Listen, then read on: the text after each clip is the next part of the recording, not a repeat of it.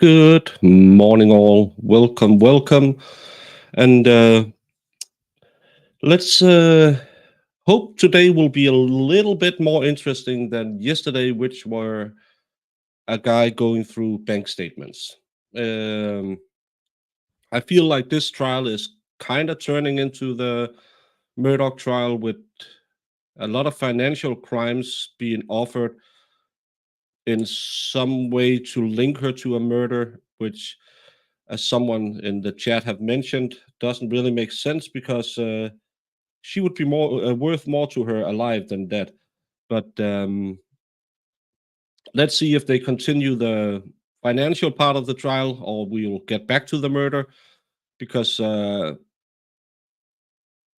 that's maybe not the most interesting stuff. And again, it comes off kind of like we don't really have strong evidence against her on the murder part, so let's just throw a lot of financial crimes into it, so she might be found guilty by the jury because, yeah, she was a bad girl, and she might have stolen money, and that's probably why she killed someone. I don't know. Let's see how it goes today. Tomorrow, fair warning, I will be getting hammered. So, and as I'm 5 hours ahead of you, and I have a meeting with the people I'm going out drinking with at 6, and I need to take a shower at around 5. So, I will be leaving, which would be 11 o'clock. In Wisconsin. So I might do, again, if it's just financial stuff, I might just skip it, but I might do the first couple of hours. But let's see how it goes. But I will be getting hammered tomorrow, and that's why I won't be doing a stab your day on Saturday either. Hopefully, Mo or Sal or someone else will entertain you in the morning if they want to take over and do a show there. I might not be that hung over, so I might be able to do a guest spot. And good morning, Iris. Thank you so much for your hard work yesterday.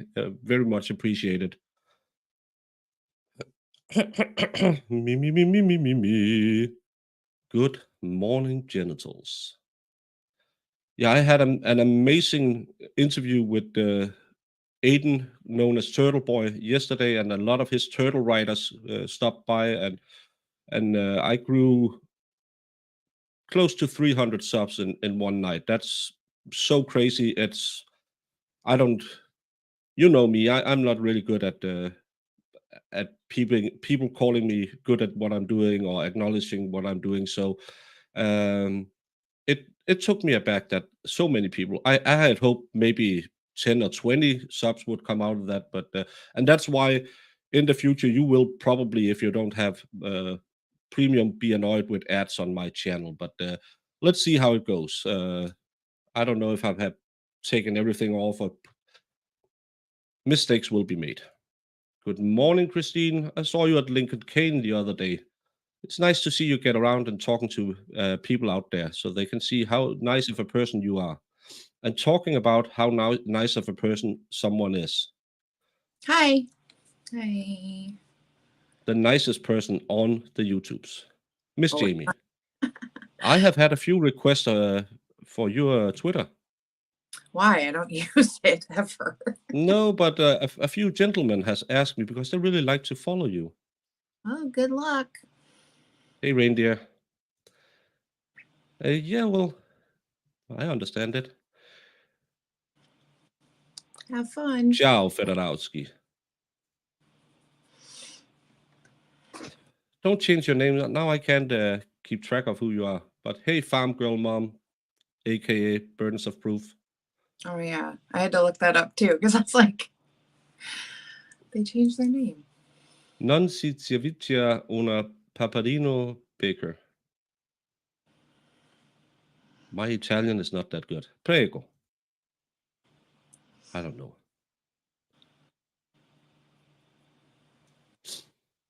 Oh, yeah. I was watching. I did a lot of sleeping because I felt like my cold was coming back after I got out of court yesterday, we had to sit and wait for a defendant who never showed up, and the police couldn't find him. So that's an easy payday. But I was following along in increments when I was awake, and yeah, it was just. But again, does financial crimes prove murder? No. That's the big thing in this case, as in the Murdoch case.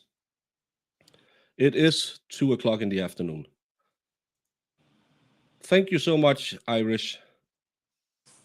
Yeah, hopefully, or at least just my goal for this year is still 50 subscribers. Mhm. That's the goal I wrote on New Year's Eve last year. So it'll make it really hard to set my goal for the next year with this crazy growth I had yesterday. Oh, Cross of the Financial Detective. Will that be interesting? I hope so, because But my will it? direct was, I could have took a nap. Yeah, and that's again, if it's gonna be 4 weeks of financial, Jamie and I will pivot to something else because I love Jamie too much to sit here every day and see her soul die. Well, it's not fun seeing your soul die either. Yeah, well, I don't have a soul, Whatever. so yeah. Yeah, the chat is always. I try to participate in the chat over there, and they shut me down. I was the biggest of big idiots ever, and I just ask, don't you believe in the presumption of innocence? No, no, no, no, no, no, no. I'm an idiot. Mhm. So it's yeah. I like saying good morning to my genitals. It's it limbers me up, getting me ready because sleep is not a thing I do. Yeah, and for all the guys who wants to follow Jamie, she can be followed here. Don't slide into her DMs. She doesn't leave her house, so but maybe you could be the guy who did make her leave her house. You never know. You're okay. They come here. I don't have to go anywhere. Jamie is glowing this morning. Yeah. She's as pretty as always. Maybe they couldn't link it to the mom. I don't know. You all died on Discord yesterday. Yeah, it was so boring. Do you see this? Yeah. What does this say? This statement shows she almost have $0 on her account, and then she got $20,000 from this account, and then she had almost $0 again. But here's my Well, thing. thank you, Christine. If Lynn was alive during all of this, money transferring and check writing, what I mean, oh, sorry, got a text message. I lost my train of thought. If she was involved in all of this money transferring. If she was aware of all of this money getting written to Jessy, these checks, then like, how is that stealing if she's very aware of all of it? I mean, yeah, it's manipulation. I mean, I can see this. She was using this person, using her friend. But if Lynn knows what's going on and she sees what's going on with her account, like that's how I felt when they were showing all these checks. Oh, yeah, we know from month. Okay, well, did Lynn know about it? Unless you can prove to me that Lynn had no idea what was going on and these checks were all forged, then what point is that? I do understand like the invoice stuff and like they played some calls of her calling these companies and changing like and saying she was Lynn and like I forgot the account information or the account login, yeah. But out of context, I don't really know either. Like, was she this was stuff when Lynn was still alive. So if she was doing this stuff, she could. I mean, I've called places for my mom when she's been sick and said, "Oh, I'm, my mom's name, and I need to get this and this and fix this up or whatever." I've done that stuff before. I mean, was she doing it because Lynn was sick, or was she doing it to? But they didn't really say. And if I missed that because I was so bored, please tell me. But yeah, but again, we were told by the second daughter that she took very good care of her financial stuff, and she always looked into her accounts. that's what I mean. So yeah, Jessy was padding the actual bill. So yeah, that's theft. Yeah, but again, she could leech off more money as long as she was alive. But I don't think Lynn knew of all the tests. Why fake the invoices if Lynn gave access? Yeah, that's a good question as well. And hopefully they will show it today. Yeah, like who is she giving those to? If she's doing that to like get more money. But it's so convoluted to me because it's just like, I'm not really, is anybody hearing like Lynn didn't know anything and she was just stealing. And I mean, I know she's been convicted of fraud already, so we already have a bad taste in our mouth with this lady, but you know, I mean, the one thing that obviously is very fishy was the account being opened after she supposedly passed away. Yeah. And being used. But it's still like, even though that happened. Oh, and Farrell, thank you for stopping by and turning me on. But even though that happened, like, it doesn't really tell me who killed her. I don't know. There's just a lot. Yeah, and again, why is stealing money equal killing someone? That's, to me, that's the Murdoch trial all over again. Mm-hmm. Like, oh, they would steal, so they will take her out. First of all, she's better off alive than unalive. So yeah, and she was gonna die soon anyway. Why help her? Yeah. And yeah, that's, I don't get it. And Judge Mommy do talk way too much. I just saw subscribe, so that's why I said subscribe. I have this weird idea where I look at something and I just say it. I'm stupid. But no, it's a weird idea that just because you would steal from people, you would go around and kill them, because a lot of people steal. A lot of people steal, and they definitely don't commit. They don't unalive people. Yeah, and she has a cross on. It's out. Yeah, that's fine. I just didn't know. Yeah, we should look into that guy's financials. We're continuing with cross. Pata Poto, whatever his name was. And just as a reminder, I need to break for lunch right around 11:35. Early lunch today. Mm-hmm.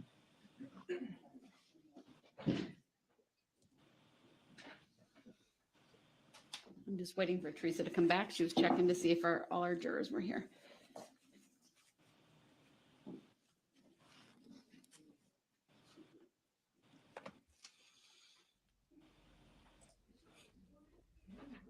Thank you for listening for a bit, Wendy. And hi. Thank you for stopping by, and thank you for the support yesterday. Or early this morning, my time. Hi, Wendy. I should try and get some sleep. Mm-hmm. We're just waiting for one more juror to get here. She's running a tight ship. It's 8:30 their time now.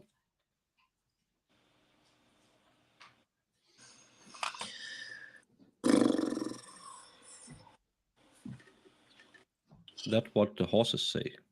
Mm-hmm. I've just been busy with work this morning. That's why I was late. It's okay. You had a long night as well.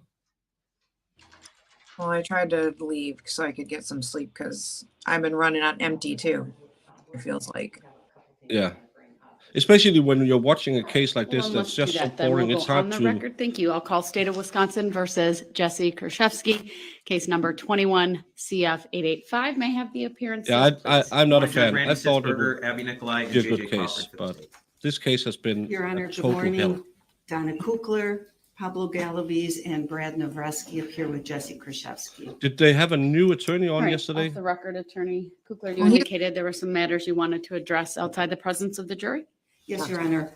We either last night submitted or it'll be pulled through this morning, a request for Your Honor to sign a subpoena to DHS that will be to obtain Lynn Hernan's Quest records because we have knowledge that she was in fact receiving food stamps, and the detective testified yesterday that she wasn't. So we're asking the court to sign the subpoena so that we can obtain those records.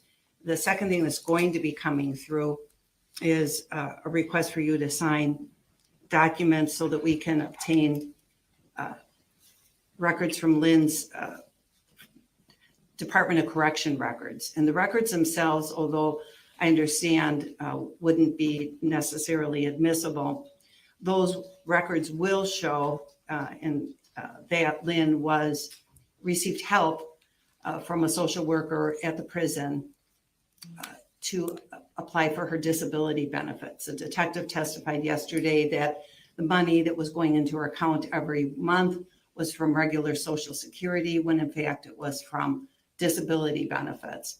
So we're asking that you sign those when they are pulled. Thank you for the I just translation. wanted to give you a heads up for the reason for them. We're I asking couldn't them to get. come I to got the the court rather than amphetamines. but- directly to us, and then the court can provide them hopefully to us in the manner that you think is appropriate.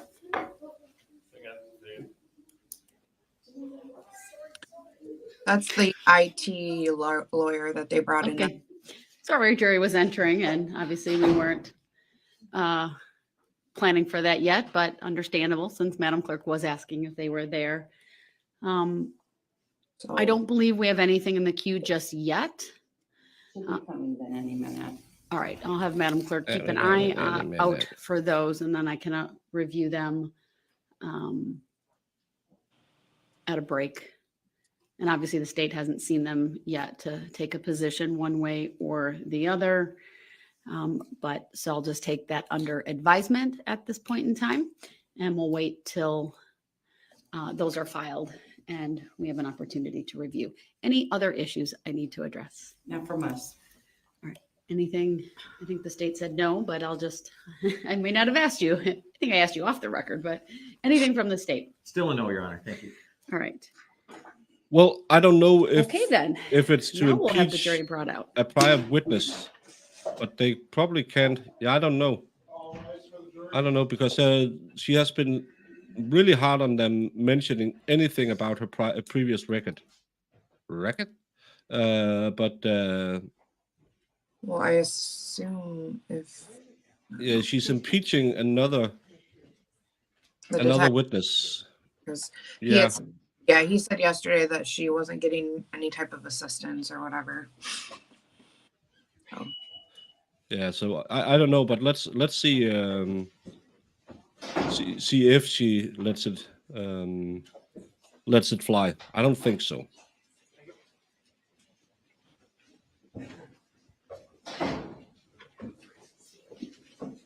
Thank you, everyone. Please be seated. Well, at least now you know there's proof, right? That when you're not in here at Oh, 8:30, Nima, you it were from doesn't mean we're Sweden. just sitting Thank here. you for We've writing in got it Swedish. on I thought you were someone who used No, Google I know. Translate. You all know. Sorry, I that. thought that you All were right. a troll. Then But I'm this still morning, Danish. we will start with the cross-examination of Detective Plennis. Detective Plennis, please make your way to the witness stand. It is day 2, so I'll have Madam Clerk swear you in. For our members of our jury, I know you've met him previously, but Attorney Brad Navreski will be doing the questioning today. Do you solemnly swear that the testimony you're about to give shall be the truth, Hey, the whole Rusman. truth, and nothing but the truth, so help you God? I do. Thank you, sir. Please have a seat. And just for the record, so it's in the transcript, just state your first and last names. Nathan, Nathan, Plennes, Plennes. Thank you. Go ahead, Attorney Navrowski. Thank you, Your Honor. Good morning, Detective. Thanks for joining us here again. New guy? Good morning. Be good, please. Yesterday, you testified that you reviewed all of the financial documents in this case, correct? Correct. That included all the bank records that were provided through subpoenas, both the original subpoenas that I believe you did not personally do, and then additional ones that occurred in, I think, 2021. Is that correct? Correct. And you relied on these in creating your various demonstrative exhibits. Is that fair? That's fair. And I believe out of the exhibits that you had, the state introduced exhibit 98, which was Lynn's account records for the money market account from BMO Harris that ended in 7601. Is that true? Yes, she had the account in 7601. And then you spoke about records from the account ending in 5336 that were introduced as State's Exhibit 117, correct? Correct. Isn't it true that Lynn had 2 additional checking accounts in her name that BMO Harris provided records to you on pursuant to that subpoena? I believe there were 2 other accounts, yes, from BMO Harris that were provided. Now, one of those was an account that ended in 5158. Is that correct? I would have to see the records. I know there were 2 other accounts that were, Yeah, but she's older. not doing that great in this, yes, I this don't know trial. the exact She's, account number of that one. Of we those thought 2. That's fair. was- gotta do May I better. approach you? You may, you have that marked, please. I like him already. Mark, is it Pace 599? on point. Yeah, it's not the slow guy. Yeah. And I can also pull it up on the screen so it's not published to the jury yet. Here in a second.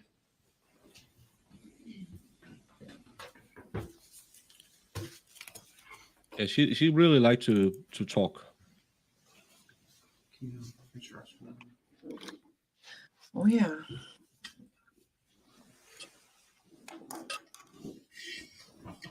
And she's been leaning the state's way in this case, I feel. Exhibit 599, which I'm showing you, is it up on your screen as well now? No, Could we also publish to the witness, please? Go ahead. And this is identical. I just thought the paper copies might also be easier for you to go through. I appreciate that. What I'm showing you is statements from each of Lynn's checking accounts. The earliest date we have records, which I believe is June 2016 for each of them.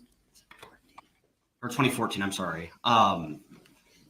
Did you review the records that you obtained that included these exhibits? They would not have been in order. They would have been at the start of each of the accounts informations within the same return. Yes, And in 2014, you testified that Lynn first opened the money market account that ended in 5, or I believe it was the one ending. Actually, no, this was prior to, I'm sorry, let me back up. So the money market account was opened by Lynn at some point in late 2014, I believe you testified, correct? correct. I believe it was October. Prior to that, she had already received inheritance. Is that true? From my understanding, yes. Do you know what her net worth, or let's not call it net worth, what the total amount of her balance accounts were at the time that we received the first records, June 2014? According to these records for this account that you just provided, For all 3 of the accounts that she had, correct? I don't know the number necessarily of all the accounts, including this. I know we had approximately $250,000 in the 7601 account in the beginning of October of 14. Okay. Let's start with the account ending in 5158. I believe it is page 1 of the exhibit. True that this would have been the account that was opened for her mother's estate shortly after her death? Yeah, it indicates that it's the Lorraine M. Hernan estate, and it's got Lynn Ann Hernan personal rep. At this point, I would move to admit Exhibit 599 and publish to the jury so that we can go through this exhibit together. No Thank you. objection. Thank you. Exhibit 599 is received. Permission to publish granted.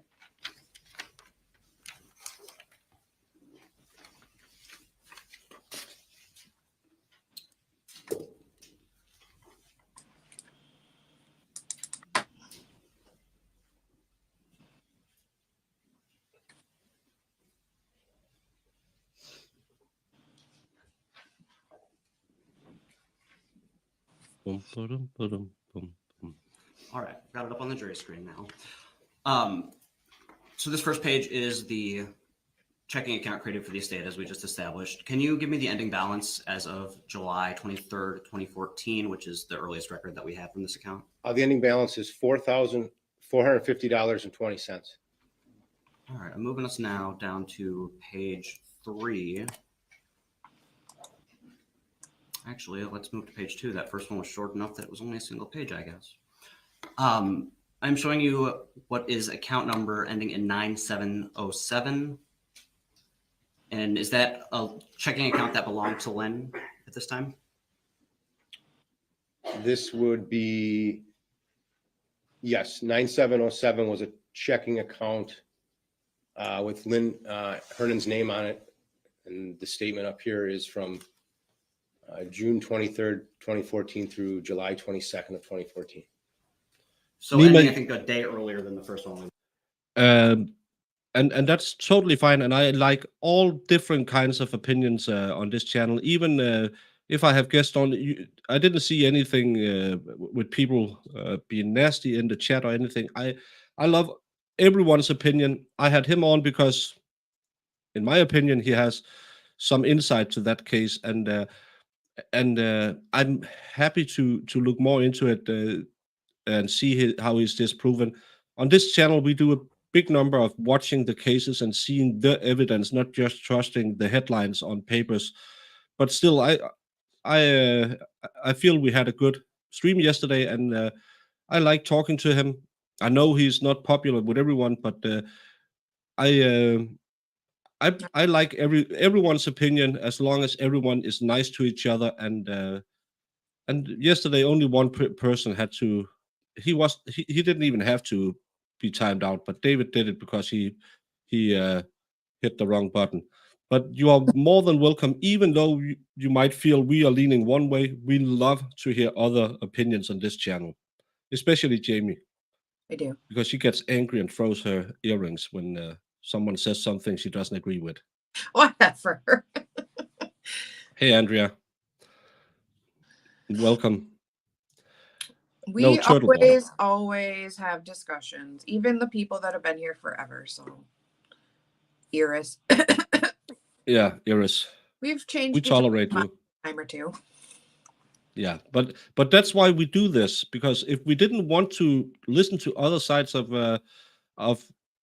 the case or other opinions, we could just sit on some other channel and say guilty, guilty, guilty in every case. Yeah. So I'm just happy that people stop by and participate in chat, because everyone can learn something from other people, because you might see a little detail I don't see. Looked at, correct? That would be then the other checking account. Correct. Just the statement period. Yes. And what's the balance of the 9707 checking account as of July 22nd, 2014? The ending balance as of July 22nd of 2014 is $181,936.32. All right, and next we're going to jump to page 4. And this is the earliest record we have for the 5336 checking account that you spoke of in detail yesterday, correct? Correct. And we've got an ending balance of July 19th, 2014, a couple days before the end of the statements that we just reviewed. Correct. What is the balance of that account as of that date? The balance as of July 19th of 2014 for the 5336 account was $159,551.82. So between the three accounts as of the end of July, or near the end of July, we're sitting at about 160,000 in one, 182,000 in the other, and 4,500 in the estate account, correct? Correct. So in mid 2014, Lynn had about $350,000 of cash. Is that cash in her deposit accounts, correct?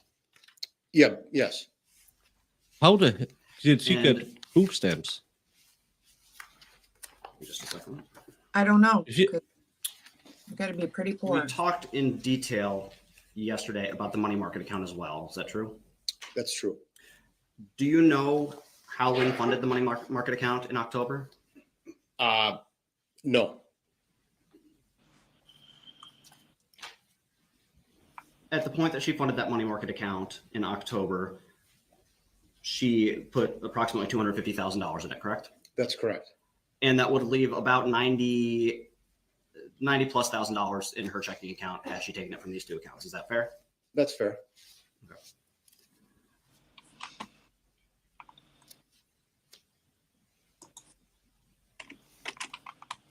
Now I'd ask that we stop publishing this for the moment. I'm going to hand you several exhibits that we'll go through together quickly to lay a foundation for all of them at once. So if I may approach the witness, I will hand you those now. Go ahead.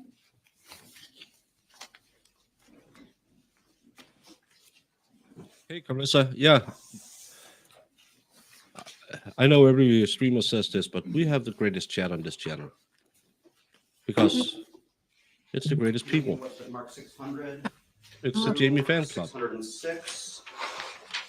They love the baker. They love the baker.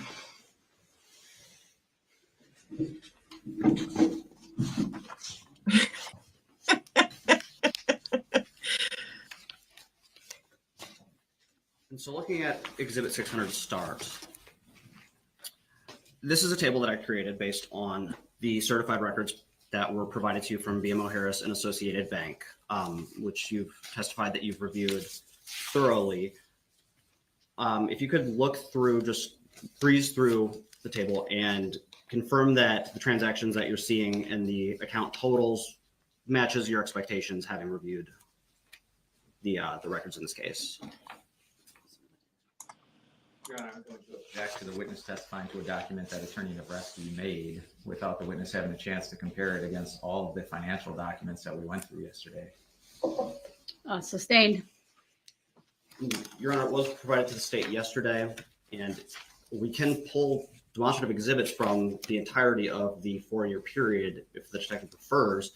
He is testifying as to patterns of life that he saw after reviewing in detail all of the accounts from 2014 to 2018, made several opinions as to the health of Lynn's financial accounts. I understand the objection is We sustained. have a You very have not had an Scandinavian chat. opportunity We have a to Finn, review we it have a Norwegian. previously, Oh, the Finn isn't here right now. to my A knowledge. Dane, And a Swede, perhaps and a ask more Norwegian. questions and I'll Mhm. revisit the issue. Perfect, Your Honor. Thank you. We need Medina. She's probably hanging out over with Nicholas. Yesterday, you testified as to account 5336 and the money market account, correct? Hey, Correct. baby. BMO records. You did not testify, mention, or refer to the 9707 account, correct? That's correct. You testified He that stopped by Lynn created the money market last account night. and that its existence I haven't came seen to him in be based on her daytime inheritance lately. of He's approximately probably sick. $250,000, correct? That's correct. That was my understanding. Stop by your house. When you say that was your understanding, by the do you chat. doubt that understanding Oh. now? No, He yelled at me. You presented this number and the transactions and the account activity of Lynn in the money market account over the course of several years based on this $250,000 figure, correct? correct. Fair to say that the exhibits that you provided and your testimony as to the 5336 count did not include any data from prior to 2016? That's correct. Why did you not include the account activity prior to 2016 for that account when you had it? Because when I became involved in the case, the investigation that was ongoing surrounded the time frame beginning in 2016. And that was based on Jessy, for lack of better words, re-entering Lynn's life in a more regular capacity, correct? Correct. So you testified repeatedly as to patterns of living that you were looking for in these records, fair? That's fair. You were trying to establish Lynn's patterns of living prior to Jessy entering her life, fair? I established the patterns of life with Lynn's life from 2016 to her death. And that was to try to determine whether transactions seemed quote unquote suspicious to you, correct? Correct. Now, knowing that the period of time that you were looking at from 2016 onward was the period of time where Jessy was already in her life, How can you establish the patterns of Lynn's life without Jesse's involvement based only on that information? On Lynn's life, based upon just that 2016 period, The patterns of life prior to Jesse's involvement in her life. I was focused on the time period starting in 2016 in Lynn's life. I mean, he's right. It's in Swedish. Now, Swedish is kind of I like reviewed the Finland. records.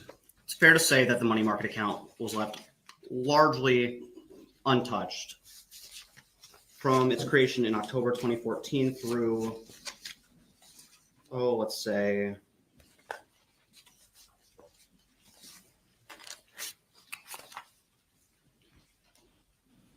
(2016). It looks like in March. I believe you testified that was the first withdrawal from the money market account. Is that true? I believe so, yes. And you indicated that that was suspicious to you, correct? That was the first activity in that account.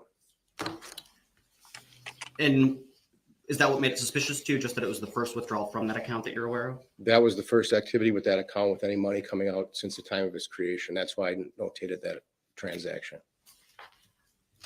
What was the balance of Lynn's checking account, the 5336 account, at the point that she made that withdrawal? I believe you testified to it yesterday.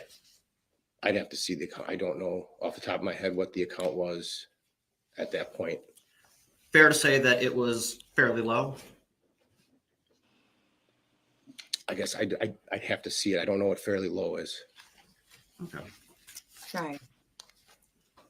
Yeah. It did all it's- this work. But he didn't look into it because they didn't want him to look into it. Well, that was a good point. We've established that in 2014, based on the first records that we have, Lynn's cash assets in her deposit accounts were approximately $350,000, correct? Yes. And based on the records that you discussed yesterday, as of approximately March 2016, would it be fair to say that Lynn's net worth in those accounts, which no longer included the 9707 account, would it be approximately $270,000? I believe it was around 250,000. I don't know if it was 270. I believe from the 5336 and the 7601. Oh, I guess yes. the With witch is the, back as court reporter. this is what the 5158. Although that account was opened, the money market was opened in October. This statement shows July of 14. I'm was around $250,000. So about just short of $100,000 less than she had June 2014. Fair? That's fair. And if her total value was around $250,000 and there was $250,000 in the money market account, fair to say her checking account was near empty? Fair. So around the time this first transaction occurred, Lynn had gone from a balance that we established of about, I believe, $98,000 in her checking account and $250,000 in the money market account to having exhausted that approximately $98,000. True? The 98,000. I'm sorry, I'm just objecting to vagueness. What $98,000 specifically, if we could have account numbers or exhibit numbers? Sustained. The $98,000 figure, if we want to go back and look at record 599, is based on the three checking account totals that we added up together. We got to about $346,000. You testified that Lynn opened a money market account with $250,000. That leaves around $90,000. What's a money market That's account? fair. That would have remained in her 5336 account. Fair? I'm terrible at Fair. this. I By mean, the time the money market account was tapped into, you've just testified that 5336 Is it if you want to account trade was stocks empty or or- near empty, correct? I think it's The just witness to actually earlier collect stated interest. he would like to see the record. Oh, He it's answered high affirmative. interest. Sustained. Did answer affirmatively. He agreed that the account was drained or nearly drained based on the net worth that he testified to yesterday. Um, I'm going to sustain the objection. You're talking in March of 2016, right? Oh, look, Your Starbucks question has Christmas cups related now. to that The time question frame? was related to Basically, the difference between the opening balances of 340. it's basically a savings account that collects interest. And it's usually a higher interest rate than most. That's Yeah, what, and you have to have a certain amount on that yeah, it says, account. usually you want it to be about what she put in there, so. Yeah, 250. Yeah. But did you see his Christmas cup from Starbucks? Mm-hmm. Already Did you Christmas see? cup. I took down my decorations. No, I don't want to take mine down.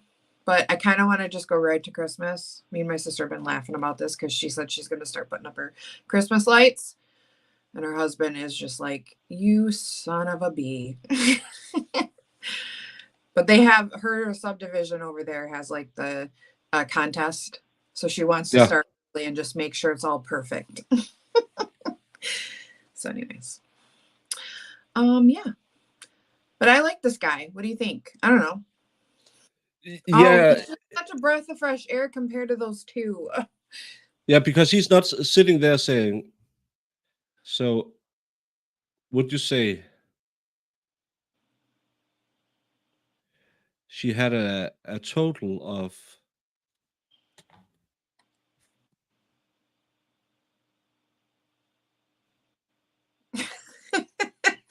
You do a perfect impression. $300,000. Oh, Objection. he's to the, yeah. To trading in very short-term debt investment. Okay, Money market versus trading. but it's a higher interest account. I just Googled it, so all I know is what it says. A money market account is a type of account offered by banks and credit unions. Tend to pay you higher interest rates than other types of savings accounts. So.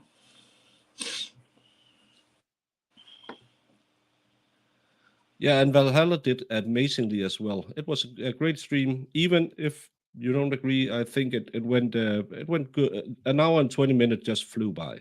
He is Um, easy to talk to. Like, you really don't got to say much. I mean, he's so, you just basically, that's all I wanted to do the whole time. I wanted you were doing really well. It's just like, okay, talk about this because this is crazy. And he just, Yeah. boop.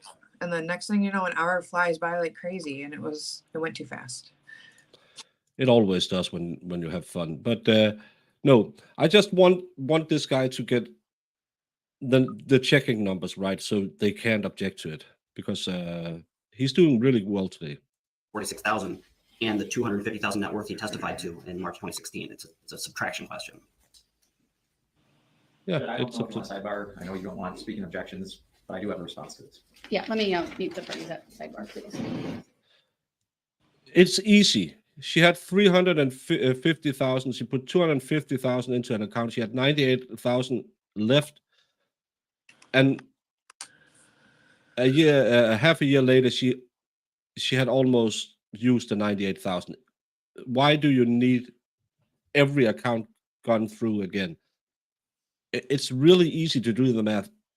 Maybe because I'm not a lawyer, I can do it in my head. It just seems like a petty thing to go into. And what he wants to prove is she spent 100K before Jessy came into her life. So it wasn't something unusual that she had a high spending level. That's yeah. Oh, Mr. Wolfram, welcome. Go annoy Iris a little bit.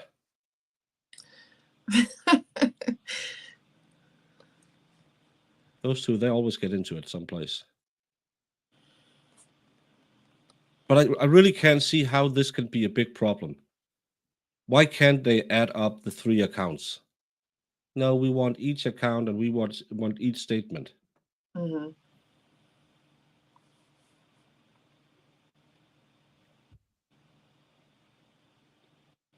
How long can they go on? Oh, boy. Just question for a second. I'll put them side by side. Jump to, Correct. set up on your screen. Yes. And this is the same exhibit that you discussed yesterday, the certified BMO records, correct? Correct. This is for the 7601 account. And I'm going to jump to page 37. Do you want this published or just questioned? Just question for a second. I'll put them side by side and then ask to publish. Okay, very well. Sorry for Um, the interruption. I just wanted to point out it wasn't. Totally okay, thank you. This is the money market account, correct? Correct. And I'm showing you the March 10th, 2016 ending balance. Is that true? That's correct. All right, I'm going to put that to the side and I'm going to pull up quickly Mr. Viel, exhibit 117, welcome. which is the, I believe, 5336 account. Oops.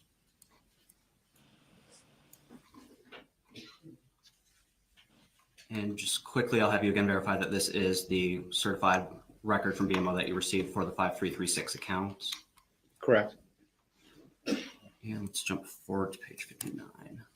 And this is the statement ending in, or ending March 19th, 2016, correct? That is correct.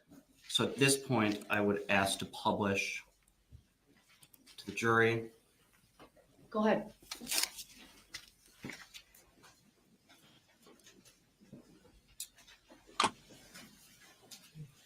And we'll just take a second to wait for their screens to come on. That's been the only holdup is how long it takes the screens to come on. Yeah.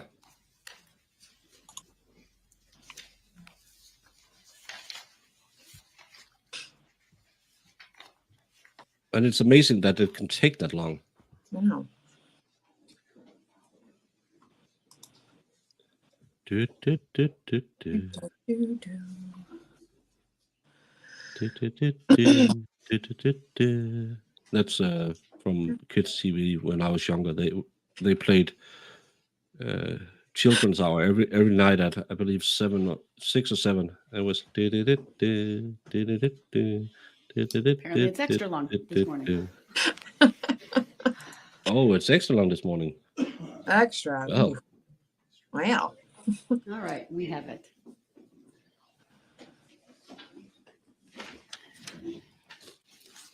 And just looking at these two, we previously discussed the total in June 2014.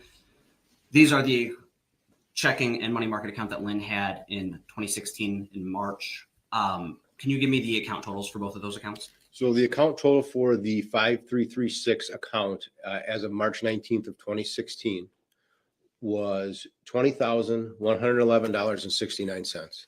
Mm-hmm. And the 7601 account? The 7601 account as of March 10th of 2016 was $250,041.81. Oh. And this is the statement that includes that first $500 withdrawal, true, from the 5336 account? Carissa, right Or, sorry, now, from the Nick is 7601 covering account. That's correct. Florida case, I believe, and they would be covering a Texas case, but they threw out the So cameras. just back to my question, fair to say then, with no information as to how this money was spent, and, where it was spent, the balance of last week we Lynn's covered a total accounts, and we can exclude Florida case the week before that, a account that Massachusetts was case. Lorraine's estate, since that was about $5,000. So it's only not only Since we Wisconsin. don't have a lot of information about Wisconsin seemed to be the that. Florida. Fair to say her Midwest. checking account balance had dropped significantly by March of 2016 from the original balance. The original balance of the 5336 account? Correct. Can you go back to, you're talking about it dropped drastically during that month, this statement period, or? No, over the course of the 2014 period that we talked about through the March 2016 period. I don't recall what the, Going back to Here's the thing. 599. Guy. If you didn't make the most annoying 7 days worth of BS PowerPoints, you'd be able to answer these questions because you don't know. You don't know what's going on, and it's annoying me. He's annoying me. Is it just me? No, and that's why I hate that this has turned into a Murdoch trial, because now we have to deal See, with people who. Point out the numbers that he testified to. And he's like, oh, I don't know. I don't know. Yeah, I bet she was throwing her wig around and pulling out the hoops. No. It was nice not But being no, on. I was in my little comfy robe and my slippers and my little coffee with, and he annoyed you. I had a little face mask on. Sounds so nice. Maybe I should know, try it was that. relaxing, but then they were irritating me with their boring PowerPoint of 85 million financial documents. And now he can't recall anything. Well, let's just say that we have our eye on a case that starts on Monday. We might be switcherooing. Oh, you have been doing jury duty. It was a very interesting experience in South Carolina. Well, I hope you did your best and you found them guilty, not guilty, whatever the evidence showed. I bet you did the bestest of job. Wait. Why? Well, I'm not fishing for compliments. What? I don't know. Iris says I won't get no complaint. Oh, I thought she would give me a compliment. I would like a compliment sometimes. And we're on page 4 of that, looking at the original balance for July I 2014. tell you, you're handsome all the time. Yes, it did drop drastically. Oh, the the judge asked the voir dire. Well, that's different. But did they take forever to talk about how they went to high school once? Oh, and you didn't make it on the jury. Too bad. I really like to hear from the inside. If it's like we believe that it's just a big what do you call a horse trading show where people just say, "Well, give me this and I'll vote for that." Like a dog and pony show. I think that's Dog and pony. That's what I was trying to say. Yeah. You missed a lot in the chat, but they just had a 5-minute sidebar about how to present financial documents. So yeah, it's a murder case. A mother disabled 4-year-old daughter. Oh yeah, even though I would hope that someone with a level mind would be there if either way how the case goes, but child cases are never fun. Yeah, and that's why Jamie and I might be switching trials on Monday if it starts up on Monday, because this had potential to be an interesting case, and now it's just turned into look at bank statements, look at other bank statements. What do the bank statements say? And does that mean that she did what she did? Yeah, still, where does the Visine come into any of these bank statements? And I have to run and blow my nose again. Okay. It's so annoying that this code won't leave me. And I believe Don't we leave me. discussed that Don't leave about me. 70,000 of that had gone into opening the money market account, correct? Yeah, I believe so.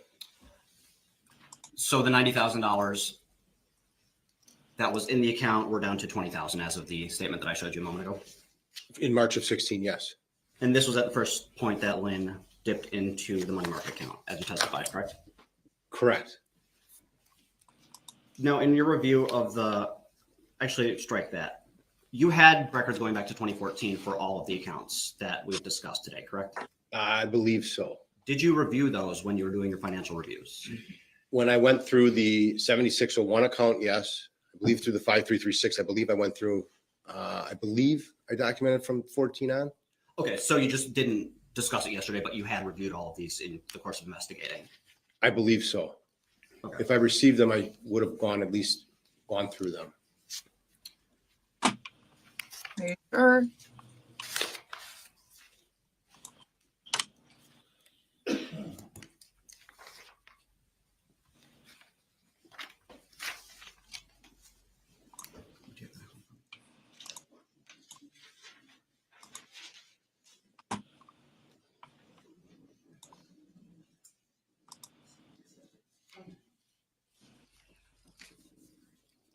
So if I could stop publishing for a second.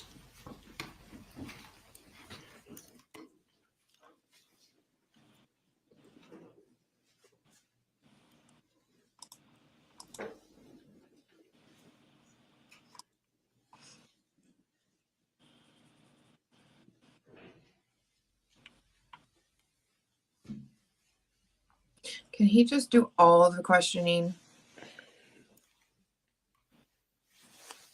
Hi, Val.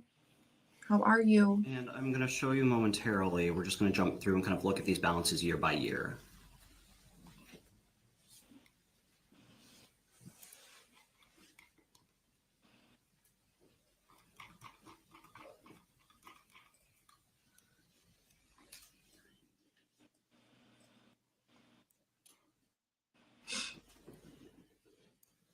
All right, if I can publish Yes. again.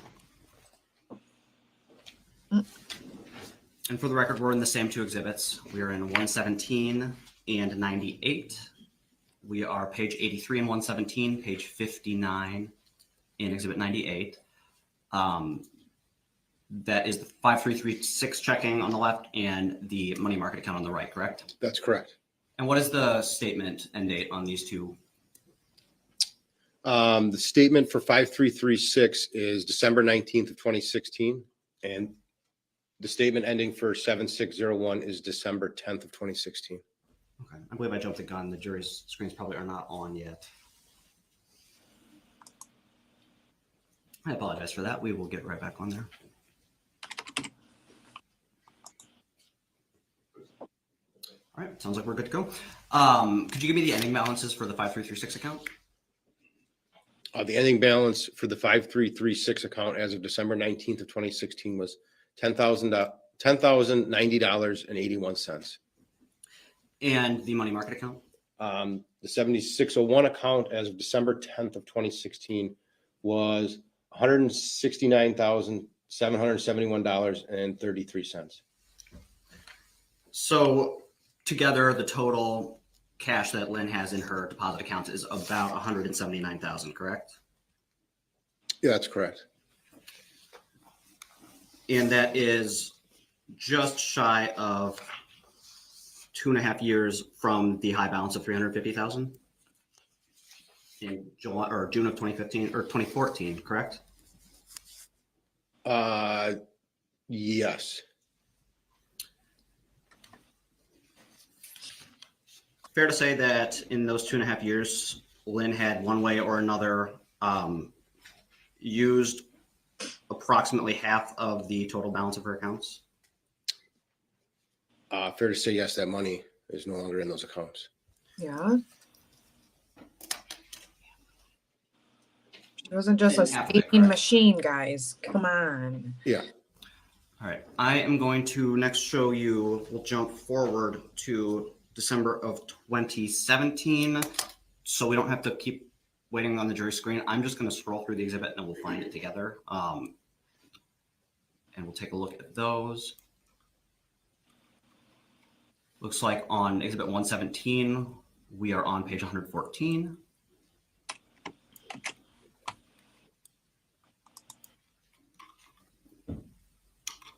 And we are getting close. I apologize for scrolling here with you, but we have found it. We are on page 92 of exhibit 98. And fair to say these are the accounts ending a couple days apart in December 2017? Correct. What is Lynn's checking account balance at that point? The 5336 account as of December 19th of 2017 was $9,267.94. And the money market account? The 7601 account as of December 10th of 2017 is $30,506.20. So about $40,000 together, correct? Roughly, yeah.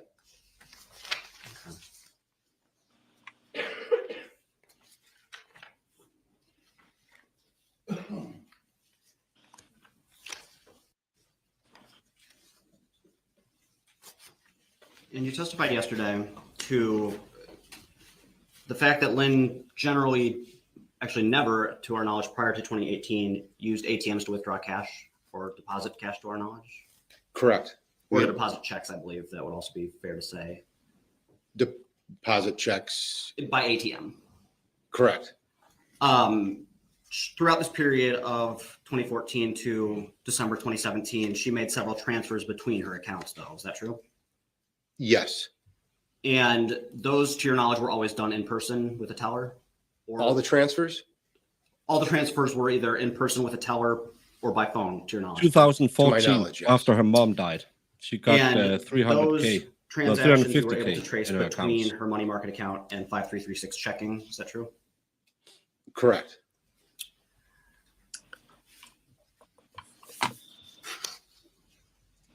Fair to say that beginning in, say I'd say after the $500 deposit you discussed in March of 2016 coming from the money market account, there were several transfers over the course of years from the money market account to the 5336 checking. Is that true? Yes. And those were generally large multi-$1,000 transfers. Yes. Do you recall whether the trend showed that those transfers were made at periods where the checking account was running low?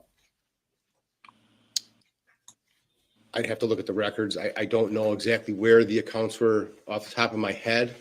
Kind of fair to say, in your experience looking at kind of what you describe as typical financial behavior for Lynn or for anyone, money being transferred from a savings account to a checking account, and nearly always in that direction, is usually to make sure that there are funds available in the checking account to cover day-to-day living expenses. Fair? That's fair. So over the course of several years, ending in the December timeframe that we've talked about in 2017, there were numerous transactions that would be consistent with somebody funding their living checking account that they use on a day-to-day basis with money from their savings. Fair? That's fair. I want to jump ahead just a couple months actually to February of 2018. That's why I'm here, to try and listen to a few of the facts so I can retell them. So for the Exhibit 117, which is the We're 5336 not here from checking, the that puts us beginning, at page 120. it shows that she used a lot of money herself before Jessy came into the And for Yeah. the relationship. money market account, that puts us at page 97 of that exhibit. What are the balances of the accounts at this point?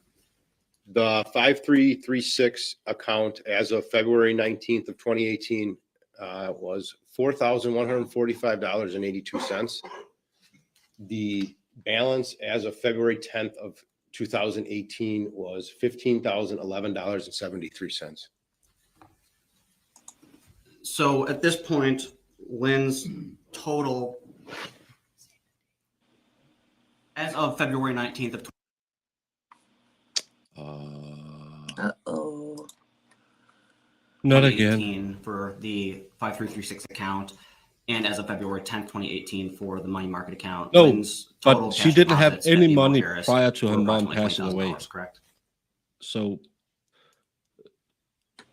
Cash deposit. yesterday they wanted to show a pattern that after Jessy came into her life, her spending went through the roof. But they didn't look at the period the defense is trying to put in here, where she used up almost $98,000 in a very short period of time. Herself. So yeah, so that's what the defense is trying to put in, to show that she had a unregular spending habit prior to Jessy being given access to her accounts. Because Wendy So charged with second degree and fraud. So yeah, that's what they're trying to prove, is she frauded this lady. But from what I'm getting at, this lady definitely, she was helping her out as far as I Yeah. see. yeah. But we heard they had before the jury entered the room, they had they asked the judge to get permission to subpoena an officer who allegedly helped her get on food stamp, and that's what I don't get. If you have Yeah, she that helped amount of money, somebody while she was incarcerated. yeah, because food stamps because of a disability, but still, how can you get food stamp if you have that amount of money on your bank accounts? So that's again, it's Yeah, my friend lost her job and had zero income and still barely got anything. So, you know, I it's believe the rule in weird. Denmark is weird system. if you have, what's the rule? I think it's if you have more than 17,000 Danish in your savings, you can't have welfare until you use those money. Mhm. And that's if you own a house, well, you just have to sell your house. Yeah. So, I don't know how it so works. Go online and fill out some information and they just say, sure, here's $100 a month. yeah, that it really doesn't make sense if she had, let's just say, if she had 250K, that's a heck of a lot of money. Mm-hmm. That could buy my house a couple of times. Deposits? Or just her total account balances in her cash deposit accounts, these two accounts. Oh, yeah, yes. And we know that she had an associated bank account, correct? There was, yes, an associated bank account. Fair to say that that account was always in the low thousands at most and wouldn't really factor in if we're looking at someone's like net worth over a period of time. It maintained, a low balance. So assuming that that account was anywhere from 1,000 to 3,000, just as an example, she's sitting at about $2,000 or $20,000 total cash available to her as of February 2018, right? Correct. And if you have And 20,000, her total available even though it's a cash disability, remained at or below, that let's say the whole 20. They testified to her income. That was her income, receiving disability, and then she was getting the other thing they were going to subpoena is DHS, which is where she got the food stamps through, because it's Yeah. human services, yeah. So yeah, like you certainly can apply and not get approved, but apparently that's where her income was coming from, but she Yeah. had a large amount of cash. So I mean, I don't know, man. no, and that's why this case is kind of weird, and that's the interesting part in it. But it's take so much time to get those numbers out. It's so boring.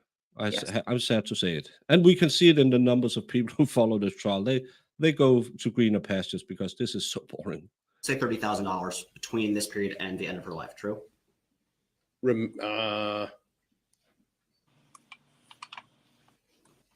During that time frame remained under? Under 30,000 total across the accounts. Yes.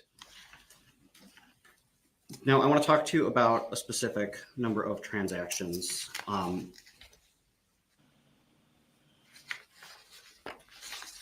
And let's stop publishing for a second. Oops. And I know a lot of people that aren't completely honest, so Yeah, and that's why I get why she had 50K maybe So I want to bring up allegedly the new stashed exhibit in a with bank, that. because the cash don't show up in that account. If I can approach the witness with that one, Go ahead with what document again? this will be 609. All right. And I'd ask permission to publish here in a minute. And after that's why this whole Haven't had a chance to applying look at for that. welfare with those amounts of money in your account seems kind of weird. But again, it could have been before she inherited all the money. yeah, I think she'd been getting it. Well, I don't know. All right, I am showing you what's marked Exhibit See. 609. This is a page that was extracted here. Let me get the page numbers for you. Probably. The first page of that is a So if you hear a loud excerpt snoring, from it's the just Wells me. Fargo records that you Me. testified to yesterday as to Jesse's 8149 account. Do you recognize that? Yes. And the second page that I am showing you is an excerpt from the money market account for Lynn in April, or ending in April 2018, correct? Yes. Now, this March 2018 time period has particular significance in this case because of the Goldman Sachs loan. Is that true? Correct. Yesterday, you spent a great deal of time testifying as to the Goldman Sachs loan, the documents that were used to apply for it, and the account statements that were provided with that loan, true? Correct. And your understanding is those were fake documents, correct? Correct. you testified that this loan was applied for through Lynn's name, correct? Correct. The money was set to be deposited in Jesse's account, correct? Correct. In going over Jesse's expenses for that month, you testified to a number of withdrawals. I don't like that On your one. exhibit, it was marked That as she applied for a loan to pay for Jessy. ATM withdrawals. Fair? That's fair. It was a little over $12,000. Correct. And after a brief sidebar, I think we established that that number included all of the withdrawals for that period, and the fact that they were labeled ATM did not necessarily denote that that was the true method of withdrawal. Fair? If That's it fair. works, you will be able to play. I would ask for Exhibit 609 to be admitted and permission to publish that. No objection. I'll pull that one back. Exhibit 609 is received and permission to publish granted.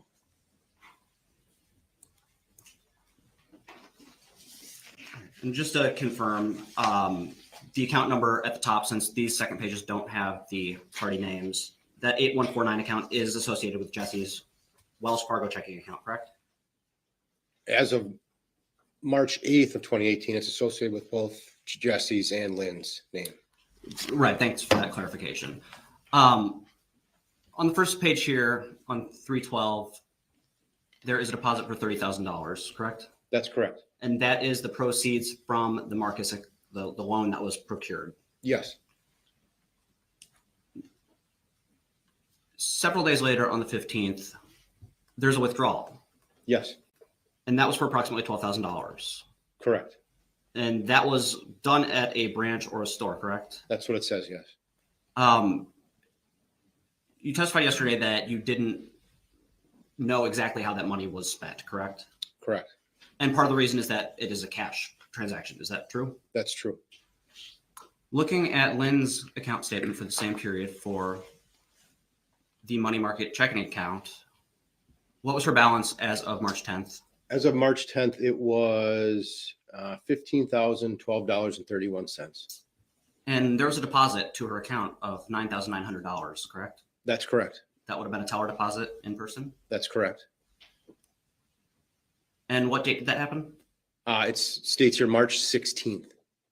And going back up to page 1, that would be the day after the withdrawal of $12,000 cash from Jesse's account, correct? That's correct. Is there anything significant that jumps out to you about the amount deposited here being $9,900?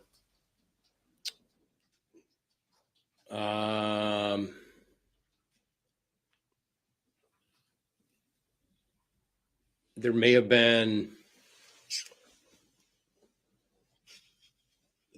have been a check in that amount. And just from the perspective of investigating financial crimes, why would somebody deposit $9,900 as opposed to a $10,000 amount, the full tax fraud. $12,000? Well, if it's under $10,000, it doesn't have to be reported. So tell me more about what that means, what it means for a transaction to be reported. Over $10,000, you need to report it to the IRS. And when you say you need to report it, who does the reporting? I believe the bank would do the reporting. And what kind of information would they have to provide? I believe they have to provide, I guess, where that money came from, why it was being deposited. And that then becomes reportable for tax purposes, true? True. So somebody that wishes to deposit money without dealing with tax implications or questions as to where it came from would attempt to keep their transactions under 10,000, correct? True. Fair to say that we can't say for sure where this $9,900 deposit came from? Oh, yeah, I absolutely cannot tell you where that money came from. And we absolutely cannot say for sure where that $12,000 withdrawal from Jesse's account I went. absolutely cannot say where that money went. But it is also fair to say that Lynn was added to Jesse's BMO account or Wells Fargo account on March 8th. That's what the records indicate, yes. And the deposit to the account was on March 12th of that year, correct? The deposit in, From the Marcus account to Jesse's Wells Fargo account. yeah, it lists here as the date, I guess it would be posted to that account would have been March 12th. Fair to say that the approval for the loan and disbursement might not have occurred on the same day? Correct. And I believe the Marcus records that we looked at yesterday said that March 8th was the date that the disbursement was approved. Is that true? That's true. So the same day the Marcus loan is approved, she's added to Lynn's account. Fair? That's fair. Several days later, 12,000 of that 30 are withdrawn. True? True. Looking at Jesse's account, no other source could have contributed to that 12,000 but the 30 that came in. Is that true? Let me actually rephrase that. If we go to, let's say, the 6th of March, which is just a couple lines above my So highlighted line. She took a What is loan, the put ending it in daily Jesse's balance for account, Jesse's and account? put it back in her own It account, but is a little less than the tax $474.58. man needed to know about. And Is that so welfare? we had a negative account balance. Wendy, is that a way to cheat the welfare system? That's what Because you I'm- don't have to report the 9,900. Is that a way to hide your money from the welfare so you can still be on benefits? I don't. I can see the tax fraud, but is it also a way to make sure you can stay on food stamps, or do they look at the account not on your IRS statements?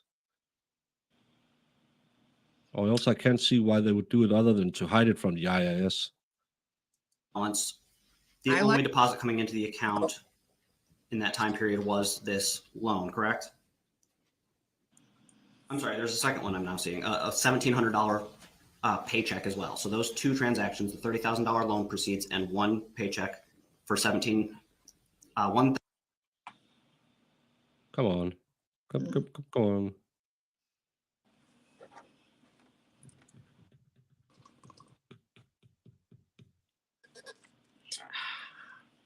Come on.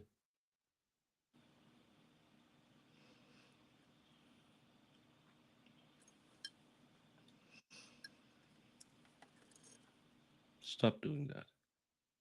$1,756.93, it looks like, on March 15th of that year, correct? That's correct.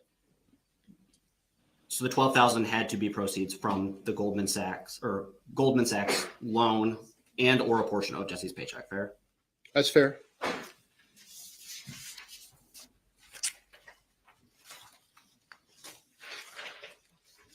And just to reiterate, the 9,900 that was deposited, we cannot more particularly trace that money, but it was deposited in person. Are both those statements correct? Yeah, it shows as a teller deposit, so it would have been deposited at the bank. Okay, yeah, but And we can stop publishing that. I don't know if it's YouTube.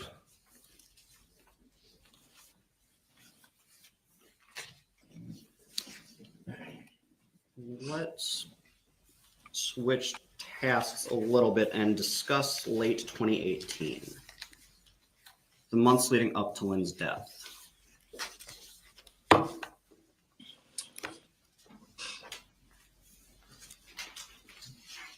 Now, I'm going to pull up two exhibits here again so that we can look at the records in late September. But as we previously established, her accounts remained below 30,000 through the entirety of the period from March through her death, correct?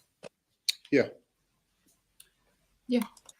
And there were several transactions that you testified to yesterday, kind of at the end of August to the beginning of September, and then September at the time of her hospitalization through her death, true? Yes, And those were transactions you felt were suspicious for one reason or another? those were transactions, yes, that seemed irregular. All right, bear with me for just a second while I pull these back up for us.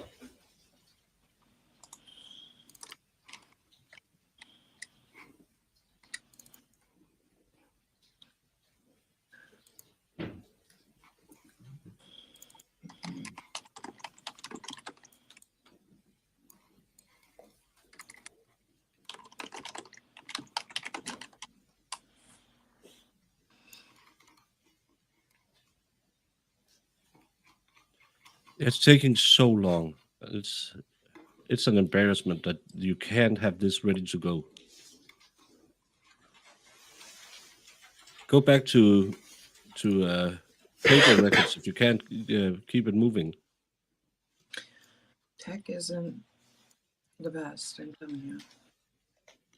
And well, you didn't. I don't know how much you watched, but they presented so many.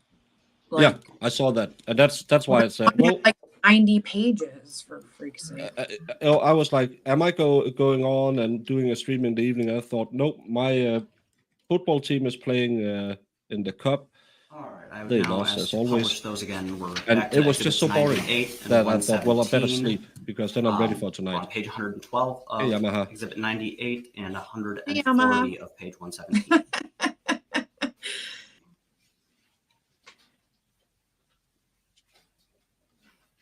I'm sorry, we'll actually start at page 139 of 117. So Yeah, once no. those are up, we can get into them. Thanksgiving is just for eating. It's Christmas after Halloween, officially. And I'd ask that we can just publish these to the jury now as well, since they're the same ones we've been going through. That's fine. Go ahead. All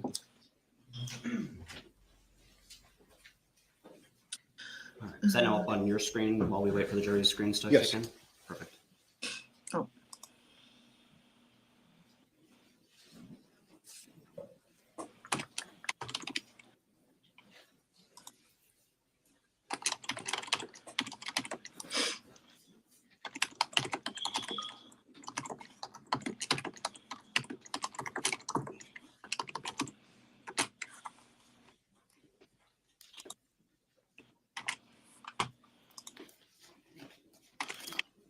All right. Now, these are statements that both begin in August and end in mid-September, fair? Correct.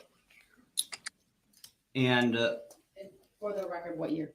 oh, I'm sorry, for the record, 2018. Thank you. And at this point, can you give us the balances as of September 10th for both of the accounts? The 7601 account, the ending balance of September 10th of 2018 was $15,667.30. The ending balance for the 5336 account as of September 19th of 2018 was $2,118.82. So about 17,600, fair? That's fair. Between the two. And this was prior to when entering the hospital? The 5336 ends shortly after Lynn goes into the hospital. And she entered the hospital the 15th of September 2018, true? Correct. And looking at the activity on the 5336 account for withdrawals and other debits, there is no activity in this time period after September 12th, correct? And I can scroll down for you if you need me to. That's correct. Okay. So prior to her entry into the hospital, all activity on this account stopped as of this particular month, right? Correct. Now I'm going to go down to the next one so we get the full picture. We're going to jump to page 142 of Exhibit 117.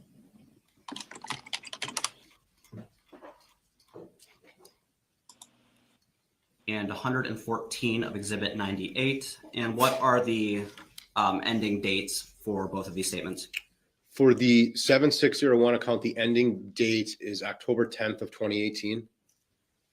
And for the 5336? For the 5336, the ending date is October 19th of 2018.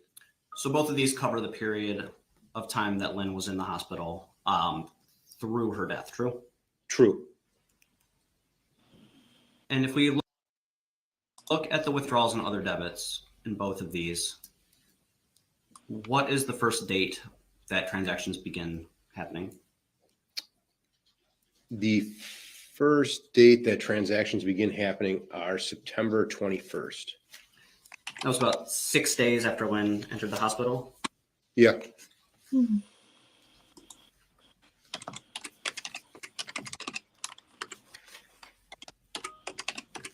And you've been present for the entirety of the trial, correct? Correct. And so you were here when we heard testimony from the medical examiner's office Yes, and went through various medical records of when during this period? yes.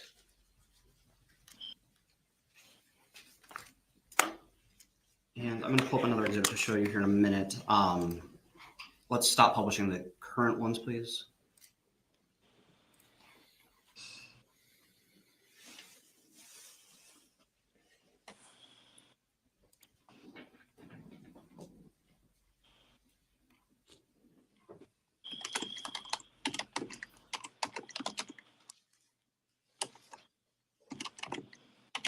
Come on.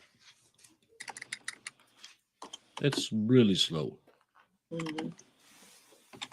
And it's hard to talk about anything because it's just numbers. So we can't really discuss what's being said in court. He's, I think he is pointing out a lot of these suspicious things very well, actually. Yeah, but again, it's slow and it's numbers, and it's really hard to present that in a good way to the audience. Absolutely. It's more interesting when you can talk about what did the DNA show, or And if I could publish that, Mhm. let's But you know what I am publish having? both to the witness and the jury. This is This exhibit guy, 541. not Mr. in the back there. Or oh her. yeah, God. yeah, Could you imagine? he wouldn't have opened his PC yet. He would still be But I'm sitting like, there saying, Judge, I'm sorry. I can't find that tab. Like, Jesus. One, it Can we was do this after introduced, lunch? by the defense several days ago during the testimony of the medical examiner's office. Go ahead.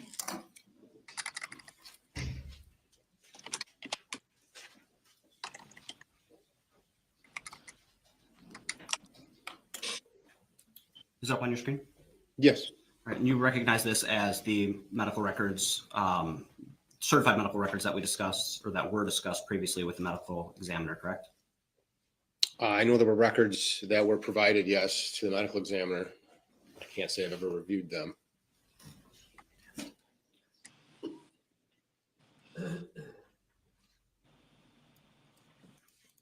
Judge, I'm going to object at this point to this document and this line of testimony based on a witness's lack of knowledge, and it's cumulative based on what the medical examiner already testified to.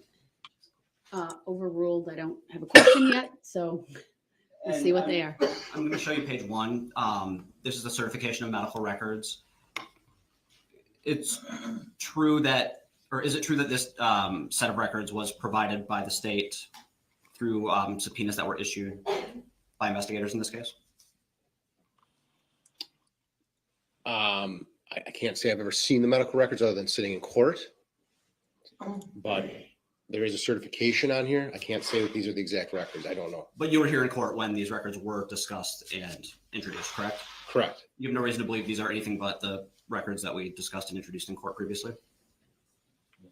I don't have a reason to believe that they aren't the same. The exhibit's been received, and the jury can take notice of that. It was previously received. Thank you, Your Honor. I'm jumping ahead to page 517. Could we publish to the jury at this point? Ask your question first. My first question is, can you tell us the date and time of this record, the note in this record that I'm showing you? I'm going to renew my objection that this is all cumulative to prior testimony. Overruled.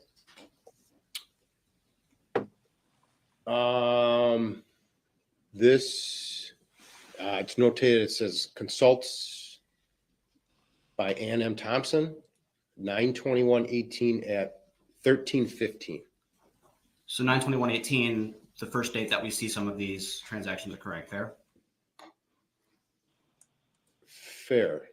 And I'm just scrolling here to get to the page that I want to discuss with you, since going up to the front made me lose it. Jump to it. Yeah. I thought it was a good ruling too. All right. Now, just to reorient you, consults by Ann Thomas. This is the page before the one that we just looked at, correct? Correct. And this is still 9/21/18. Yes. All right. At this point, Do you want me to continue? For the record, you're on page 516 of the document. I just wanted to make a note of that. At this point, I would ask to publish to the jury. I could continue asking if you would like more information as to where we're going. No, go ahead. It's previously been received, so.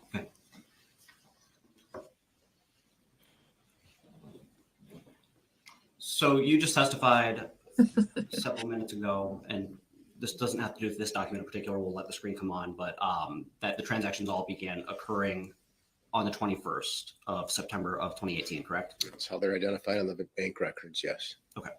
I'll wait for the jury's screens to come up, and it looks like it is up, so let's proceed. True that this would have been day 6 of Lynn's hospital stay? Yes. Now I want to jump down to the second to last paragraph on the page. Can you read that paragraph to us? The second to last paragraph on this page. I guess we're showing 2 pages, sorry. Second to last paragraph on page 516 of the record, which is 511 of the actual document for some reason. Okay.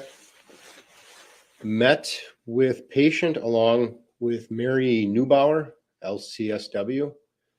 I introduced the role of palliative medicine and how we help patients and families dealing with serious, potentially life-limiting illnesses and help them to navigate their care and focusing on the whole person, providing emotional, social, and spiritual support, including symptom management, information sharing about what to expect from the illness itself, but available treatment options and what effect those options may have on the disease course, and provide effective communication and caring support. Can you go ahead and read the paragraph following that? What's that? Can you go ahead and read the paragraph that follows that? She right away seemed upset and talked about refusing to do GI Rex as she has had a colonoscopy in the past and they found nothing. And she is frustrated that she is having these issues for 5 years and she feels nothing has helped. And what is palliative care, if you know? From what I've learned in court, what palliative care is would be assistance. I guess you could go to like a rehabilitation facility. It could consist of assisted living. It could consist of hospice. Yeah, if you look, Obviously, that's where is. I was just What is reading. palliative care? What? Goals of care that she's been going through and don't want further GI work, wants to go home. And then you have HPI, past medical history of COPD. What's that? COPD? Yeah. It's your lung disease when you smoke. Oh, we call that cold. Oh. And thyroid CA, that's thyroid cancer, right? That's what I would assume it is. Yeah. GERD, GERD.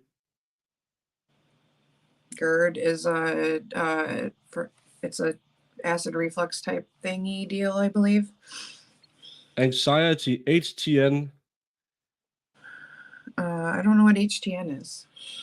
who presents with weakness, nausea, vomiting, diarrhea, and abdominal pains 6 to 7 times a week. Tachycardia, that's something with the heart. Trachycardia. Leukocytosis, Yeah. urinary retention, it's improved. Hyponatremia, hypocalcemia, hypocalcemia. This lady was dying. I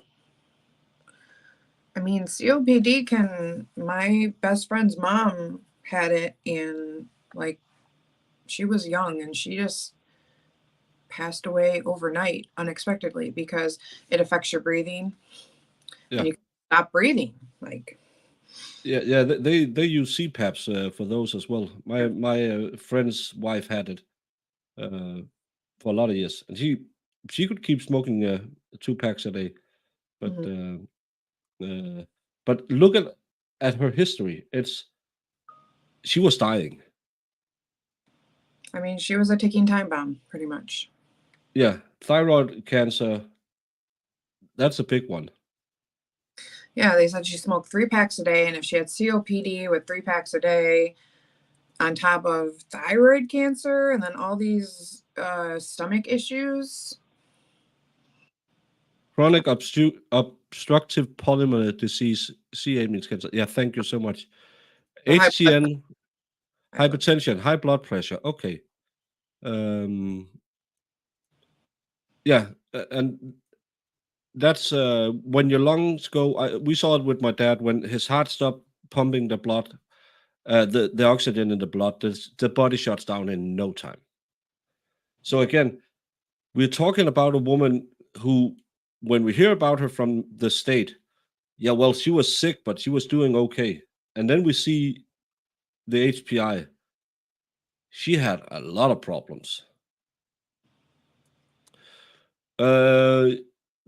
COPD was the lung disease. Then the thyroid cancer. GERD was digestive problems. Anxiety, HTN is high blood pressure. She has weakness, nausea, vomiting, diarrhea, and abdominal pain 6 to 7 times a week. Tachycardia, I don't know what it is, but cardia is hard. Lycocystosis, that's blood, right? Mhm. ARF, that's something we say over at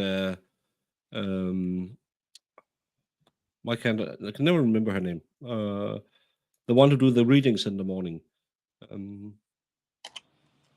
Clumsy clairvoyant. She had urinary retention, so it's been proved. So she had done her Kegels. Hyponatremia, hypokalnemia, and hypocalcemia. That's a deficiency, isn't it? Hypo is low. Yeah, Hyper is high. yeah, and it's hypocalcemia. That must be low calcium. The other one, I don't know. Yeah, exactly, clumsy. So she wasn't in a good state. Electrolytes. Oh, I have to remember to buy electrolytes when I'm go drinking tomorrow. Mhm. Tachycardia is rapid heart rate. Lycotosis is, if I remember right, hyper light white blood cell count. Yeah, so White blood cell I- is like oh, someone did my homework. Gastroesophageal refluxes. Why words like this? I can't Yeah. speak it. GERD is basically like acid reflux, right, guys? Yeah. And hypertension, tachycardia, high heart rate, lycotosis, high white blood cell count, acute urinary retention. So that's if you can't hold it in. Hyponatremia, low sodium, critical low sodium, and low calcium. Yeah, so this lady was dying. She was a ticking. That's why all of this. She died from her Visine. Yeah, but she also drank heavily. She smoked heavily. She did a lot of pills. If they have only found the 2 toxic levels of pain meds in her blood, we wouldn't have this trial. It's only the Visine that indicates some kind of foul play. Assistance, obviously. In the first paragraph that you read, fair to say that they were discussing with her We're used to it from the David. scope of her medical issues, which included serious, Low potentially potassium, low life-limiting calcium. Yeah, illness everything is low. related symptoms. Is that true? Yeah, Jack, that's a misstating of prior testimony and this document. Overruled, Yeah, he may and- answer, given his And understanding and being doctor's in Latin court throughout the testimony really and his easy role to in the understand. investigation. Can you repeat that? I'm sorry. Fair to say, based on your understanding of this record, hospital workers were having a discussion with Lynn about what it looks like to receive palliative care based on having a potentially life. You will all be pre-met by the end of this Correct. stream.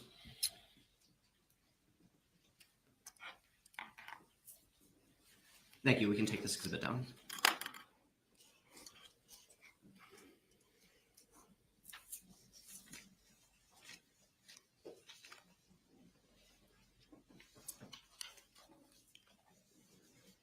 Now, yesterday you discussed kind of a pretty broad shift in Lynn's financial behavior beginning September 21st of 2018, true?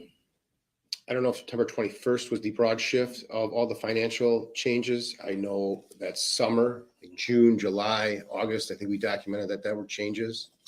It's so nice that all you nice people who can help me because I don't understand anything. Do you recall when the first Hey, use Pixie. of an ATM to withdraw cash was in Lynn's accounts? I believe that was in September when Lynn was in the hospital.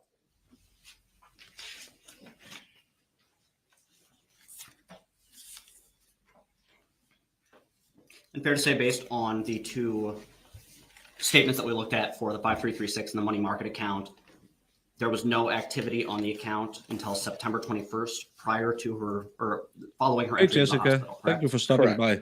So if there were ATM withdrawals for the first time in September of 2018, they had to occur on or after the 21st of September, true? True. So fair to say there was I used to be in a board for our National Guard where we approved of the applicants. And they always send in these doctor's notes without translations. And luckily, we had a guy who was married to a nurse, and he knew all the stuff because he used to read with her when she got her degree. So he could understand all of the Latin. But else, I don't know why they put it in papers. It's just to seem smart. But it's nice to have someone who can decipher it. Jessy, Jess, will you and MG be streaming tonight? No, you and Jessy. Hi, Jess. was a radical shift in Yeah, that must be repeated early for her. ATM She's in withdrawals Cali. over the course of several days, many happening on the same day, following the palliative care discussion that Lynn had with hospital staff. I have no idea when those ATM withdrawals were done.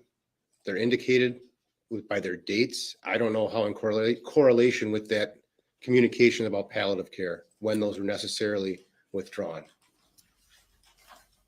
Fair to say for any of the transactions that occurred, let's say on September 22nd and onward until Lynn's death, those would have followed the discussion about palliative care that Lynn had, true? Yes, they would have. And we know from the record that she was upset about this discussion of palliative care and was refusing the recommended treatment options. From what the medical records I just read stated, Oh. yes. Well, thank you for joining us and helping me out. Mm-hmm. Yeah, she had kidney failure as well. She did dialysis, didn't she? Believe she I don't had think done. she was on. I don't think she was there yet. No, but she was about to go to dialysis or something like that. Yeah. Her kidneys are failing, definitely. Yeah. So she'd been gone by Christmas. She had everything.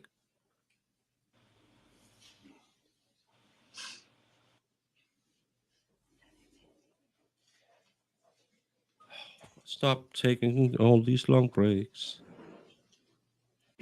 I'd like to shift gears a little bit and talk about kind of several, honestly, unrelated topics to kind of cover some ground that was discussed over the last several days that you had either involvement in the investigation of or were present for testimony on.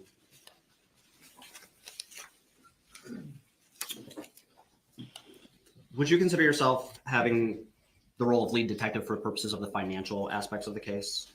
I would consider myself, yes, taking over the financial. Yeah, my mom was in portion of this palliative care investigation. as well with her cancer. You were present for Korean Pose's testimony, correct? Yes. That's way too late, Jess. I can't stay up all Now, night. one of the just to watch issues game. that you testified to No, yesterday for me too. was I hate that it. Lynn had Think a of us. safety deposit box for several years, correct? You do you, Correct. Jeff. And that up until, I believe, October 4th of 2018, all of the access to it was just Lynn herself, correct? Correct. But on the 4th of October, the day after Lynn's death, there was an access to the box by both Jessy and Jennifer Flowers, true? That's correct. Through the course of your investigation, though, And probably also Did you learn the that- urinary problems. the money that had previously been kept in the safety deposit Arthur's box had been kidney removed failure. by Lynn. I was unaware exactly how much money or whether money was in that account or in that safe deposit box. There had been communications that there was money. I was unable to ever, I guess, verify what money or what was actually in that box. So you don't know that money was ever in that box, true? I can say I honestly don't know. Fair to say that there was testimony that approximately $50,000 was kept in that box. I believe it would have been by Kareem that you were present for. Yes, And as you investigated the financial aspects of this case, you testified yesterday, actually, that you reviewed all of the interviews that were done with Jessy and others by other detectives, true? I have seen some of them. I can't say I've seen all of them, but yes. My question for you then is, did you review the recorded interview done by Detective Hoppy of Kareem's interview by police in August of, I believe, 2019? I can't say I recall that interview particularly.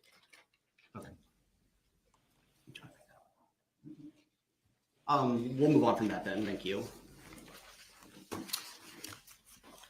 In your investigation of the financial Well, don't start it aspects of at this empty case, time both because relating I'm to Lynn sleeping and at then that time Jessy and too. Jennifer's accounts, I like it though. Works for me. you subpoenaed audio, Because he video, goes on at and account 10:30 information p.m. for each of the accounts, correct? Yeah. I believe, yes, that was all asked for in the subpoenas. Fair to say that many of the responses indicated that due to retention policies, those weren't available, That's true. and only a Hey, we handful were recovered from all of the different accounts. That's true. You also testified of your, I guess, understandings as to Lynn's receipt of income in her Locks by Lynn account. Yes, And there was one monthly Have a great day at source work, of Jess. income in particular that she got in that account, true? that's true. Was that source of income present from the earliest records you received, I believe, which would have been I went back to bed at mid-2016 for 8 that account? a.m. this morning. I have to review the records. I know that there was an ongoing payment that she received. And that was from the Social Security Administration? Correct.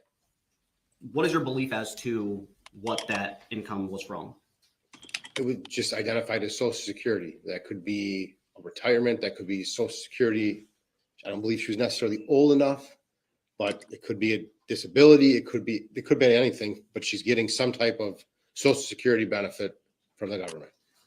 As far as you're aware, there's only two ways you can receive money from Social Security, correct? Disability or reaching the Correct. And Yeah, she was in a. how old would she have Let's just say been it, her in body was 2016, shutting if you down recall? massively. I believe Every part of Lynn her would have body been was 62. And are you aware Because that those that is too electrolytes, young I to know receive a lot of Social people who Security work out as a retirement benefit? take them. They That's don't true. need them. but Fair you to say do that need this it had to have to come keep from yourself Social Security disability. healthy. Absolutely could have. Absolutely could be coming from disability.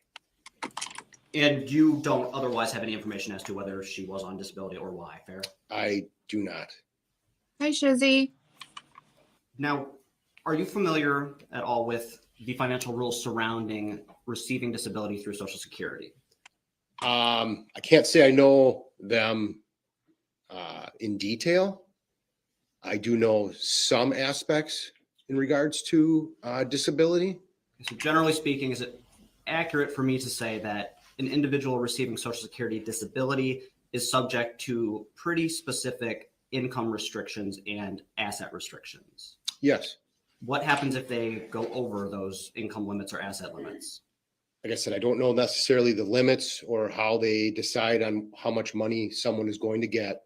But I do know if there are certain, whatever the number is, that your disability or whatever benefit you're getting can be, I think they take it away or suspended or removed for that time. I don't know how that in detail works. I just know that there is formula that they use and the numbers that they have in regards to how you would Have a obtain that great and maintain weekend that. off, So Jessy. fair to say in summary, And, if you have no too much money shorts. or make too much money, you can lose disability entirely. Absolutely. Hey, Fair to Angie. say that the IRS and Social Security share information about an individual's income as reported for taxes. I would say that's fair to say. And so an individual that is receiving disability might take measures were they to receive income over the limit to avoid having that income tax or reported as taxable to the IRS. True? Yes. Did it strike you as odd at all that the disability payments were coming to Lynn's business account at a separate bank than her personal checking accounts? Just people have different banks. I figured that was probably the bank she had when she started that. I didn't really look into or notice necessarily why she had that account at that financial institution. But fair to say that we established earlier, broadly speaking, that account always was $3,000 or less at any given time. It was a low balance account, yes. And that was an account, I believe yesterday you testified, that was used kind of just for monthly expenses. I think there was a Time Warner and an AT&T bill. Fair? That's fair. Okay, so if someone were looking at that account, they would see an energy payment, true? True. A phone bill, True. and probably a TV bill, since we know Lynn did not herself have internet to our knowledge. True. But other than that, the account was not heavily utilized, true? That's true.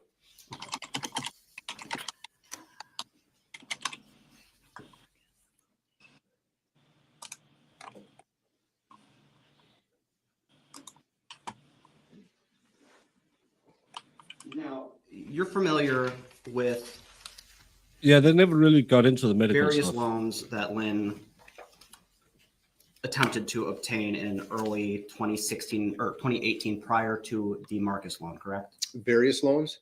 It might have actually only been one through, I think, BMO Harris. Is that fair? There was documentation regarding a loan.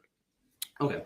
And to your knowledge, Lynn filled that loan application out herself? As far as I know, yes. It seems like this is And more at that point, Lynn hiding money from the as far as you're IRS. aware, and that loan was denied, true? Jessy I fooling don't around. know if I was ever able to determine if it was necessarily denied. I Mhm. just know that the documentation wasn't I have to go blow my nose again. easy to read. But I'm not sure if I remember seeing it actually saying it was denied. I don't believe I could ever attribute a payment from, so it was a BMO. I wasn't able to determine a payment from BMO. So you didn't see any deposits from proceeds for a loan, nor payments to that loan that would indicate that she received it, true? True.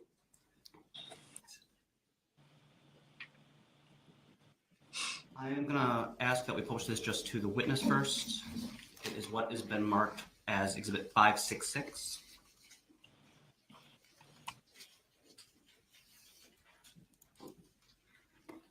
And when it's a good time, since we're approaching 10 o'clock, let me know when it would be a good break to give the jury a break as well with your line of questioning. You can just do it now, that's fine. Okay. Since we're on a new exhibit, I think this will be a fine time to take a break. So all rise for the jury, please.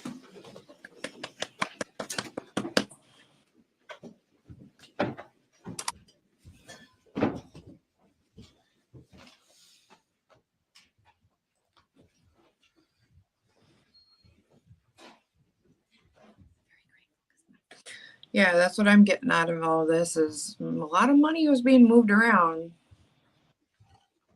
And it wasn't Jessy, it was Lynn.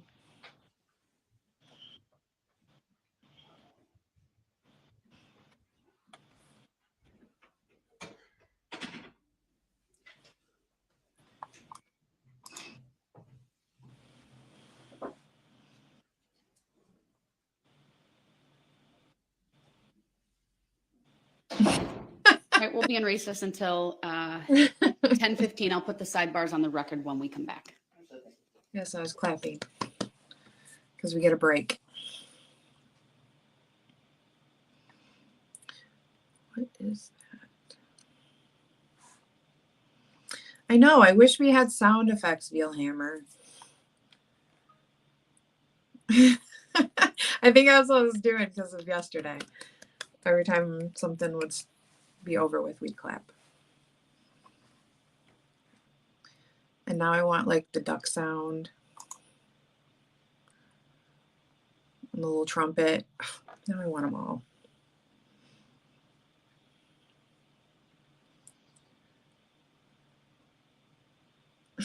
Everything sounds dirty to everybody in this chat. No, she kept them in a bank box. So Yeah. she was hiding money. Baker needs to get a little soundboard. We had a fun soundboard in Discord, and Vielhammer was the. Well, Wilhelm have to show me how to make a soundboard because I can't figure that one out. Yeah. Well, no, he had control of it. So every time somebody would be done, we'd clap. There's clapping, and then there's a sad trumpet sound. Wah, wah. And then the little drums. Ba-da-bop. I only have And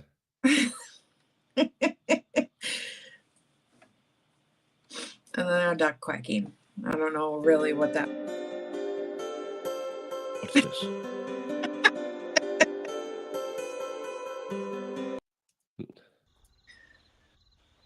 Oh, Of and course, now my crickets, StreamYard yeah. isn't Crickets. my StreamYard isn't working. Now it's working. We didn't have. Oh my god. Didn't have that sneeze though.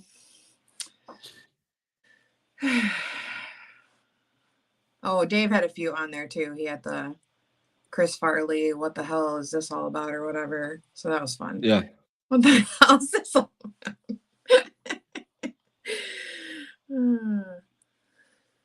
But yeah, it's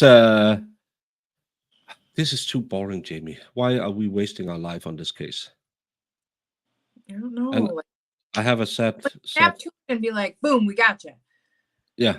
Like in the Kara case, keep it moving. Or like the Tronis case, 25 witnesses in 3 days. Mm-hmm. That was fun. That was easy peasy. Yeah, because what you don't know out there, it's super boring to sit here and watch this, and we know it's super boring for you as well, and we try to entertain you, but oh, and either Jamie's internet is real slow or mine is real slow. Oh, am I slow? I wouldn't say that, Jamie. I don't. That's not nice to say about you, but some might have ridden the short bus to school. I might have. You don't know that. No.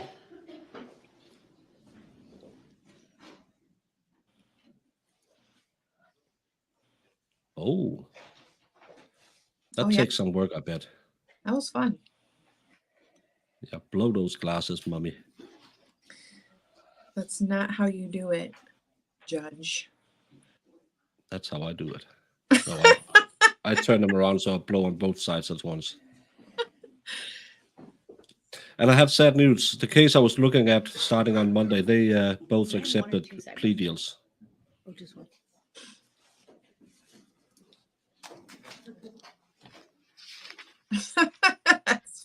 Expert, I am. If this doesn't perk up, I might stop at lunch because it's so goddamn boring sitting here. I'm sorry, everyone. I know you like to hang out and talk to each other, but I would rather try to get some sleep and get some rest in. So I'm ready to get super hammered yesterday. Tomorrow, not yesterday. I didn't get hammered yesterday. I'm an idiot. So she is the Baroness from Cobra, and that's why I'm covering it, because the expert calls me Duke, and not the Duke on your picture.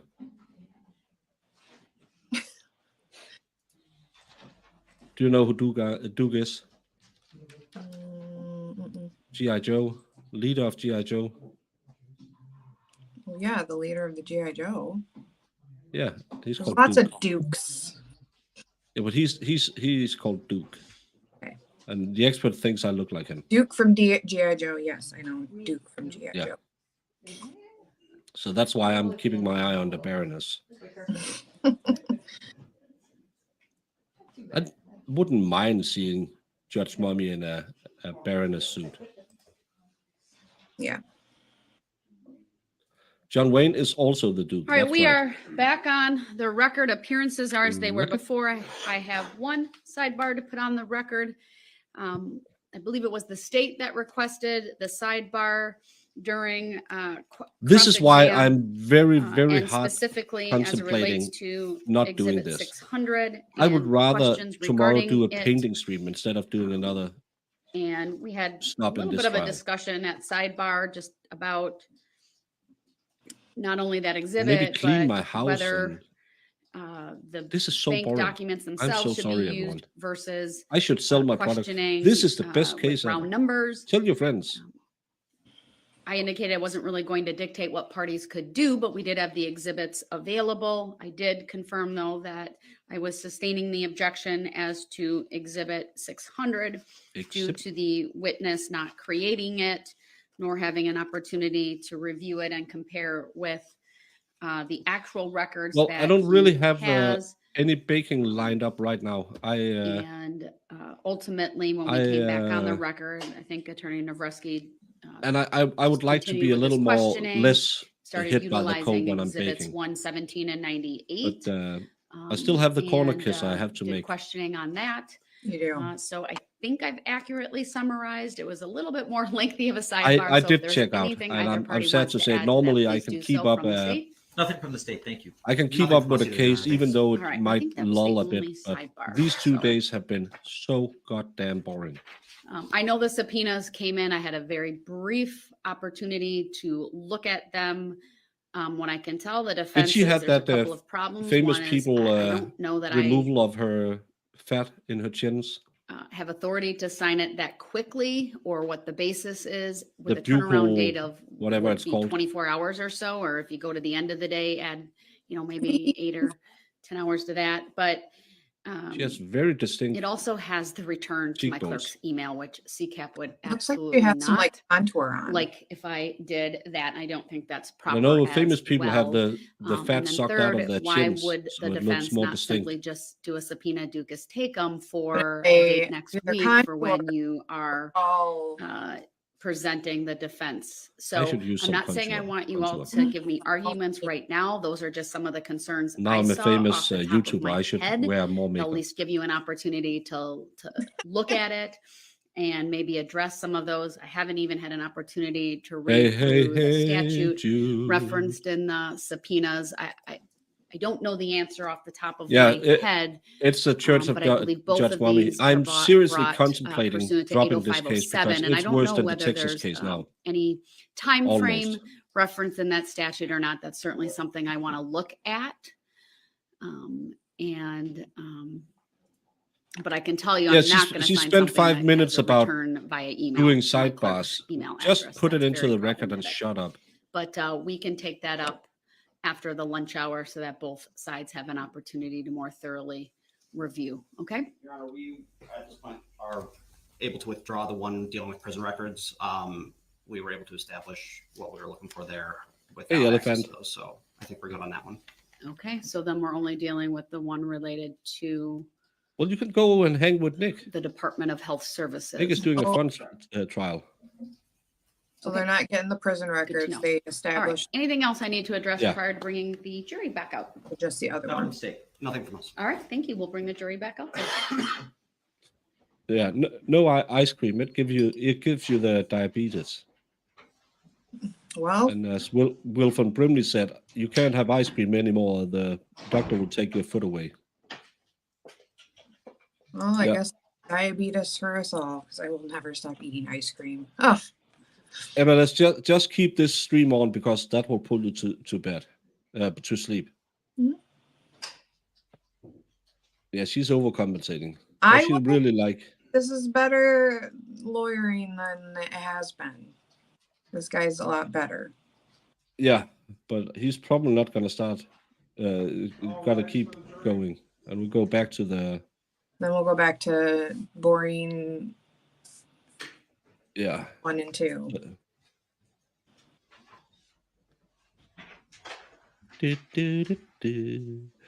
Keep a song and make it better. Remember to let her into your heart. Then you can start to make it better, better, better, better, better. Yeah, he's monetized now. Now he can't leech off of MLS anymore. Oh my god. We know that he got the pink Thank you, boy everyone. yesterday. Please be So seated. he can pay for it this month. Attorney Navrowski, then, when you are ready, you may Love you too, continue with Jude. your cross. I wonder. Thank you, Your Honor. I wished I had an iPhone so I can make hearts. It only works sometimes. See? It's not working. Yeah, but your connection is choppy today, so it could be that. I'll be back. It doesn't look choppy to me, but I can't tell. No, but I get this pulled up. And we can publish to the witness, please.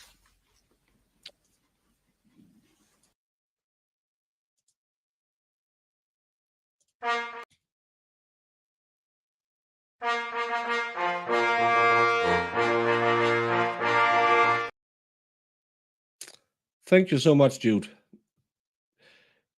Be honest. It's not a tip for my singing. It's a tip to make me stop singing. I should do a Griff stream with that. I'll sing until you pay me. But thank you so much for the $5. It's yeah, especially today when it's so boring. It's nice. Wolfram, do you have a urinary problem as this lady had? It's always mopping the floor.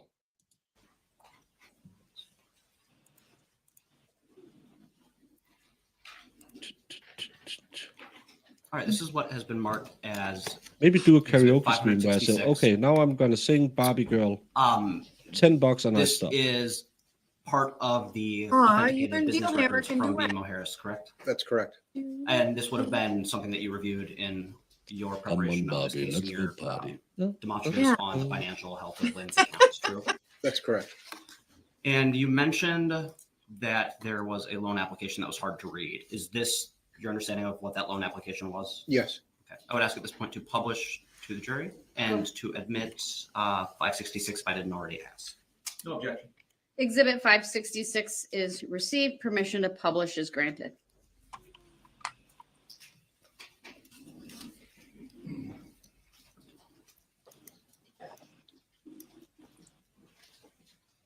Which song? Barbie girl. You mean I'm a Barbie girl in a Barbie world? Life in plastic. It's fantastic. You can brush my hair.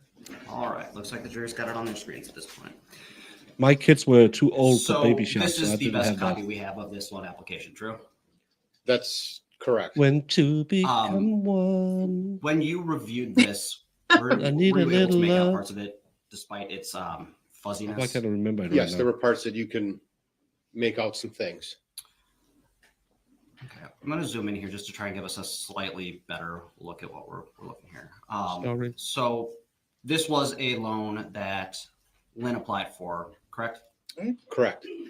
And looking at what's circled there, I think it says base loan amount. This, I believe, was for approximately $15,000, true? 25. Or 35,000, I'm told. Is that correct? 25. I can't It looks say like 25,400. exactly what that number is. If we go up to the first line there, the base loan amount, does that look like a 35,000? Yeah, to you? 35. And it possibly could be a 3. It's very difficult to read. Understood. To your knowledge, she didn't get this loan, correct?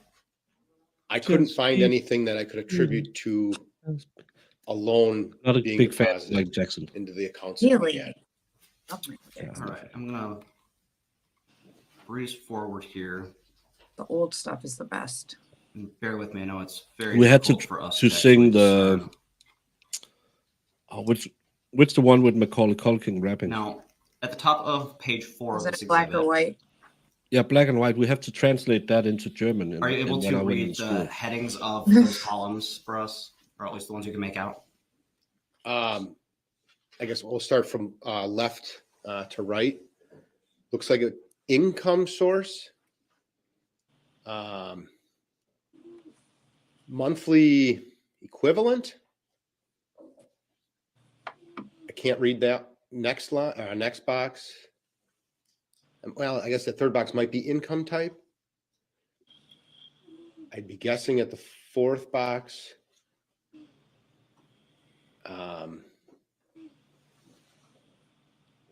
Let's jump forward just to that last box. I think the next two are kind of indecipherable.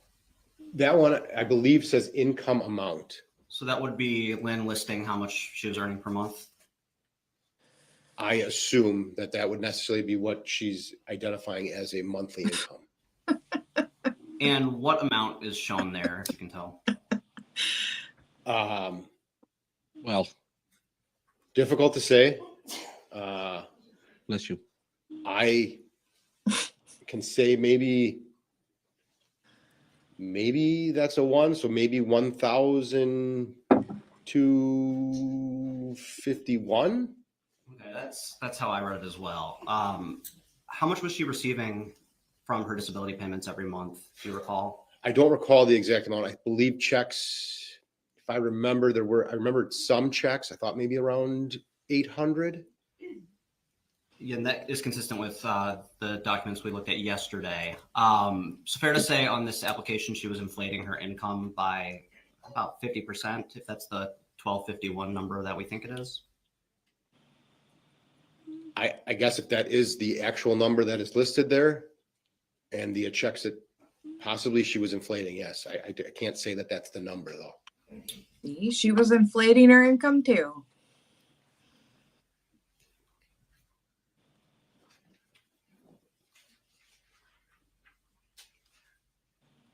All right. And we've got a couple other places where it's listed. This box down here that I'm showing you with the mouse, other income, again, that looks to me like 1251.35 maybe. Does that seem accurate? It appears that first number may be a one, and I do see possibly a two following that. The last four are difficult.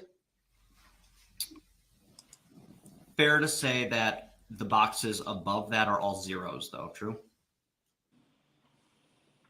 I would say, yeah, those are zeros. And from what I can tell, the first one is something employment income. Fair, if that's listed as zero. Something, yeah, employment income, I could say that, yes. The next one appears to be overtime, also listed as zero. Same with Bonuses. bonuses, commissions, dividends or interest, and net rental income. Does that look right from your read? Yeah, And so the only income she claims is this other income. True? yes, it would appear that that's the only box that has anything in it. And that's consistent with what you know of her employment status in 2016 when this was applied for, or 2018 when this was applied for, correct? She was not working. As far as I know, no, she was not working. And the only regular income would have been that disability payment. Yes. And if we look down here, describe other income. Can you read the white drop-down box there at the right? The white box there says Social Security. Okay, and the number before it in the box appears to be consistent with the number that we've consistently been unable to read accurately, but looks like it's something that starts with a 1,200, correct? Yeah, one. There's definitely a one, I believe, in the first number. It will be consistent with numbers we've somewhat been able to read throughout this document. So we know she's claiming 1703.73. in Social Security income. That's not true, correct? That's what I read. If I remember the social security payments, I believe her checks were less than that. Thanks. We could, so far, what I have gathered, the defense is doing is try to imply that Lynn was making, she was kind of scamming the system. They did a loan on her, which went into Jesse's account, but Jessy took out a large cash amount, and 2 or 3 days later, most of that amount was deposited into Lynn's account at exactly $9,900, because 10,000 they would have to report it to the IRS. So again, all the fraud that Jessy is supposed to have done seems kind of like Lynn was participating in it, so she could cheat on her her benefits. What's it called? EBT, is that's the name of it? Yeah, like her food stamp. Yeah, the EBT food stamp stuff. Yeah. So actually, the line, if it sticks with the jury, but I've been watching this for 2 hours and it feels like I've been here for 5 days. I'm not sure the jury gets any of this because it takes so long to go through this case. Yeah. But that's what I'm like, even if you're not listening to the specifics, that's what I'm getting out of it is like, oh, okay. It wasn't like Lynn was sitting here, innocent little angel, not doing you know what I mean? Like, she didn't know. No, and her the money money went, taken care the of. money flowed back into her account, it seems. It seems like she was doing things too. Yeah. They did an IRS scam together.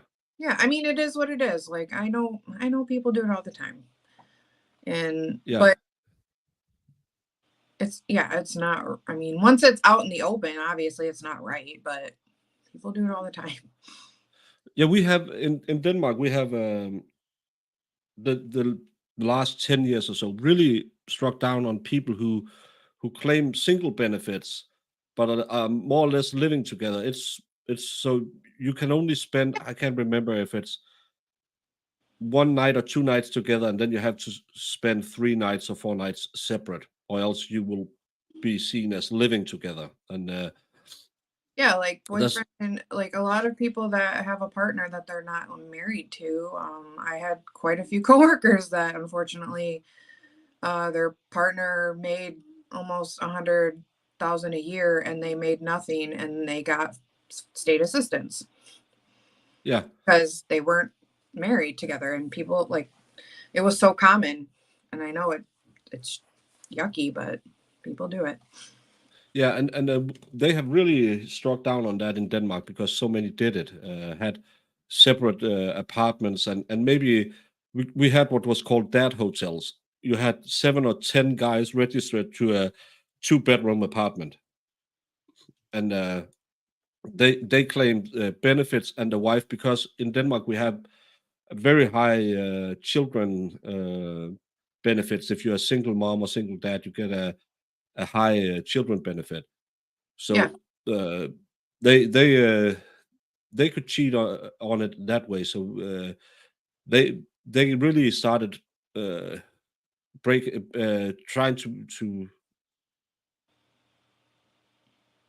get into those cases and make sure people didn't do it. And shenanigan, yes, this is old and sluggish as well. It's really, really, really slow today.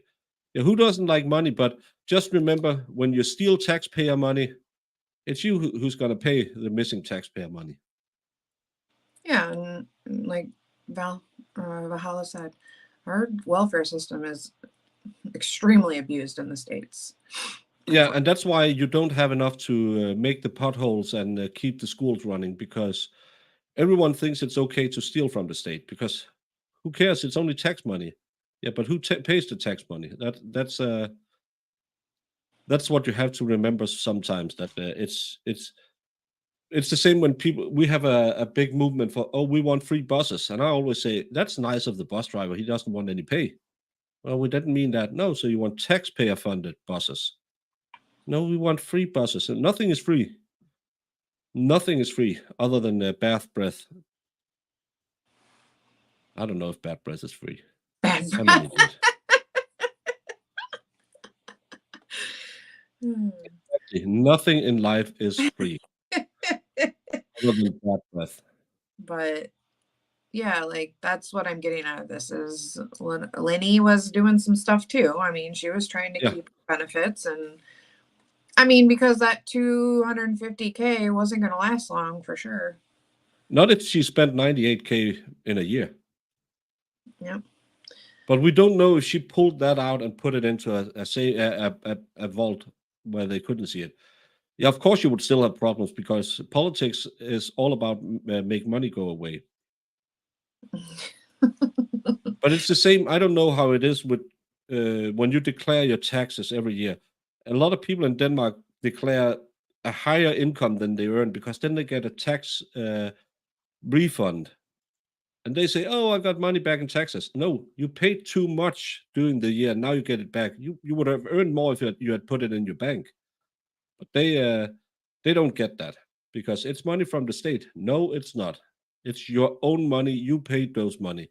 You can have more every year. Get it started, genitals. Get it started. It's better. Yeah, let's make a. Oh, I'm probably going to be demonetized right now. Yeah. Yep. And we just had a town complaining they didn't have money for anything, and then they bought a 3.5 million Danish artwork. That's 500,000 American roughly Oof. of a clown laying down. What? It's the most like it looks kind of like a peen. But they used 500,000 taxpayer money to do that, but they had to close a school. I mean, it's a great investment. What are you talking about? Yeah, the tourists is gonna love the lying peen. They sure are. Salbert will be going to that town. You know. Yeah, let's go back to singing Barbie Girl instead of discussing. Now I'm moving down to, and I'll scroll out a little bit to see if we can get a better image of this. Can you read that title right there? I believe that says assets. Okay, and this would be the part of the one where she lists the amount of money she has in her accounts, correct? Correct. Now looking at this, it looks like there are 2 accounts listed, true? No, Or 3, I'm sorry. There's one that is in the black box as well, isn't there? there is. Okay. Are you able to make out what that first account is, the account number, or the last 4 of it, just so we can identify it? The one that's like, I guess in the bold box. Yeah. No, No. I can make an assumption, but I don't, I think there might be a 3.6 at the end. Okay. And fair to say we can't really make out the amount Six in the account Mafia. at that point either. Yeah. Jumping to the next one. Looks like an account ending in What do you know about 8707 Next or month. 9707. Is that true? That's fair. No money listed in that account, correct? That's what's listed on here, yes. And the one that we can kind of make out is checking account ending in 7601, correct? That's correct. And that's her money market account, right? Correct. And what total is listed for that account? That looks like $15,010. And I'm going to say it's either a 71 cents or 21 cents. And so I'm going to pull up, give me a minute to find it again.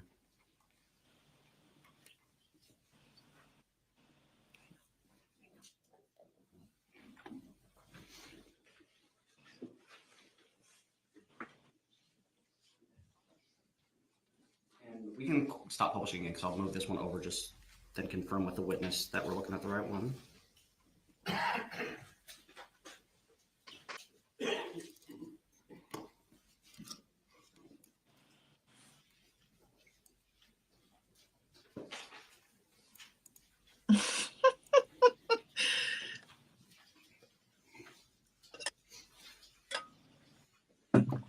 Oh well.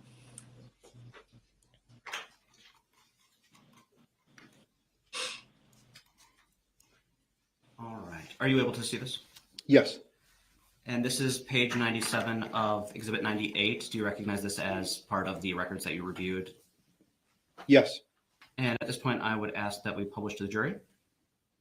Go ahead.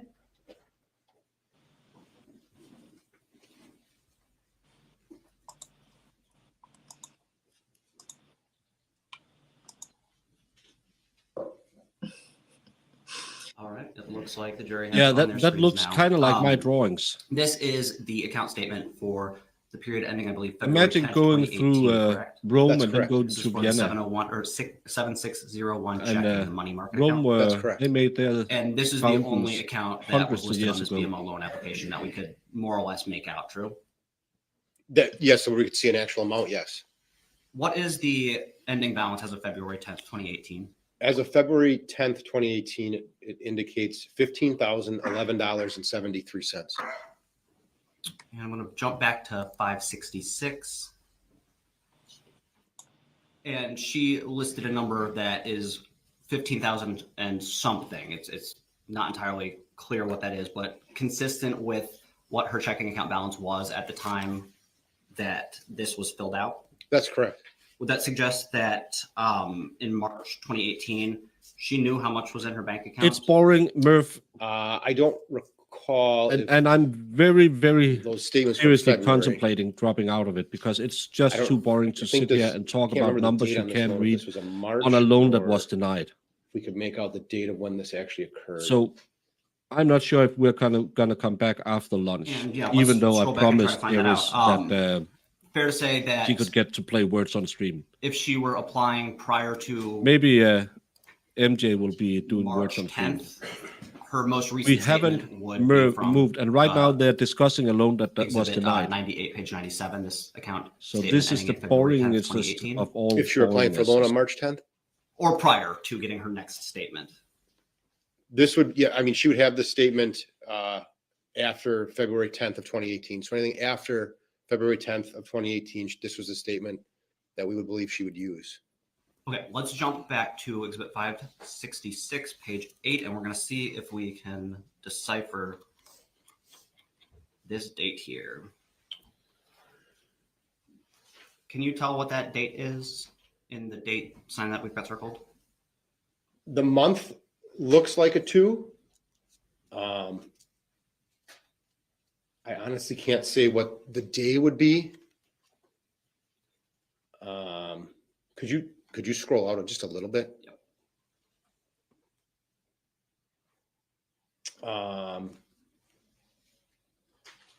It very well could be 2018.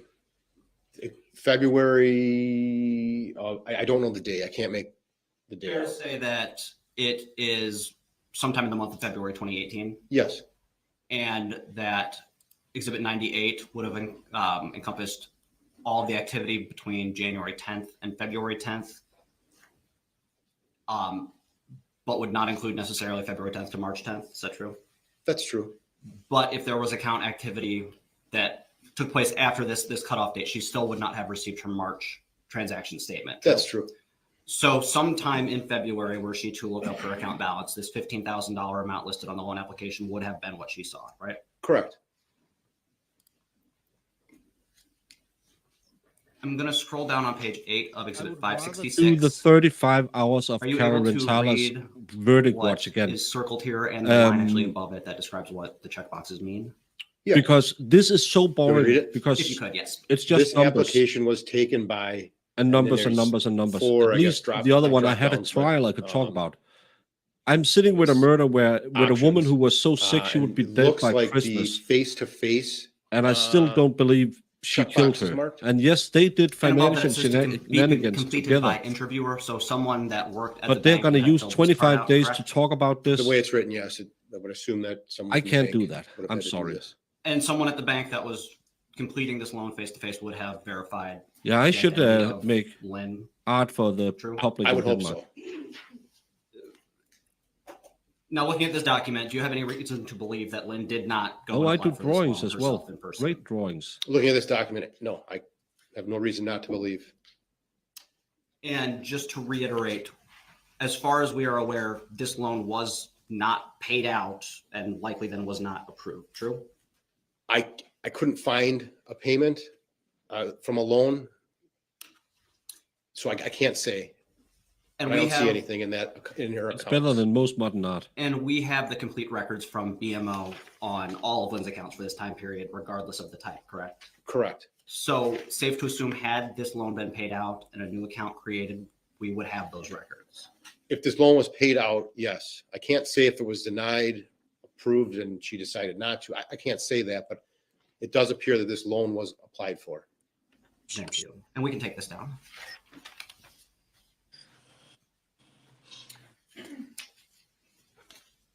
And based on your understanding of the case, after this loan was either denied or declined, not paid out, Lynn applied for the Marcus loan. That Lynn applied for that loan? Correct. The Marcus Goldman Sachs loan? Correct. No. You can't say she did not apply for it though, can you? I believe based upon the statements and the investigation that Lynn did not apply for that loan. I think it's a bit too That late doesn't to answer my get question. my. You cannot say for certain that Lynn 24th did not calendar. Maybe participate 25. or approve or partake If I in the can find application someone who process can for print that it loan. on True. demand online. True. And you cannot say for certain that at least $9,900 of the proceeds of that loan very likely could have originated from the proceeds of the Marcus loan. True. I would have a hard time saying very likely, but I can't say that $9,900 cannot be attributed to the $30,000 loan. And you've identified no other plausible source for that $9,900, correct? I have not identified a source of where that money came from. Okay. And fair to say that this loan was applied for sometime, it looked like in mid to late February. I would say the loan was applied for in February at some point, yes. And we know that the Goldman Sachs loan was dispersed March 8th, 2018, correct? Per the records, yes. And we know also that it was applied for at or prior to that by some number of days, true? Correct. So likely at most a few weeks passed between Lynn applying in person for this loan that was for whatever reason not paid out and the application in her name using false income information was applied to with Goldman Sachs, true? That was a long question. Can you repeat it? Right. So about 2 weeks passed between this loan being denied and the Goldman Sachs disbursement, true? True. Okay. And this loan and the Goldman Sachs loan both used false income information that inflated Lynn's income, correct? The Goldman Sachs, yes, they both did. The Goldman Sachs was extremely inflated. Oh, so that one. Yet the Goldman Sachs one was approved. True? Absolutely was approved. We can take that exhibit down. Thank you. I think that was a good gotcha moment. Yeah. Yeah, but You did it testified land? yesterday That's the problem. I mean, I hope the jury's listening. It's That boring, Lynn did not but receive any those food are- stamps requests to your knowledge, correct? those are To good my points. knowledge, she did not. Did you Okay, let's hear specifically this attempt to about the determine food stamp. whether or not she did by subpoenaing records? No. And food stamps are typically now issued on a debit card that the recipient gets, correct? That's correct. And those transactions would not be reflected on someone's personal bank statements, true? I don't believe they would be. No, they wouldn't. Okay.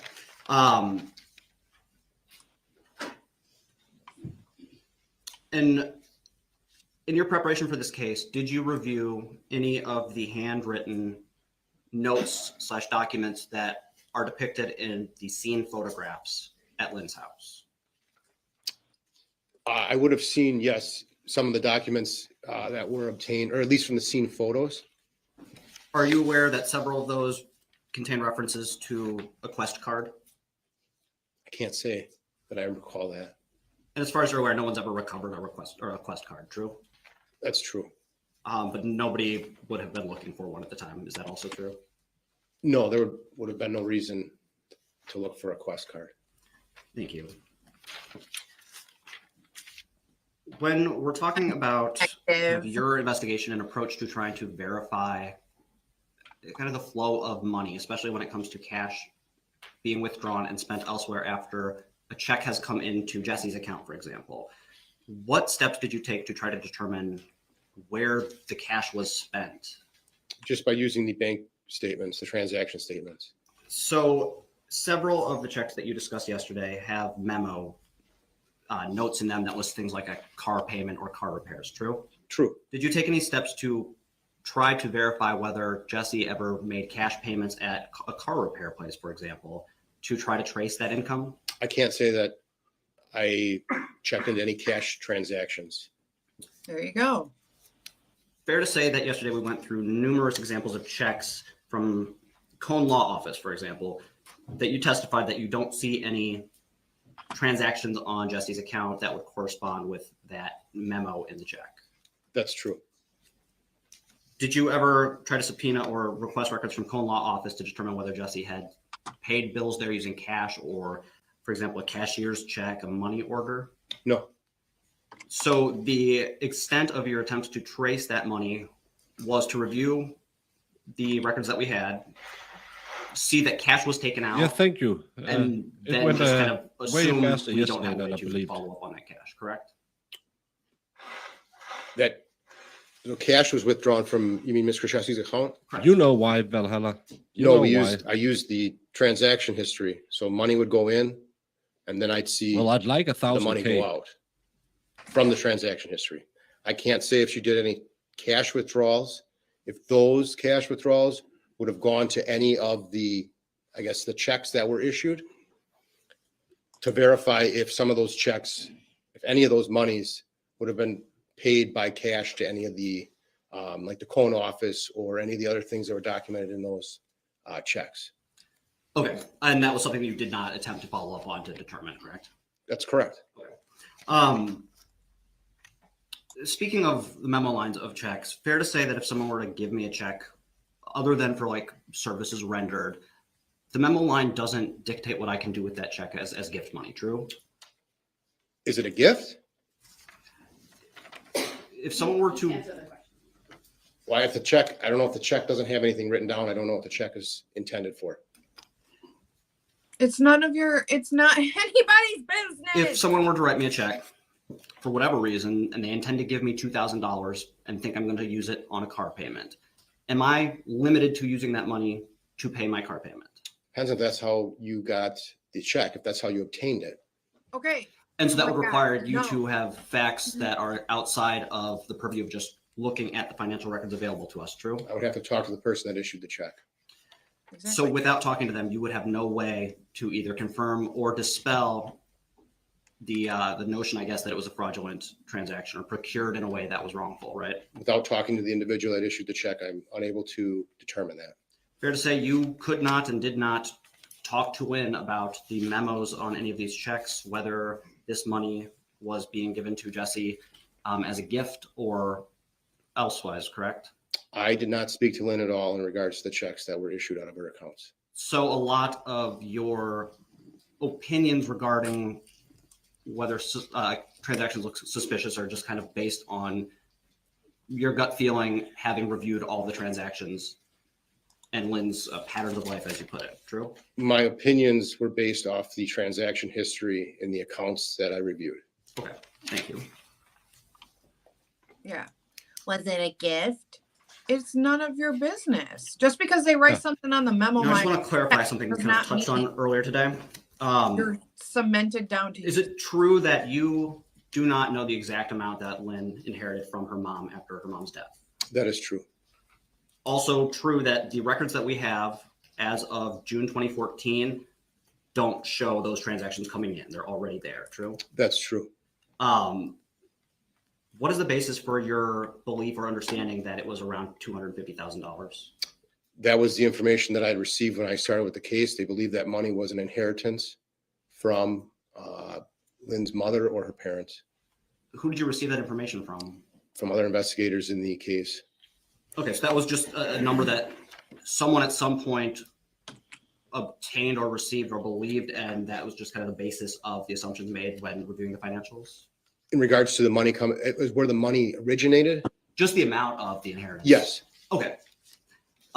Thank you for clarifying that. Now I want to pivot to kind of Lynn's Come on. patterns of life broadly in, I guess, the last year of her life, 2018. Okay. Repeatedly referenced yesterday was the fact that based on your review of the records, Lynn's activities were largely confined to the Waukesha County area, Pewaukee and Waukesha especially. True? That's true. But we do know that Lynn also enjoyed, for example, going out to lunch with Anthony. I believe Anthony testified to having met Lynn for lunch in West Dallas in 2018. Is that true? That's true. So knowing that Lynn primarily used cash, are we limited in how broadly we can make assumptions based on the kind of repeated transactions in her accounts as to like geographically where she was going? The accounts, yeah, I can't determine where she spent cash. The accounts and the determinations of geological or geographical locations were based upon the transactions indicated in the account. And so there's nothing that you have reviewed in the records that would make you think that Lynn did not frequent areas of Milwaukee or West Dallas, for example. I can't say she did not. Okay.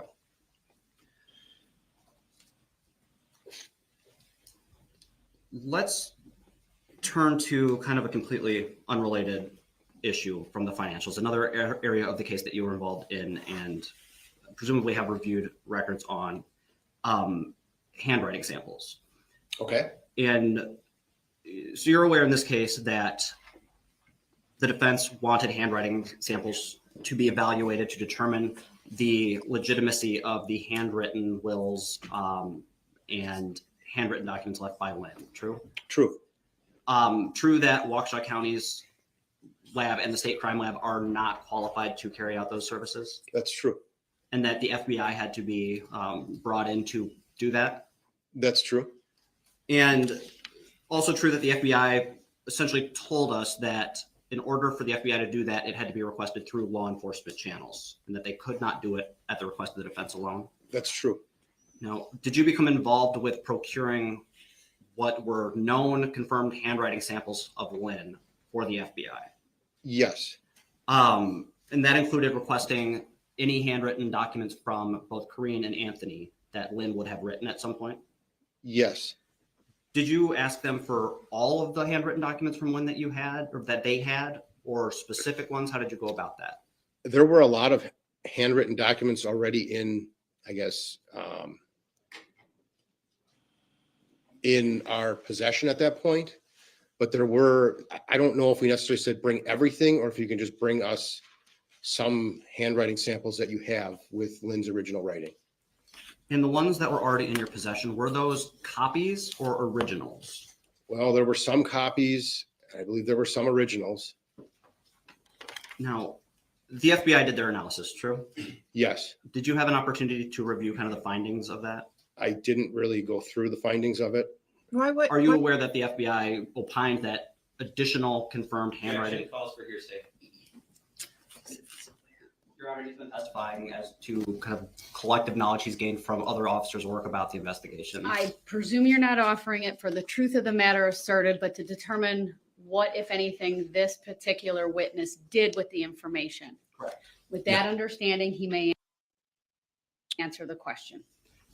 And I don't plan to get into the details of what the conclusions were. Fair to say the FBI opined that having additional confirmed original as opposed to copies, handwritten samples from Lynn would have increased the accuracy of their analysis. True? I honestly don't know.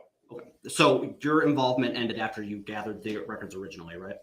We gathered the records and then we ended up, I assisted in obtaining Ms. Kurczewski's handwriting exemplars. Okay.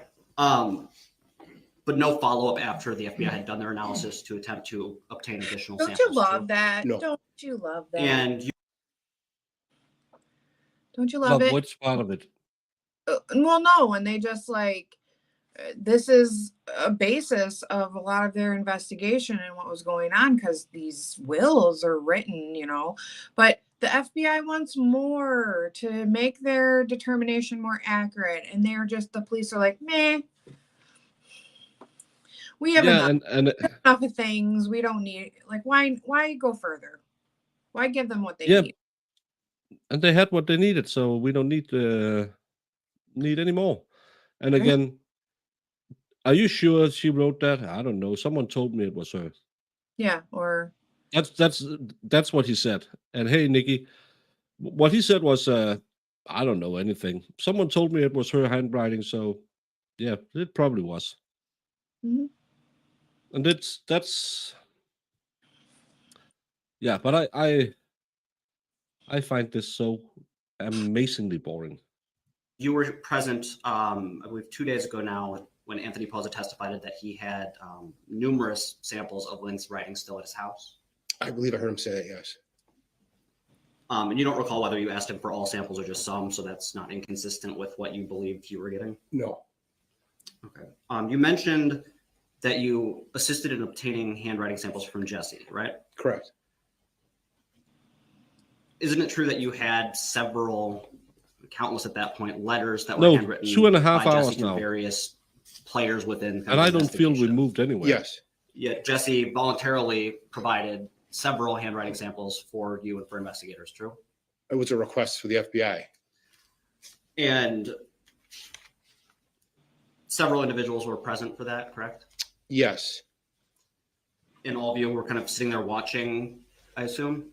Yeah, I believe I was the one that was reading, I guess, the excerpts of the letters that were requested because they wanted certain sections to have Ms. Kurczewski, like me read them to her, she write them out.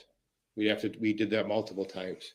Okay, so you were dictating what sections the FBI wanted samples of, true? They were sections that were decided between defense and the state in regards to.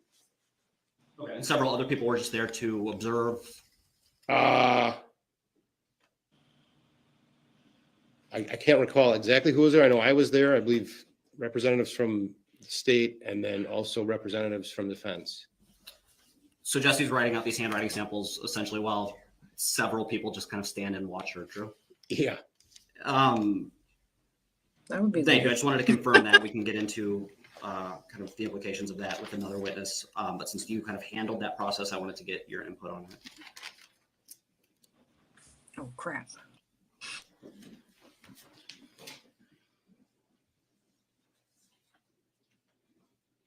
And I would like to show you another exhibit that was introduced, I believe, early in the trial. It's a state's exhibit.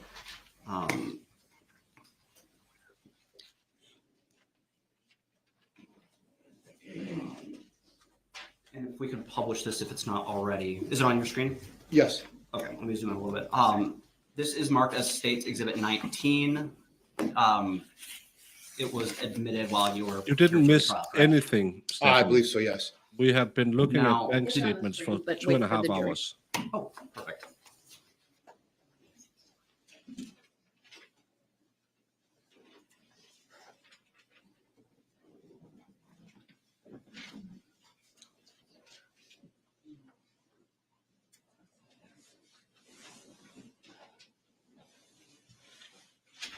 All right, we're good. We've got the jury screens up. I'm going to zoom in here and see what we've got. And this was a photo of Lynn's, I guess, personal papers and important financial documents, correct? From yes. Sorry. And I concur that. Thank you. yeah. And there's reference in this to having received a denial letter, true? That's what appeared, some sort of denial letter. Yes. And so that would have been consistent with receiving a denial letter from the loan that we discussed today, from BMO. I have no idea if that's would be associated with. There was a BMO. little bit. A denial for some loan, though. Fair? Says there's a denial letter. Yes. Okay. I can And see if it, you yeah. go and read the handwritten text that's kind of underneath the denial letter, can you read through what that says? Put through as regular loan with no corrections on new packet. Okay, so fair to say that based on the note, this was a denial letter for a loan that she intended to reapply for with no corrections in it? True? From what's written, yes, that's what's written on this envelope. Thank you. You can take that down.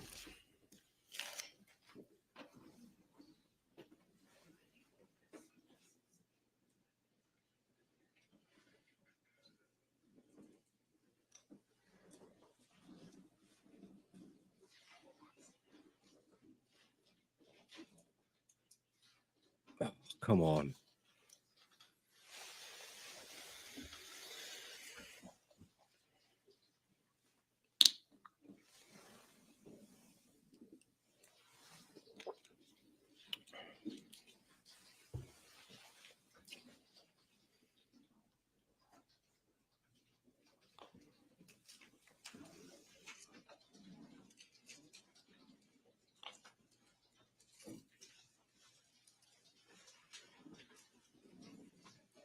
Thank you. Sorry for the little delay there. That is all I have for you. All right, thank you. Any redirect?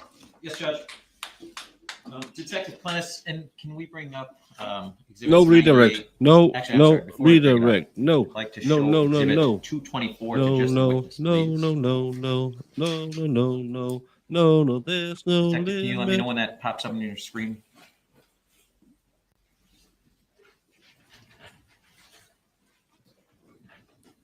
All right, it's on. Do you know what we're looking at there?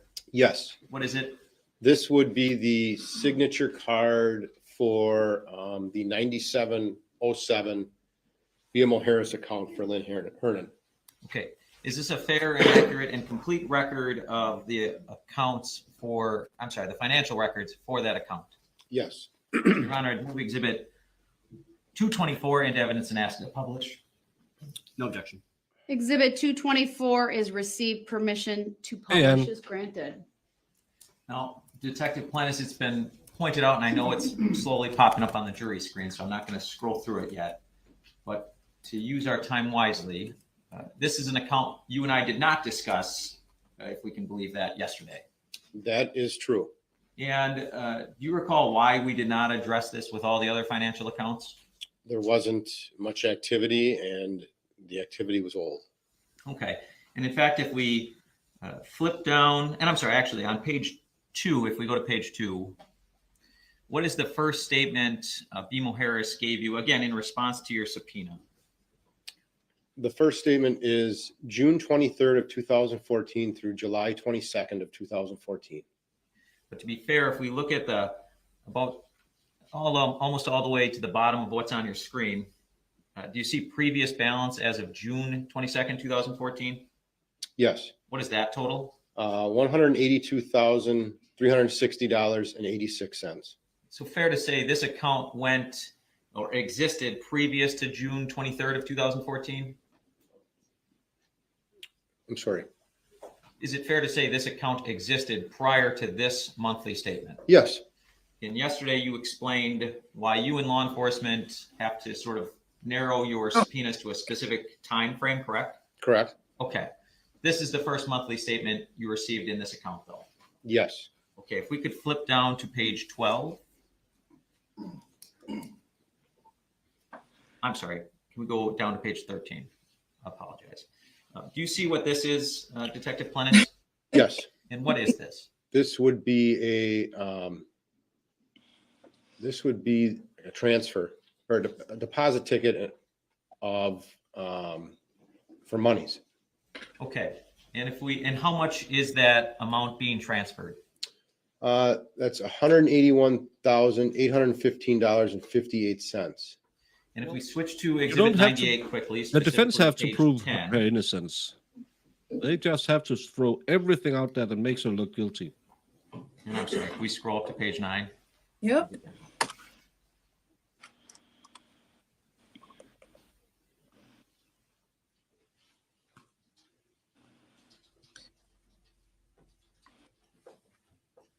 Sorry, Mr. Vulcaneer, could you keep scrolling up to the October 2014?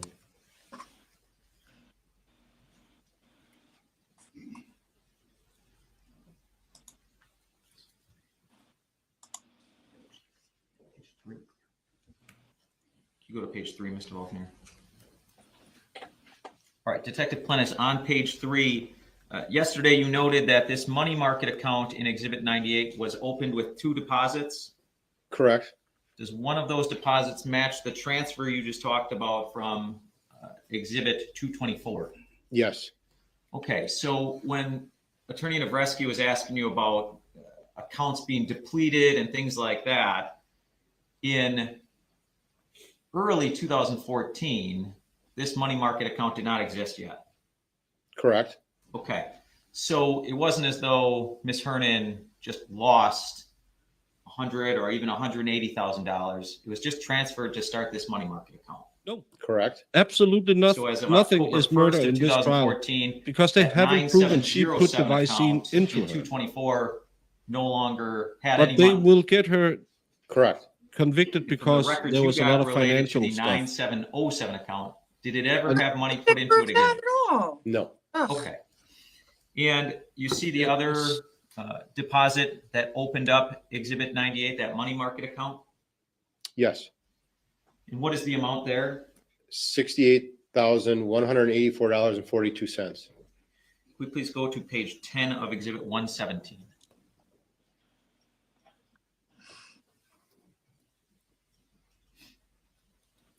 Please, no recross. Detective cross. Plennis, on page 10, do you see a corresponding number of No, because they have 68,000 some to be odd done- dollars? Yes. In Where's 18 that? minutes. That is That's on why we October needed a break. 1st in the 5336 BMO checking account. Yeah, they And ran a scam. After that, does that appear to be the second deposit that starts the money market account? Yes. To me, they And were even running a after scam that to hide the money from transfer the or IRS. withdrawal, as it's called here, is made, what's the ending balance? She has 2 of charges that of checking fraud account? against her. But again, As Have they of proven October fraud? 19th of 2014, Yes, sir. the ending balance is what I have seen today is just Lynn $70,811.73. was just as involved in, Okay, in so this now that as you've gotten to Jessy see was. the actual figures on these actual accounts, Mhm. earlier it was brought up, did Ms. Hernan just sort of deplete her accounts? Would you agree or disagree with that, now having seen the numbers? No. She moved money from one I account. object and want a sidebar on this. All right, hold on, please. I mean, that's what I was getting at is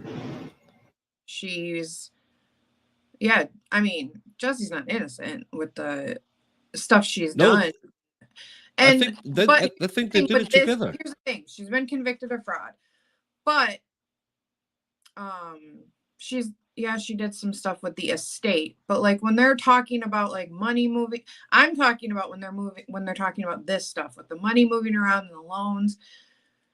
It's presented as Lynn was doing it too, and she's very aware. Yeah, because she made a loan, put it into Jesse's account, and then all of a sudden, after a withdrawal, the money goes back into Lynn's account, but just enough to keep it under the IRS limit. Yeah. So I think both of them were defrauding the IRS, but I don't think she was defrauding her. They haven't proven that to me yet. Yeah, they haven't I'm proven going to that. sustain the objection, strike the response that was started to be given, and ask the state to rephrase. Detective, would you agree, at least as of October 2014, when that money market account is opened with the 2 deposits, it does not appear Ms. Hernan depleted any accounts at that point? Correct. Okay. And it was asked to go sort of to that March 2016, where you noted that money market is first touched, correct? Correct. And if we can go, and I forgot to write down the page number on 117 Of course you did. Right, I was just gonna say. for the March 2016 balance. Of course. Well, you I'm sorry, before we do that, while we're still up on page 10, Detective, after that $68,000 comes out of this account and goes to the money market account, do you see additional withdrawals? Yes. And what amounts do you have there? There is a $9,000 withdrawal on October 10th and a $2,000 withdrawal on October 17th. And again, before moving on, well, we're talking about account ending 5336. Did Miss Hernan have like any independent income directly going into this account? What I mean by that is Social Security payments or paychecks or anything monthly that was automatically going into this account. I don't believe so. And yesterday you talked about a number of transfers from the money market account into this 5336 account, correct? Correct. Again, you were explaining about how money markets work. Why were these transfers coming into this checking account? Money transfers from 7601 into 5336 due to bill pay transaction limits on money market accounts. And this is the account Ms. Hernan was paying her bills primarily through? Yes. Okay. Could we go to the page 58, please? See, they're ruining this with Yeah. their boringness. And this is where Attorney Novresky was asking you about this end Really, balance they should- of $20,111.69. Hammer it home. Yes. Okay, so in this intervening 18 months, 17 months or so, between October of 2014 and March of 2016, approximately $50,000 has come out of this account. Correct. Okay. And you've been in court when both Anthony and Corinne Posa talked about this amount of money Lynn talked to them about? Yes. You Yeah, recall but- what amount of money that was? I believe it was around $50,000. None of them Okay. saw that money ever. So, It's just something they and believe. you would agree that in addition to paying bills, Ms. Hernan was sort of taking cash withdrawals out of this account? That's This so account seemed to be stupid. an account she used to make purchases. Those Okay. two people didn't see any of the money they claim would be in the box for them. It's just something Auntie Lynn had talked about. And the number changed from 10 to 50 to I want to 10 go to to 15 Exhibit from 10 to 20. 541, shifting gears a little bit. Yeah. Detective Plennis, you were asked to talk about some medical records today, and Attorney Novresky had you read a very specific portion of page 516. Can we scroll down that page a little bit?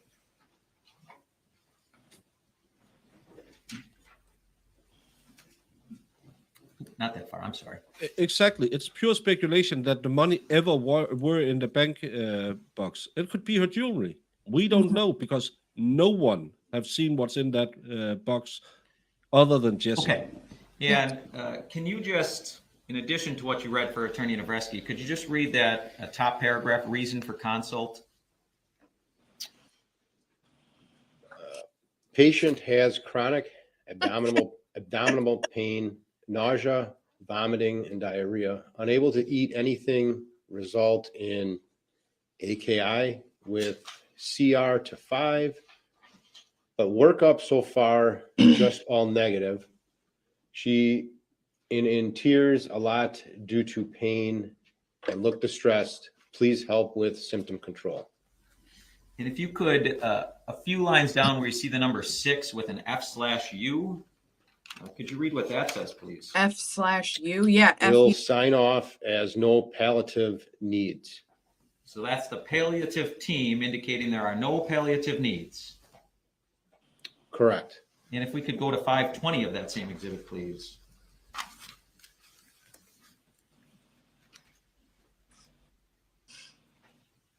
And if you could scroll all the way to the bottom, please, Mr. Vulcaneer. All right, right there is great. Detective, can you read that last paragraph? 30 minutes total time with greater than 50% spent of counseling. We, the palliative care team, appreciate the opportunity to participate in the patient's care and will continue to follow. We have discussed out findings and recommendations with the referring provider and with the other team members. So no life-limiting illnesses and basically a 30-minute time frame where palliative care was even discussed. Correct. And ultimately, it was found not to be needed for Ms. Hernan. Correct. Okay, let's put that exhibit down, please.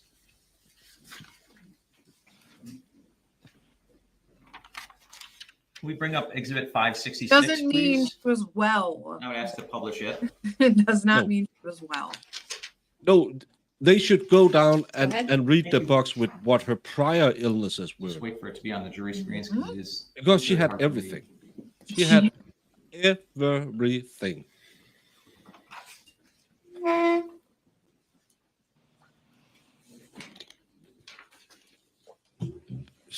Why are this trial even a trial? Detective, you said you could not tell if this was an approved loan or denied or declined of some sort, right? That's correct. You see that box that's on the form in the middle of the page that's displayed on page 2 of Exhibit 566? Yes. If you see the sort of column of words, can you see the last 2 in the row of 5?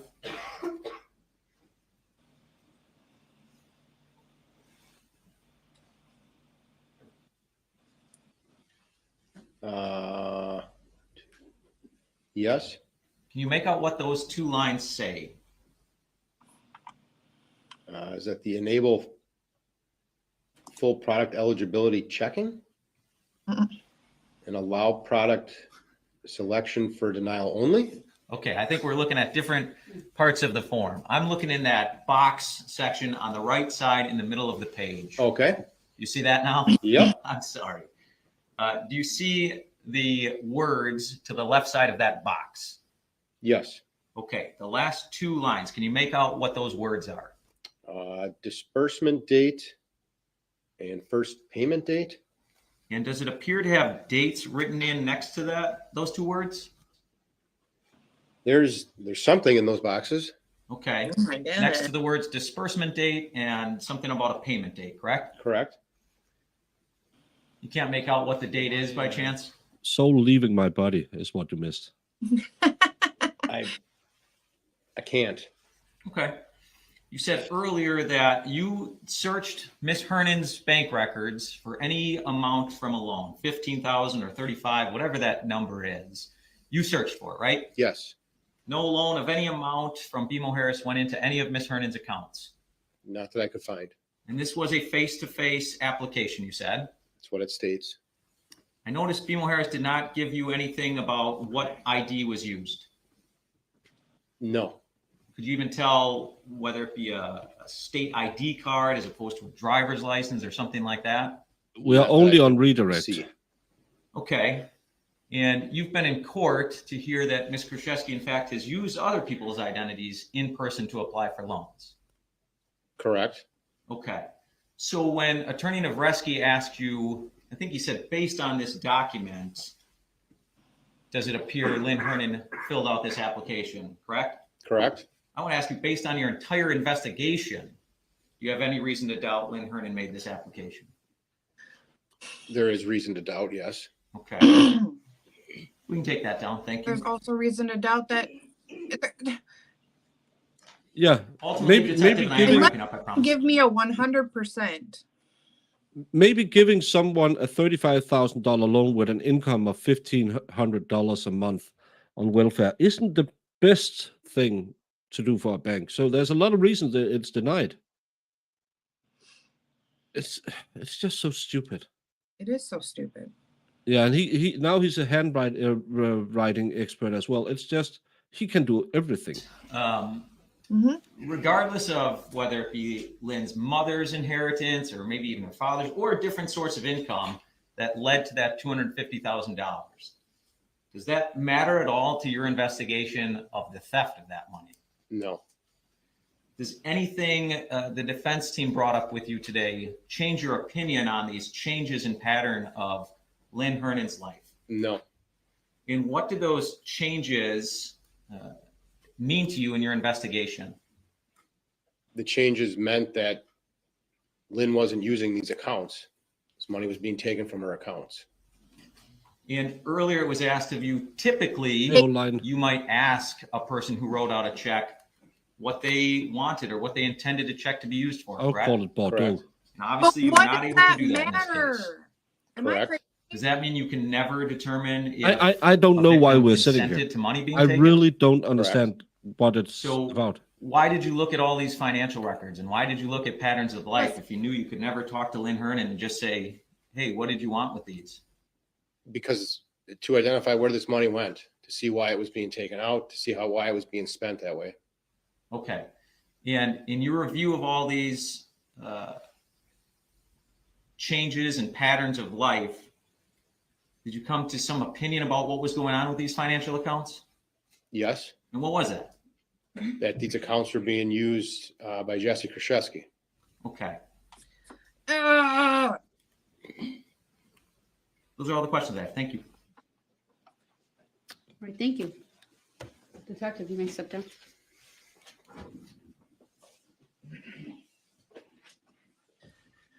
The whole check thing irritates me. Because everyone, literally, if you say, Mom, I need $1,000. I Let gotta me, gotta excuse pay the this jury. bill. I want to talk with the She attorneys writes about bill on the schedule memo. But you and take going money- forward and make a determination if we'll start with. I can't hear anything you're saying when the court is talking. Huh? I can't hear anything when the Fine, fine. court is talking. Another witness or just simply break early for the lunch hour. So all rise for the jury.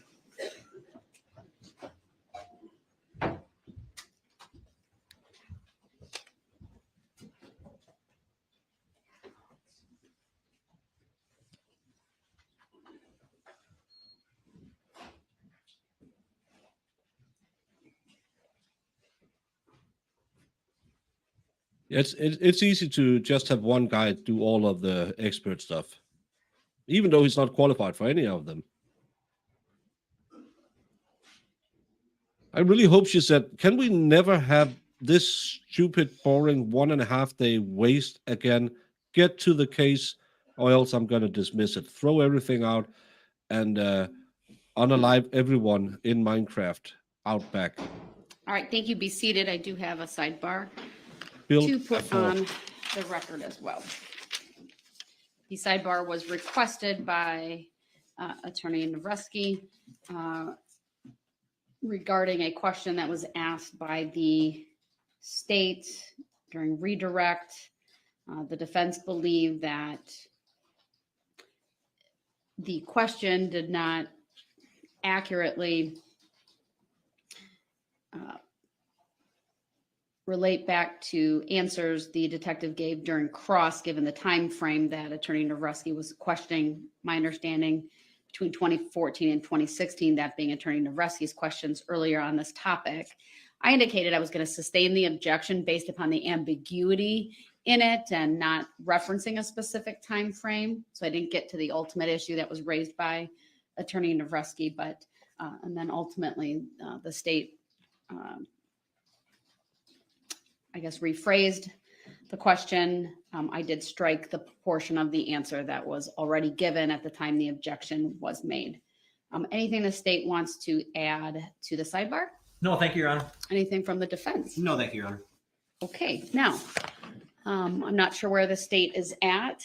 Obviously, I've let the parties know I need to take an earlier lunch break today, and I did let the jury know that it's due to a schedule issue that I have over the lunch hour, so they're aware that I needed to stop at about 11:30, and I don't really want to start a witness with 10 minutes. So that's why I indicated I would talk to the parties, but I don't know who your next witness is, so I assume it's not a short witness, but let me know. Go ahead. No, it's not. Judge, to give you that landscape, we have 3 more witnesses. I think they're all somewhat on the lengthier side. All right. I presume there's no objection to starting a witness, knowing that I need to take the break in 10 minutes from the defense. No objection. All right. So Well- we'll take our lunch break now. Unfortunately, I don't think I can get back until about 1:15. So you all will have an extended lunch hour, and we'll be back here. I'm hoping I'm back by 1:15, but be back here ready to go. And hopefully it's not any longer than that. So we are in recess. Thanks, everyone.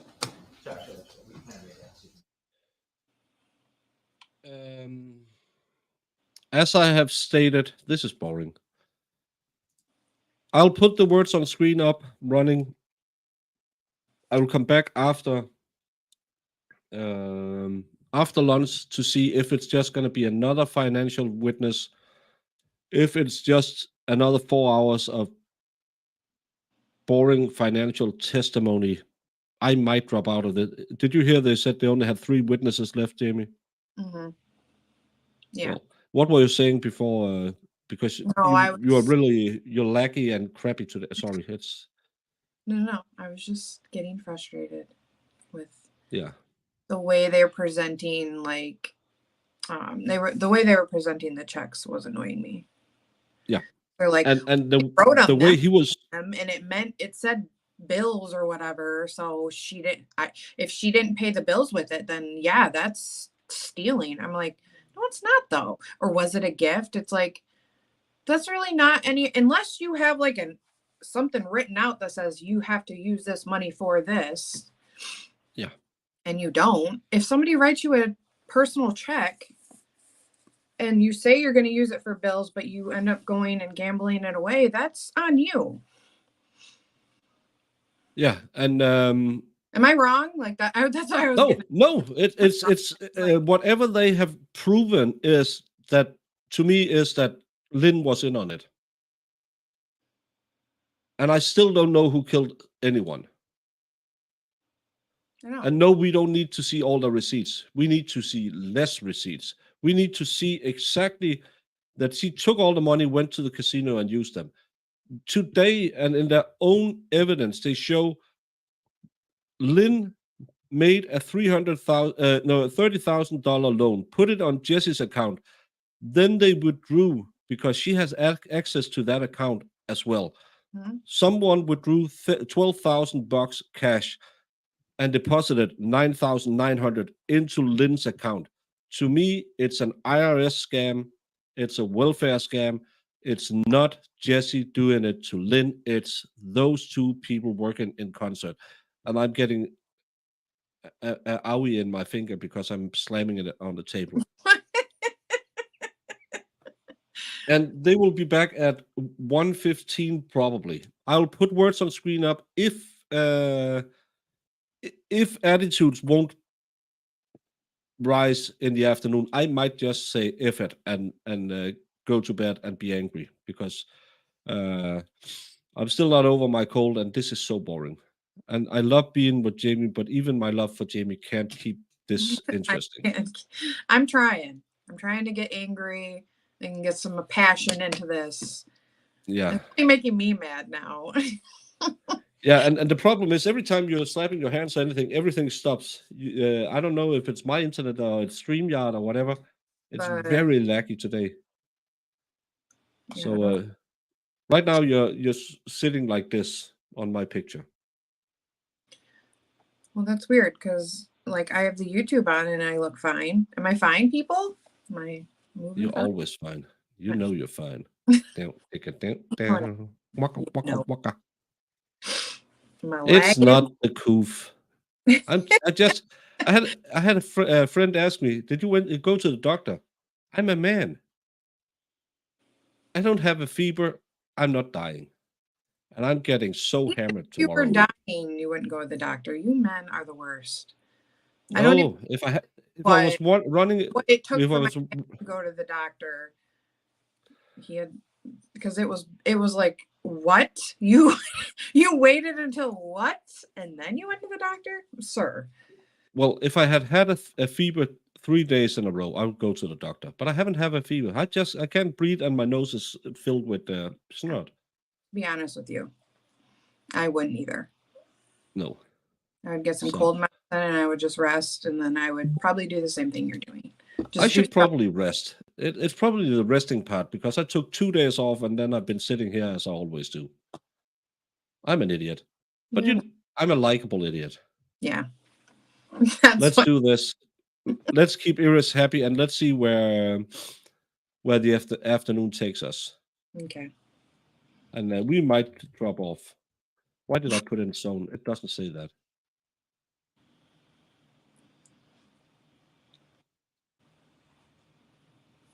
It's working. Let's put on some of the sweet, sweet music. Oh, for some reason, I thought someone put in MILF. I was like, that's a word. I think it's the StreamYard that's because I can't play my sneeze.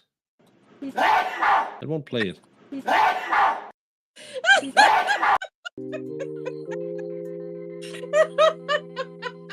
That'd be terrible to get stuck on repeat. Well, everyone, I'm gonna go and get some dinner, and we'll be back. Oh, I couldn't hear the sneeze. Oh, it was going like 40 times. Oh, because I was sitting here thinking, why doesn't anything happen? I think it might be my StreamYard that's laggy, but I can't see anything indicating it's laggy. Because everybody says I'm fine.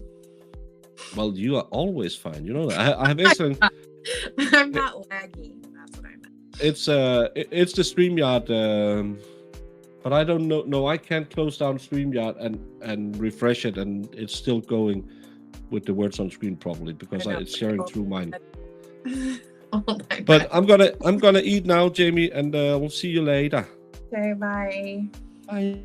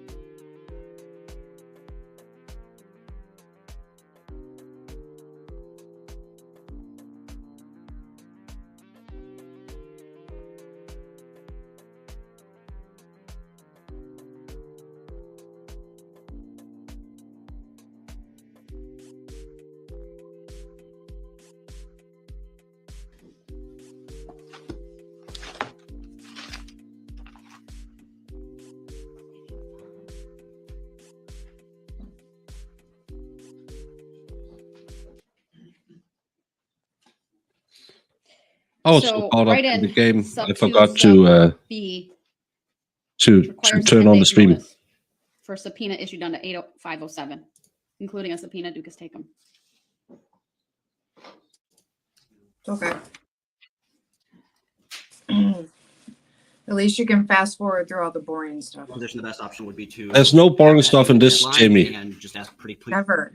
get it to us quicker. And if they do, excellent. If they can't, you know, we are where we're at on it. So.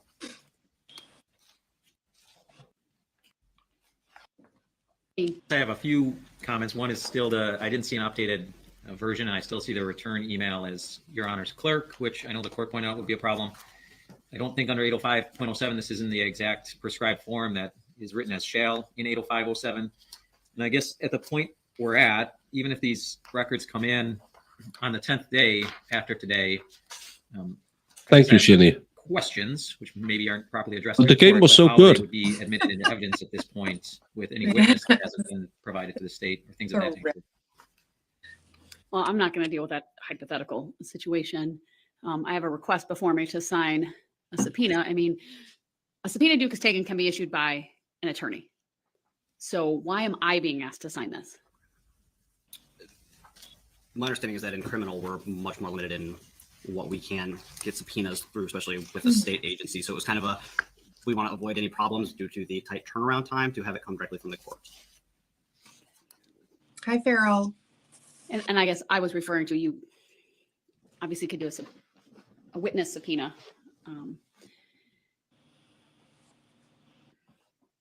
Well, as I indicated earlier, it's not going to be returned to an email address because that's not appropriate. I don't even know the size of it. You're asking for an entire set of certified records from January 1 of 2016 through October 3 of 2018. So yeah, see, you've limited it in time a bit, but it could be nothing. It could be voluminous, but in any event, it's not going to be returned to my email address or my clerk's email address. There is a 10-day limitation in the statutes. Coming through. Hey, Indigo. Dates. And again, as for the 10 days, it might be the case that they do not respond quick enough for it to be made, useful to us. But in the chance that they can respond quickly, we'll give them the full time they're due and hope for the best. I mean, I don't have an issue if you have the appropriate 10-day deadline. I don't have an issue if they're returnable to me at the courthouse.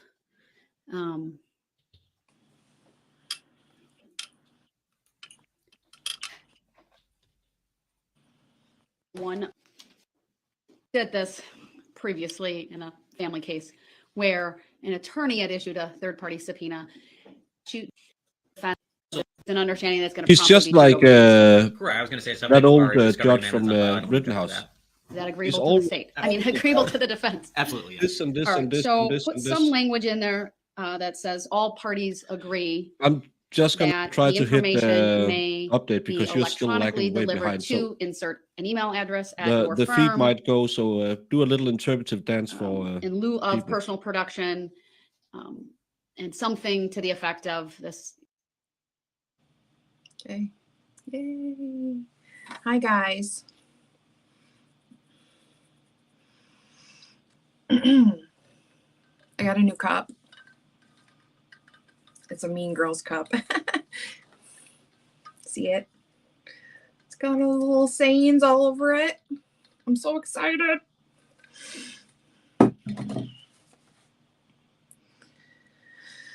Introduction to the additional language about the timing of when these things can be produced electronically in lieu of a personal appearance. Correct. Okay, great.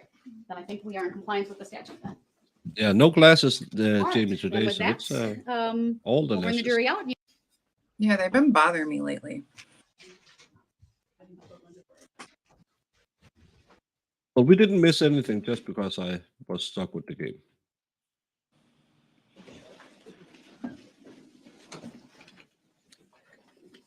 May call. It's next. All right. Good afternoon, sir. If you could please make your way to the witness stand. When you get there, please remain standing. Raise your right hand, and my clerk Teresa, who's on our left, will swear you in. You can fast forward through all this crap. I was watching it. Swear that the testimony you're about to give shall be the truth, the whole truth, and nothing but the truth, so help you God. I do. Does Thank you, all sir. the Please have a seat. stuff. First thing I will ask you to do is to state your first and last names for the record and spell each. Brian, Brian, Fredericks, Frederickks. Thank you. Go ahead, your witness. Thank you, Judge. Detective Fredericks, where do you work? For the Waukesha County Sheriff's Department, How long have you been there? 13 years. Okay. What is your current role with the Sheriff's Department? I'm a detective.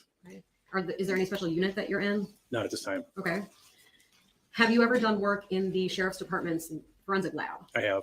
And what is that lab for? That's a computer and phone forensics lab where we would examine cell phones and computer devices. Oh, technical. I data. started in Just gonna skip through the what and go to the evidence. Yeah. Oh, And Detective, let me know when that's on the screen before you. It is up. And if we scroll to page 2 of Exhibit 169. Detective, is that a 2-page exhibit? It appears so, yes. What is it?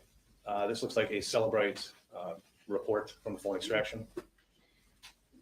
Looking specifically at page 2, can you tell what device was downloaded?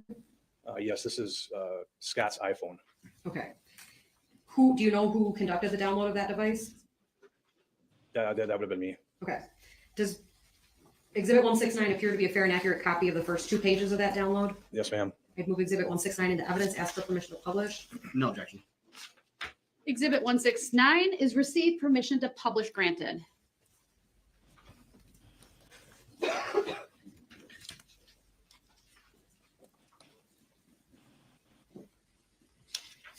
Okay, so, sorry, Detective, I'm just waiting to make sure that the jury has that image in their box. Again, this is Exhibit 169, is that right? That is correct. Is this the way that most extraction reports begin if they're created in your department? That's how they were when this report was created. Fair. If we go to page 2 and we zoom in on the top summary piece, does never this watched it. page tell you when you created the report? Yes, it does. If we could zoom in a little more up to the top of this page, please. It never gets old. It's great. Could be unpublished for a moment. Hey, Antron. This trial has been at a standstill for 1.5 days. It's been financial records that didn't really show anything other than they might have scammed the IRS. Yeah, nothing. We still don't know what anything has to do with the murder. But we'll hopefully find out, because now we will go into the Cellbrite, and I for one love Cellbrite, because that's a whole lot of data with a whole lot of nothing. Mm-hmm. Are we gonna get some like spicy text messages or something? I hope so. You should be good. Just something.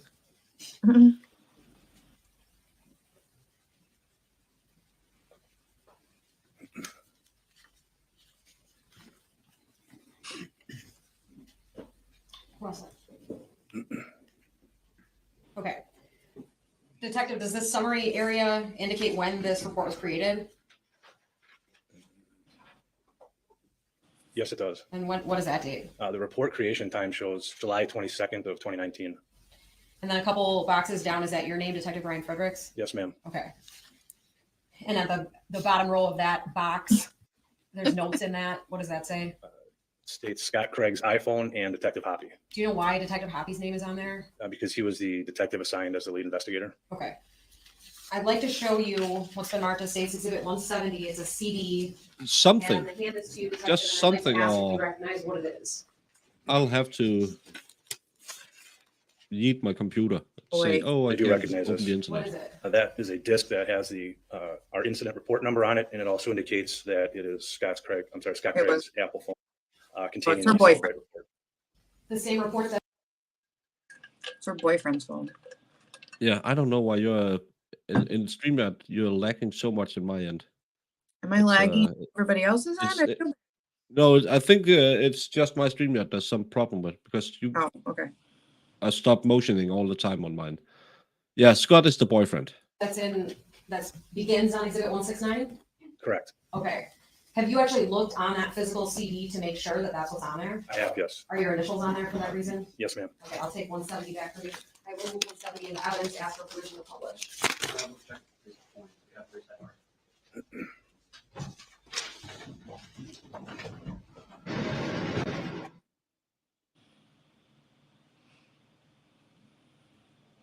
Did they go to sidebar again? Or?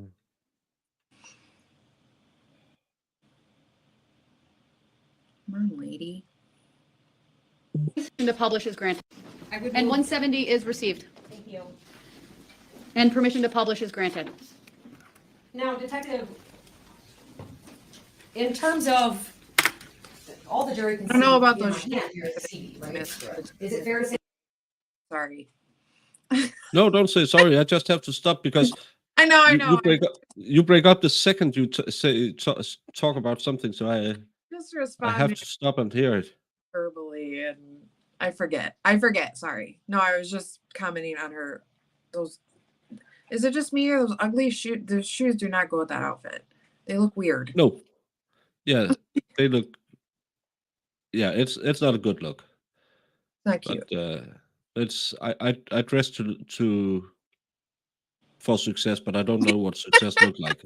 I mean, I like. that there's a lot of Anyways, files on here from the download you did? Yes, Is it only from the one phone that they're looking at described on exhibit 169? that's correct. So would it be fair to say that exhibit 169 and 170 go together? This is essentially the first piece of what's on here? That's correct. Okay, so I'm gonna just paper put these together and set them up here. Now, if you could explain to the jury generally the process that you used to download this phone, and we can take the publish down.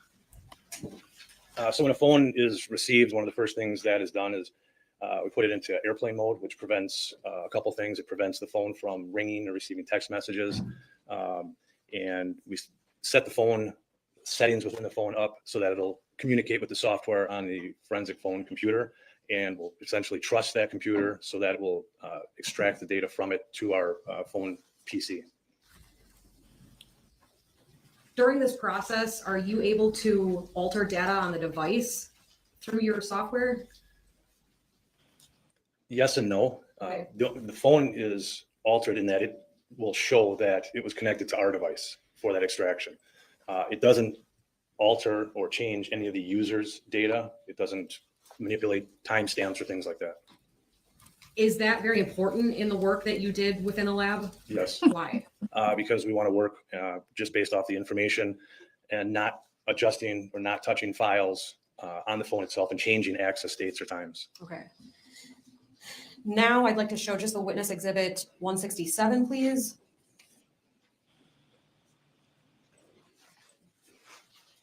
And detective, let me know when that's up in front of you. I have it. Okay. Is that also a 2-page exhibit? It is. And going to page 2, does the second page show, give you some information about what exhibit 167 is? It does, yes. And do you recognize these 2 pages in exhibit 167? Yes, ma'am. What is it? This would be another Celebrite extraction report. Do you know whose phone this was for? I do. The case name has our incident report number with an underscore, and then it says Jesse's LG K540. Okay. Well, Does this look like a fair and accurate copy of the first 2 accident if pages anything did report you change. You know that, generated for this MG. Yes, it They don't does. do it on I move exhibit purpose. 167 into evidence, ask for permission to publish. No objection. 167 is received. Permission to publish granted. And if we can flip back up to page 1, please.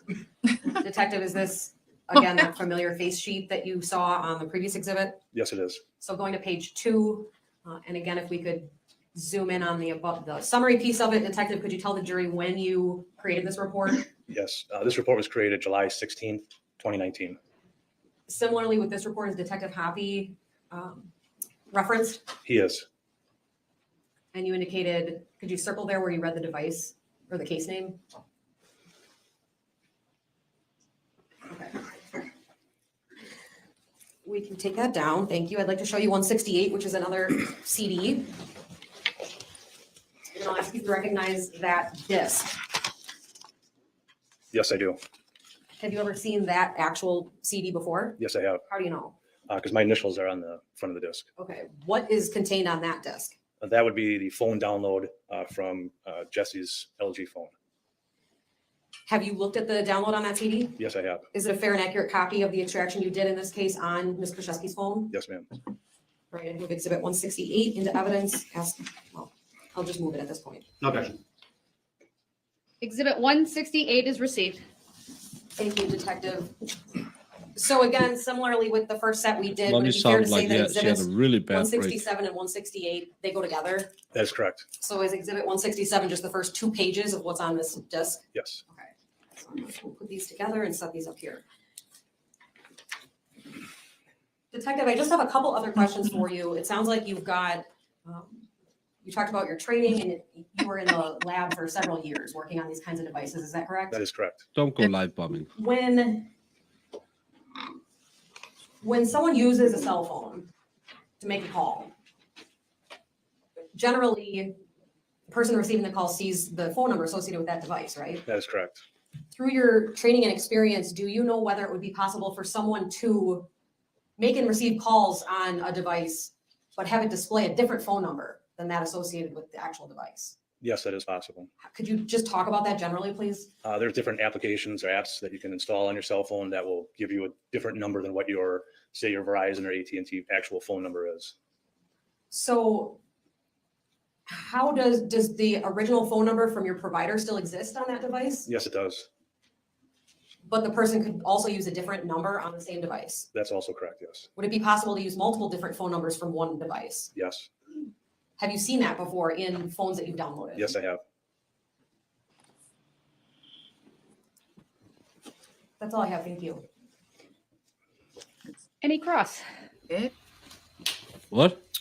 And they only had 3 more witnesses. What the Right, F thank you. are we gonna Detective, you may waste step 3 around. more weeks on? Or is it just 3 more witnesses today? I thought they meant all together. All right, you may call your next witness. Thank you, Judge. State would call Detective Schrader. Good afternoon, sir. If you would please make your way to the witness stand, which is all the way to the front, up one riser. When you get there, please remain standing. Raise your right hand, and my clerk, Teresa, who's on our left, will swear you in. Well, do they have like the guy that pulls the data and then the guy that reads the data? Yes, ma'am. Thank you. Could Please be. have a seat. First thing I will ask you to do is to state your first and last names for the record and spell each. Come on. First name David, David. Last name Schrader, Schroeeer. Thank you. Go ahead, your witness. Thank you, Judge. Detective Schrader, where do you work? I'm employed as a detective with the Waukesha County Sheriff's Office. What are your current duties with the Sheriff's Department? I'm assigned to our computer forensics lab. My primary Dixie, do you want to responsibility come there on and is run to the show? Then identify, I can go to sleep. acquire, process, analyze, and report on electronically stored data. That would be to collect digital data from cell phones, hard drives, computers, and then analyze that data. Along with that, I am assigned to analyze historical cell site location information. Okay. Okay, yeah. Update for people who, like me, took a day off yesterday. Yesterday was spent at looking at bank statements to try and indicate that she stole money and made. I believe they tried to infer that she made the loans in Lynn's name. Hmm.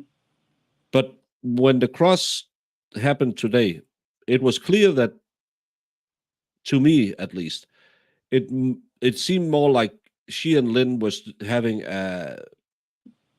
they were making IRS scams and welfare scams together, because she obtained a loan which she deposited in Lynn's account, no, in Jesse's account. Then 12,000 was withdrawn from that account, and 9,900 was deposited into Lynn's account, because there's this 10,000 rule that below 10,000 you don't have to report it to the IRS where the money is from. It's in Denmark we call it money laundering rules, but I don't know what you call it in the US. But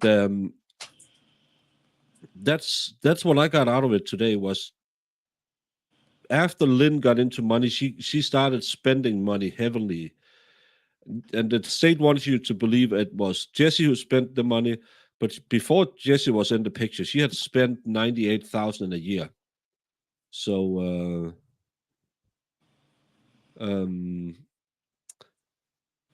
what I saw today was just they worked together on scamming the IRS and social securities. That's the what I have gotten out of all of this the last 2 days. Yeah. Yeah, that's about it. Dave is he was out having pulling his boat out of the water this morning. I think he was on with Nicholas for a bit. I think he has caught as well. He's a busy man right now. So he's around sometimes. Well, then Wheelhammer could come on. He can borrow my StreamYard and I could go sleep. Come entertain us. Did you ever work with Detective Fredericks in the lab at the county? I did not. I actually took his position when he left our lab. Okay, so when did you start in the lab? I was promoted December of 2019. It would have been within a couple months of that. Okay, so when you started with the sheriff's department, how long ago was that? I was hired as a deputy in December of 2014 and then promoted in December of 2019. He's up with the chickens and he goes to bed When with you you. got promoted, did you have the opportunity to he sleeps attend some less than specialized me. training to work in the lab? Yes, ma'am. And could you just give the jury a little bit of background about what kind of training that was? For the historical cell site location information, that training, I've attended cellular record analysis training through the National White Collar Crime Center.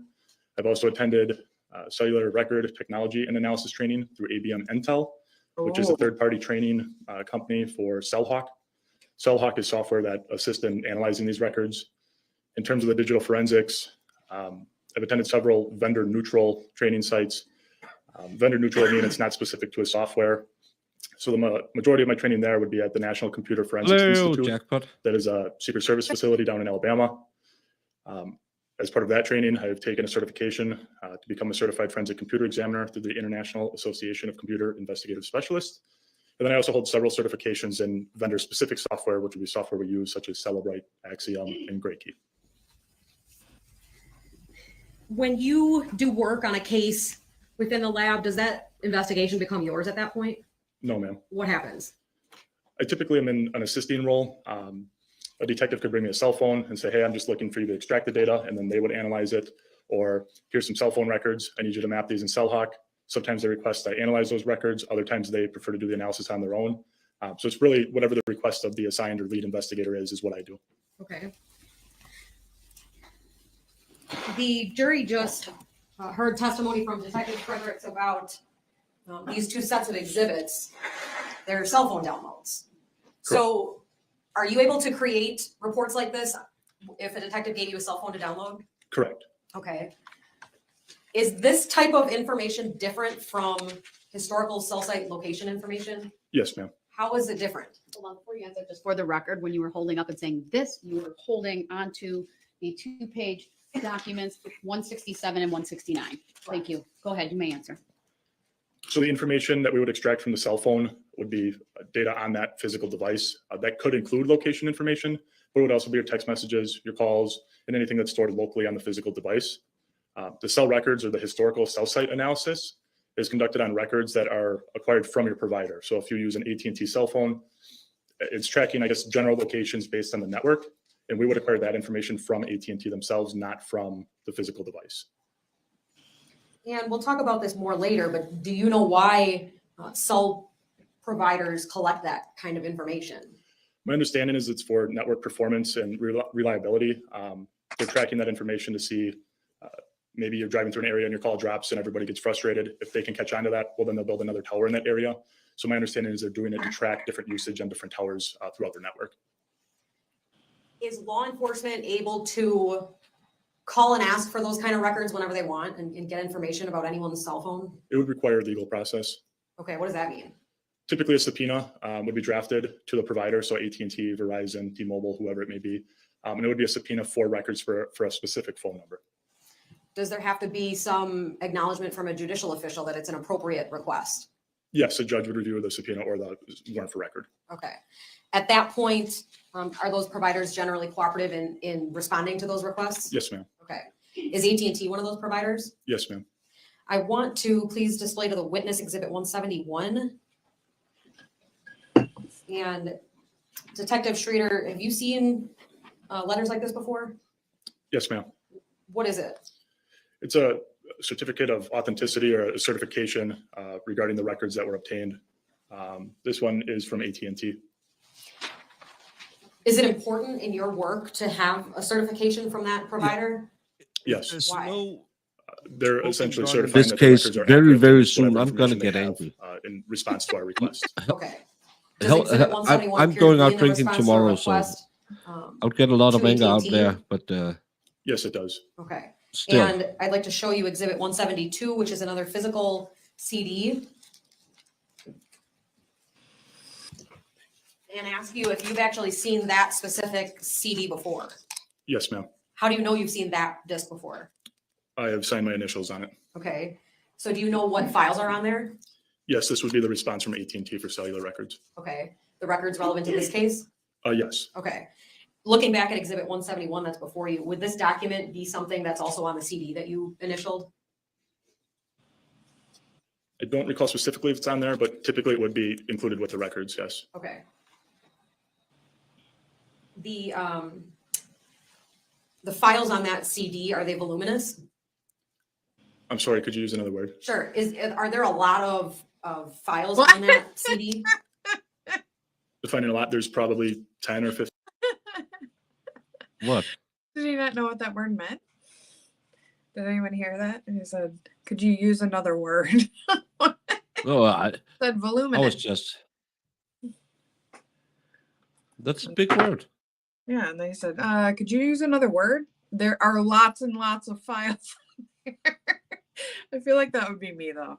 I'd be like, What is it that word- I always say? Talk to the stupidest person in the room, and the smartest one will understand you as well.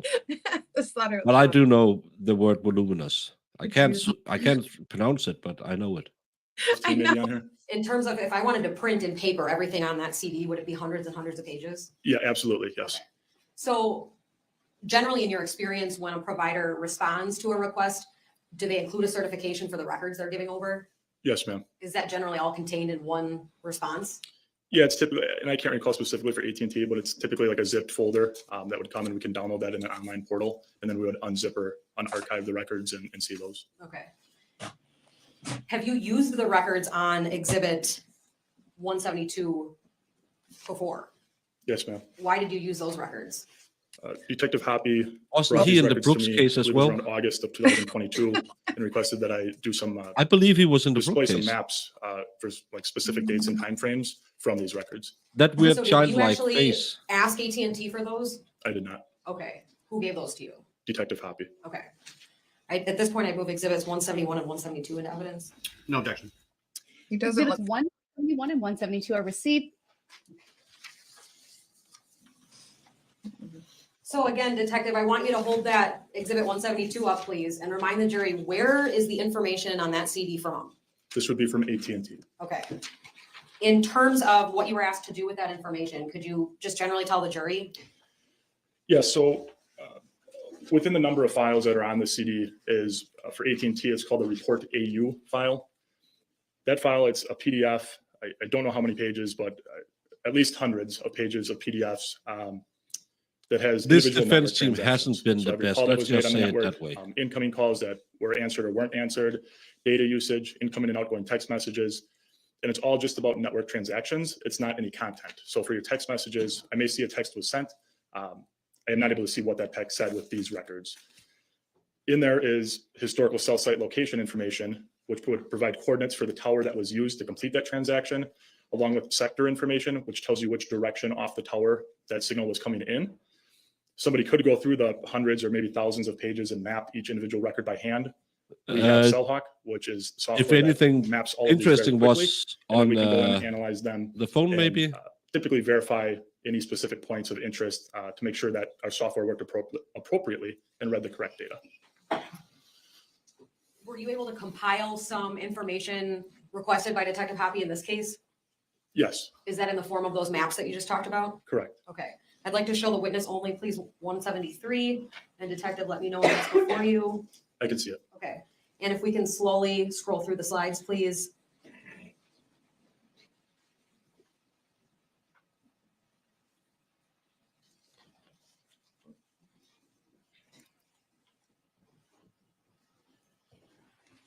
Detective, do you recognize Exhibit 173? Yes, I do. What is it? It is a PowerPoint presentation that I created. The first several slides are basic information regarding cell towers, similar to how I just explained.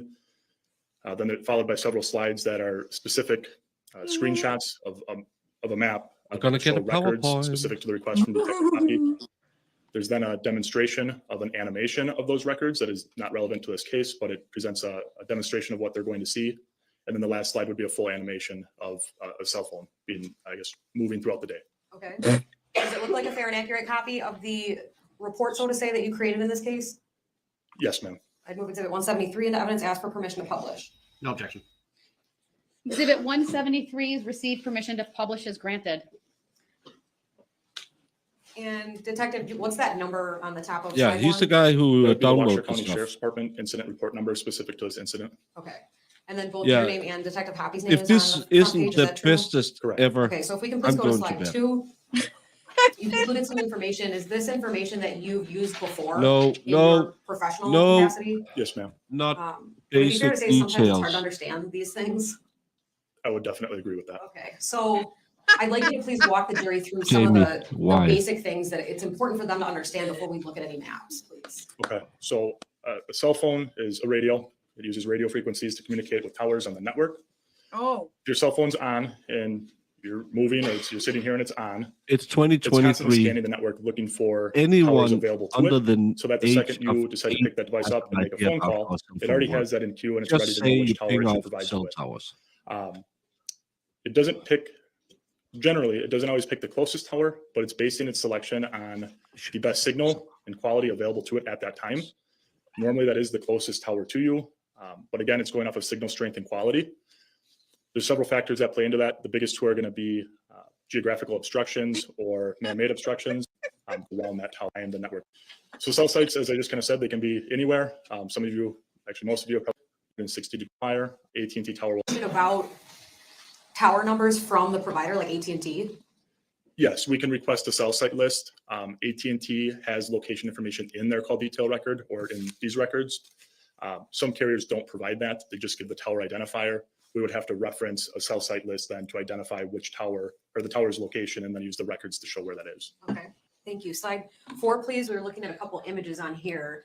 What's the one on the left? So the one on the left is, I guess, a tower in full. You can see the equipment Oh. structure at the bottom. I'm so Full of, happy. I guess, cell phone tower equipment. I'm not an engineer for these towers, but there's equipment in there helping run the tower. The picture on the right shows I the like that sectors that I was talking about. This That is the specific most tower important. has 4 antennas on Everyone each side. Those 4 antennas were, I noticed guess, the the gray area. equipment is- the structure gray arrow is is on the- pointing to. That would be one Everyone sector. remember So the those 4 equipment antennas are all structure. one sector. And then you can kind of see with the triangle there that there's 3 sectors. Each of those would cover The approximately equipment 120 structure degrees. will be Okay, the thank you. smoking Going to gun in this slide case. I 5. can tell you. What's the jury looking at here? So this is a screenshot from CellHawk. This is, I guess, what the records look like when we put them into the software. It's typically not going to have all 3 of those areas shaded, but if we had a record that indicated sector 1 was used, just that top right area would be shaded Well, with a 60-degree mark there, He likes to talk, indicating Justice that the cell Roller. tower or Yeah, the it cell could be. phone used, if north is up, we'll say it used the northeast third of that tower to complete that I'm transaction. so angry. And what kind of transaction would that be? Again, it could be a call, a text, it could be data usage, anything being tracked by the network. Okay. And the center point of that, those 3 lines then? That's the would- cell what would tower. be located in the very middle of I the know circle? this one. That would be the cell tower that we just saw on the last page or something. That would be the location of the tower itself. It wouldn't necessarily look like what we saw on the last page, but it could look like that. Okay. And again, is slide 5 something How nerdy specific do to you the have to be to Jessy make it? Kurczewski case? No, this is just demonstrative. Okay. Moving to slide 6, North please. is always up, yeah. What's the jury looking Learn at that in here? Boy Scouts. This is very important. The shaded area that I just talked about, that has nothing to do with the range of the tower. Oh my God, That it shaded area is by default a half mile. And CellHawk puts that arc in there, I guess, to make it easier on your eyes visually to see which direction the sector was facing. But again, that has absolutely nothing to do with the range or the radio frequency coming from that tower. And then it just kind of also shows that arrow coming out would be what's known as the azimuth. That would be the center point for the sector. So if the record indicates it's got an azimuth of 0 degrees, which would be due north, I guess can't. that sector would go straight up. but it would Why cover we're anywhere looking from, at. I thought I guess, we would just 300 get degrees this on the compass to Silbright 60 dump degrees, being that 120 degrees. she wrote Okay, her detective, I have a boyfriend about question. the So spiking if the I drinks put or An X inside the use the phone to red piece and buy outside the red Visine or piece, whatever. I don't know which what is we're doing white, and here. you can't really see it. I really Oh. don't know where we're going with this. Can call detail records tell you whether someone that makes a call is on inside the red piece versus outside the red piece? No, Nope. ma'am. Okay, is that kind of exactly what you were just talking about? Yeah. Correct. Again, the shading has nothing to do with where the device is located or the range of that And tower. I'm sorry. It's just to make it There's easier on your eyes 35 to see people which here. sample I was should be used. more happy Okay, that and you we all can't showed up, Clear that. but I just hate this. I'll be lime green if we need to do that again, so. moving Everyone. to, slide 7, please. Now, this is that data in the middle white boxes seems like a lot of numbers. What is that? The report AU file that I talked about on this disk, this would be a screenshot of that information. So I guess working We use briefly left to right Cellbrite in here, about 50% each individual line on their of item the number cases is a record. I Why? watch. I've never You get a been connection instructed date, in a this way connection because time, I can The understand connection time here in that entire. that. I don't need to understand this. What the hell is that? It's the date and time Got a of the bunch of call. beep boop bop boop numbers everywhere. What No, the it's the time set before call connected, duration of the transaction. That's the call. Calling number, the That's number called, unnecessary? international mobile equipment identifier. That's just a random number. Subscriber identity, call type, and cell site location. It's very, very important that Jamie, you couldn't use this evidence without understanding this. So you have to learn all of this. So, and there will be a quiz later. No, they can't. They can't prove jack with any of this. This is them just writing 101010455555. Look at it, guys. No, It's really fancy and really like mathematical, and nobody would know. Like I'm the smartest person right here. Nobody can read this. Let me tell you what happened. when we get this, we always get extracts of the Cellbrite, and they say, this is the time, this is the duration or when the call occurred, and it's from this number to this number. Oh, and this is the response from that number to this number. And this is the geolocation of the two phones. That's what we use it for. Or if pictures are taken, it stores the location as well. You don't need to know this. You just need to see a time and phone number ingoing and outgoing. Yeah. And if it connected. And maybe a geolocation. But no, let's waste 30 minutes so everyone can be a Cellbrite expert before we go home. Wolfram's comment. Jamie, why did we come back after? You forced me to come back. I wanted to go sleep. Your file is in UTC time. That is coordinated universal time or Greenwich Mean Time. We would have to offset Central Standard Time when we analyze these records. The seizure time would be how long, if I dial a phone number, that brief time that it takes to make the connection to the network would be your seizure time. The ET, which would be the elapsed time, is the duration of the transaction. The originating number is going to be the party that initiated the transaction on the network, or the phone number that initiated the transaction on the network. Down towards the bottom there, you'll see some records have 2 entries. Item number 4 there, the second entry is followed by an F, as in Frank, in parentheses.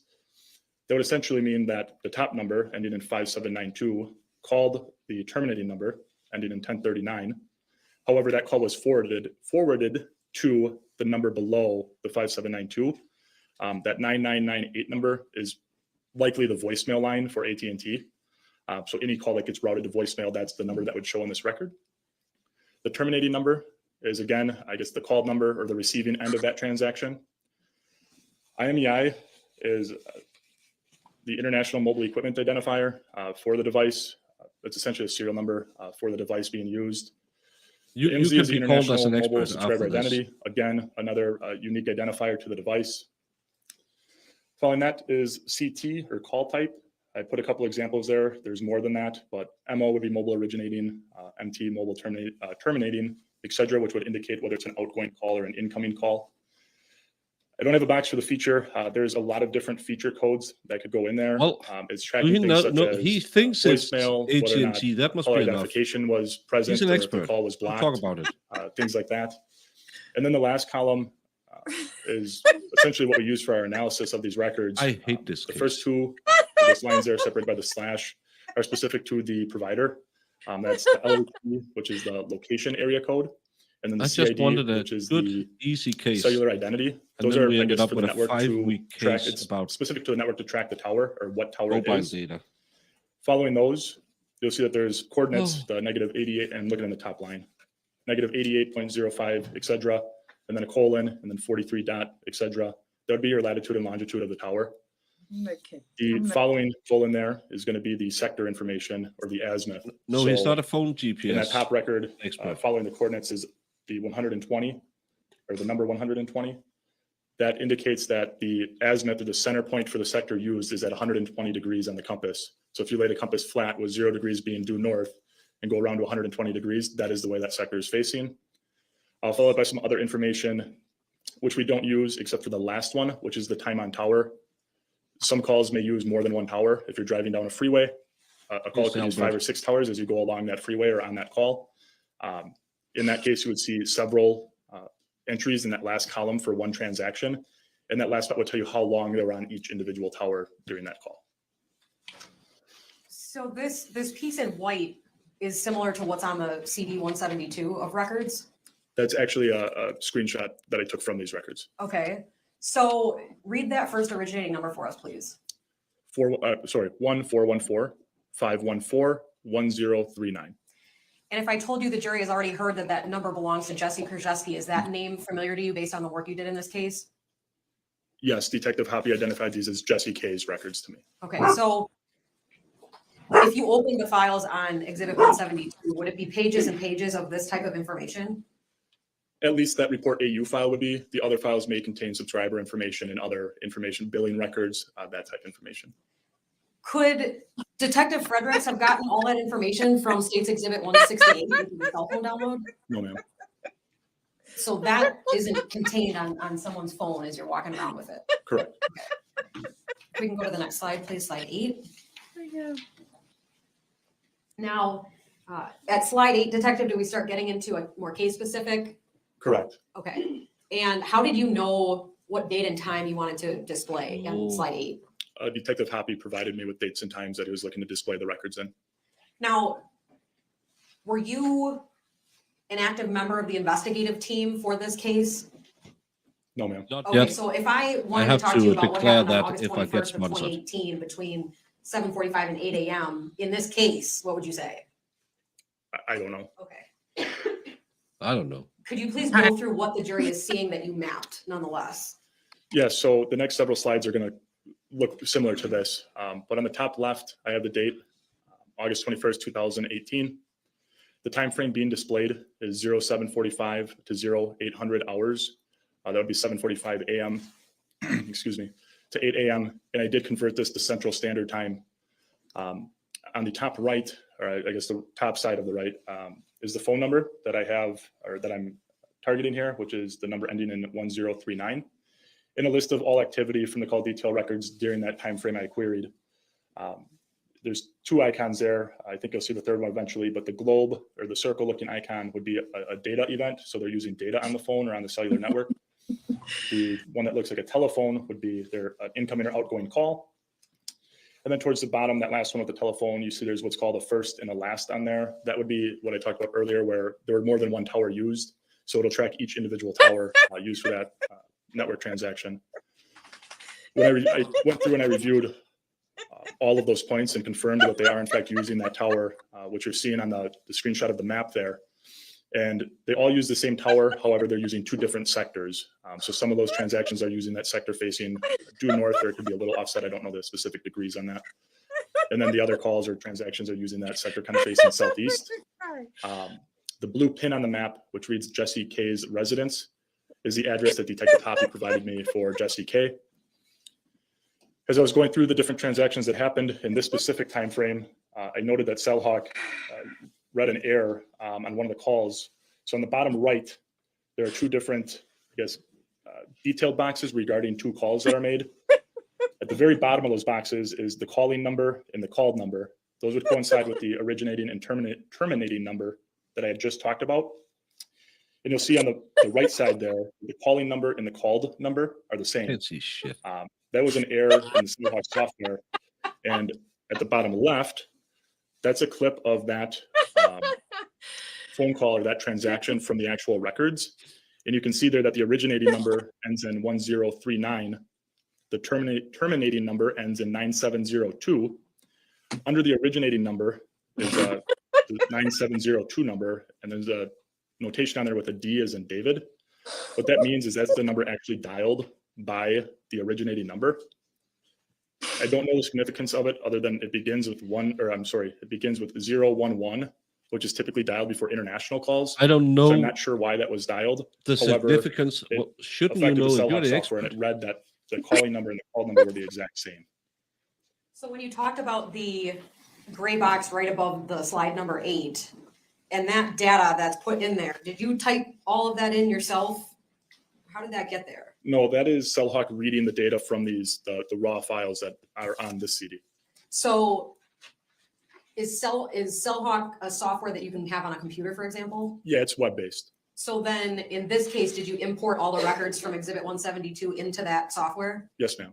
And so you're saying when it was reading that, it actually made an error that you caught? Correct. Okay. Moving to slide 9.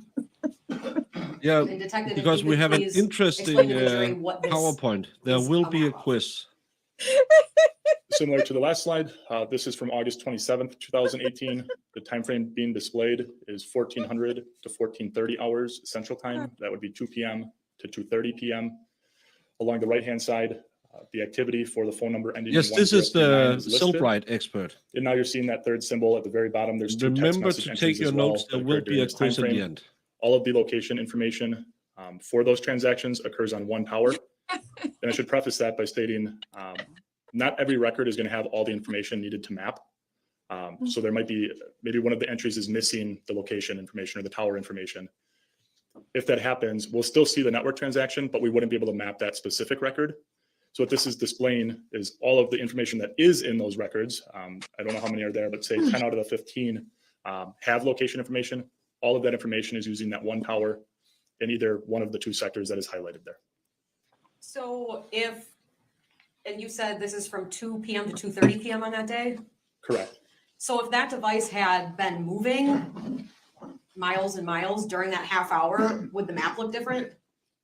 As long as there were network transactions being made, yes. How would it be different? You would see each individual tower highlighted and the sector information for those transactions that occurred on a different tower. Is that something that you see when you create maps pretty often? That movement? Food Fairy, we are having a PowerPoint about cell phone data. This whole time is what is killing me.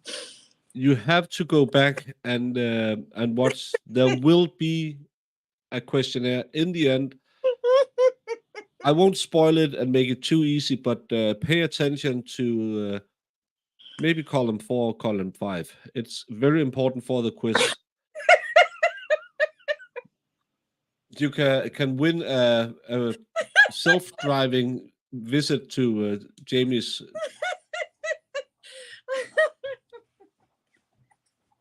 address. You can only park outside because she won't let you in. No. Yeah, this and remember, the most important part of this case is on slide number 2. Yes. Okay. Moving to slide 10, please. Now, Detective, again, if you could please explain to the jury what date and time this map is for. This is for September 2nd, 2018. The time frame being displayed is 2200 hours to 2300 hours Central Time. That would be 10 p.m. to 11 p.m. Down the right-hand side is going to be all the activity from the call detail records for the phone number ending in 1039. And here's where you're seeing that all of those records, some of which may not have location information, are using one of those 4 towers. So there's one in the top left. I know it kind of goes along that fence line there, but there's one in the top left. one, I'll say top middle, one on the right side towards the top, and then one on the bottom. And each of those towers is being used somewhere in these that list of activity during this time frame. The red, I guess, border you're seeing on there is what's called a geofence. If we're dealing with a much larger area, that basically draws a border that's not from the records. It's just a border around the towers that it's displaying, so you can kind of see your overall geographical area that you're dealing with. And generally, does slide 10 appear to be in the Wisconsin Dells area? Yes, in the general area, yes. Okay. And again, all of these maps that the jury is seeing are based on the phone records from Exhibit 172 that you have, the CD? Correct. Okay. Moving to, and again, if we asked Detective Hoppy why he asked you to map this date and time, he would know the answer, but you don't necessarily know that. I don't know at all why this is relevant. Okay. Moving to slide 11, please, Detective, if you could just give the jury an overview of what this is. The date is September 27th, 2018. The time frame being displayed is from 1358 hours to 1400 hours. Just a 2-minute window from that's 1:58 p.m. to 2 p.m. and that is Central Time. The phone number being displayed, or the activity there, is your phone number ending in 1039. On the map on the left, you can see that geofence a little better now, but that is showing that it's irrelevant to the records, but all of those network transactions used one of those 3 towers. And on the bottom left, you're seeing 2 different sectors were used. On the other ones, only 1 sector was used. I'm not sure the significance as to why there's call information there, but that would be the one call that is made during this time frame. Okay. And moving on to Oh my slide God. 12. Oh my God. Detective, what is in slide 12? This is going to be an animation. This is not related to this investigation at all, but I used it to preface what you're about to see. In CellHawk, we have the ability to animate the records. If a device is moving, this can be helpful to see a general route of travel or something like that. When we make these animations, we get to pick how fast we want to play it. So if I wanted to show something in real time, I could. In this case, I believe I show you close to 16 hours. Nobody wants to sit here for that long, so we could raise the display to say 1 second here, real time as we watch, would display 5 minutes of the records. In this case, on the very bottom right, and that bar is kind of covering on my screen, but the top line there, it says 1 second equals 15 seconds. So when this plays through, 1 second real time here in this courtroom, 15 seconds is passing and the records being displayed. And then the line below that is a fade, telling us how long we want the records to remain on the screen. If you're covering a long day or an extended amount of time, you want your records to fade because if they come back through the same route, it can kind of be hard to visually see. So we'll typically have the records show and then fade after 15 seconds or whatever that may be. What's the right side of slide 12 showing? Requests come through for different cases? Yes, ma'am. Is it pretty common that digital evidence is involved in crimes? Yes, ma'am. Okay. Can it sometimes be helpful to have information about a device, not only from the device itself, like in Exhibit 168, but also to be able to compare that to the provider's records? Yes, ma'am. Theoretically, would it be possible in comparing those 2 sources to tell whether something's been removed from a physical phone, deleted? Yes, you would be able to see that. How would you be able to see that, comparing those sources? I guess for an example, if I make a phone call on my cell phone, obviously I would see that in the call log on my cell phone, and then AT&T, my carrier, would retain that network transaction. If I went into my physical cell phone and deleted that call from my phone,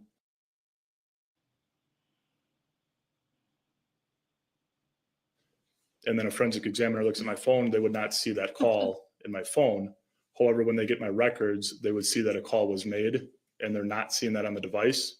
You could make an inference there that something was deleted. In the case of, say, a text message, I could see a text message was deleted by looking at the records, but I don't have the content of that message, and we might not ever be able to, determine what that content was. In terms of, would it be fair to say that technology is changing all the time? Absolutely. And what might be correct today wasn't necessarily true in like 2018? That could be, yes. Okay. So focusing more around the 2018, 2019 time, would it be possible for an examiner to get deleted information off of a device? Yes, ma'am. Are you going to get every single thing every time? No. Okay. Is there a way that the examiner can try to target certain deleted information while they're examining a phone? I'm not sure what you mean by that. Okay. When the examination is done, would it be fair to say it's pulling whatever is on the phone, and if it's not there, you're not gonna get it? Correct. Okay. Those are all the questions I have. Thank you. All right, go ahead, Cross. Detective, following up on that last question, fair to say that when you are trying to recover deleted information from a phone or hard drive, whether or not you're able to recover it generally will depend on whether that sector of the hard drive has Just been lucky that this rewritten guy with other data, is the lead Generally investigator speaking, today. yes, correct. or had been zeroed out intentionally. Correct. Also fair to say that text messages or other phone records that are contained within the physical hard drive of the phone. All of that to not show us anything? They showed you calls. Calls to who? Whom? To whom? Calls when? Maybe I zoned out. All I heard was wah, wah, wah, wah, wah, wah, wah. Wah, wah, wah. They'll probably bring in another expert. He will have a 10-page PowerPoint presentation. This is stupid. This is why your police station sucks. Because you have everybody to do the stupidest job. And this is why you have trials that take 10 years to take. Because you have to bring one person in to say, yeah, I called this guy and got this data. And then you got the other guy that makes the stupid PowerPoint. And then you got the other guy that reads the stupid PowerPoint. This is stupid. I just want to go to sleep. I just want to like punch everybody. Hey, Lexi, you came just at the right point. Yeah, Jamie is about to No, because I'm like, why is the defense talking already? What was that all about? He had this whole spiel about how he had this real time where we could see where everything went. Did we see it? Did I miss it? Was it so? Yeah, and what did it prove? What are we? I thought we were gonna see digital transactions or something, but no. But I know. I was gonna say like, oh, she was here when she was supposed to, when I thought they were gonna show that she was like with her when she died or something. Was she there when she died? I don't even know. But no, because if she was there when she was committing unaliving herself, then she probably would have stopped her, I would think. I don't know. But I was just waiting for something. Yeah, but do you have your test papers ready? Because how long is the IMEI number? Is the time GMT? And what was on the left side of the tower? The equipment. There is a self-paid trip to Jamie's driveway on the No. line. Don't give that. Well, you can park outside of Jamie's driveway and yell at her house. No. Stay away from me. Yeah, that would have been something. This isn't a multiple No, choice. but like this is what I'm talking about. Like put it all together because all you're doing is throwing a bunch of information at me and I don't understand when you talk for 10, like tell me that we have evidence that she was there when the unaliving was happening. And then she took all her money and then went to the casino right after that. And then here's her on camera purchasing 75 bottles of Visine. And look at all these text messages that she sent to her boyfriend saying, yeah, We're gonna be rich. We're gonna be rich. We need the text saying we're gonna be rich. I off this lady and I'm gonna get about $2,000. I'm rich. Like that's just because that's pretty much what they got from her. It was ridiculous. Yeah.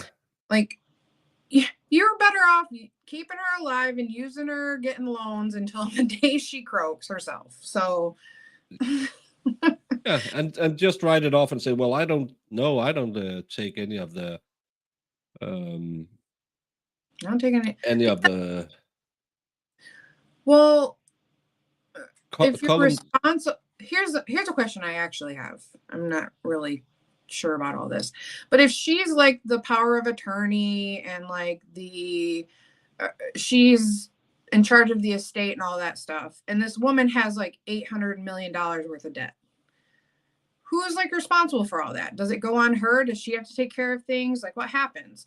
Or if she's in so much debt, it goes, doesn't the, like basically the state's going to have to pay for it all. So you're not really going to get anything, right? The state, but if the state goes into default, you can't do anything. Yeah. So then like you don't get money anyway. So it's like, it's such a stupid situation. Yeah. You're better off keeping her alive and milking her for all she's worth. Exactly. But again, the equipment shed on the left of the tower, I told you that would be the smoking gun. But I mean, like, I've gotten nothing out of this other than the fact that they think, I don't even know. Like, I don't get the story. I don't get where they're trying to say, like, her whereabouts were during all this time.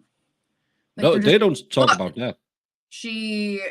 Lynn wrote her all these checks and she was getting all these loans. See? And then all of a sudden, Lynn ends up in a chair with powder all over her face. Cold as ice. You're as cold as ice. Yeah, I don't get it. I'm just here for the ride. I'm so tired. My brain stopped working in a couple of hours And ago. then So I'm just here. beep boop bop boop. Here's this little number, a bunch of numbers on a PowerPoint. This is how cell phones work, guys. Don't you know?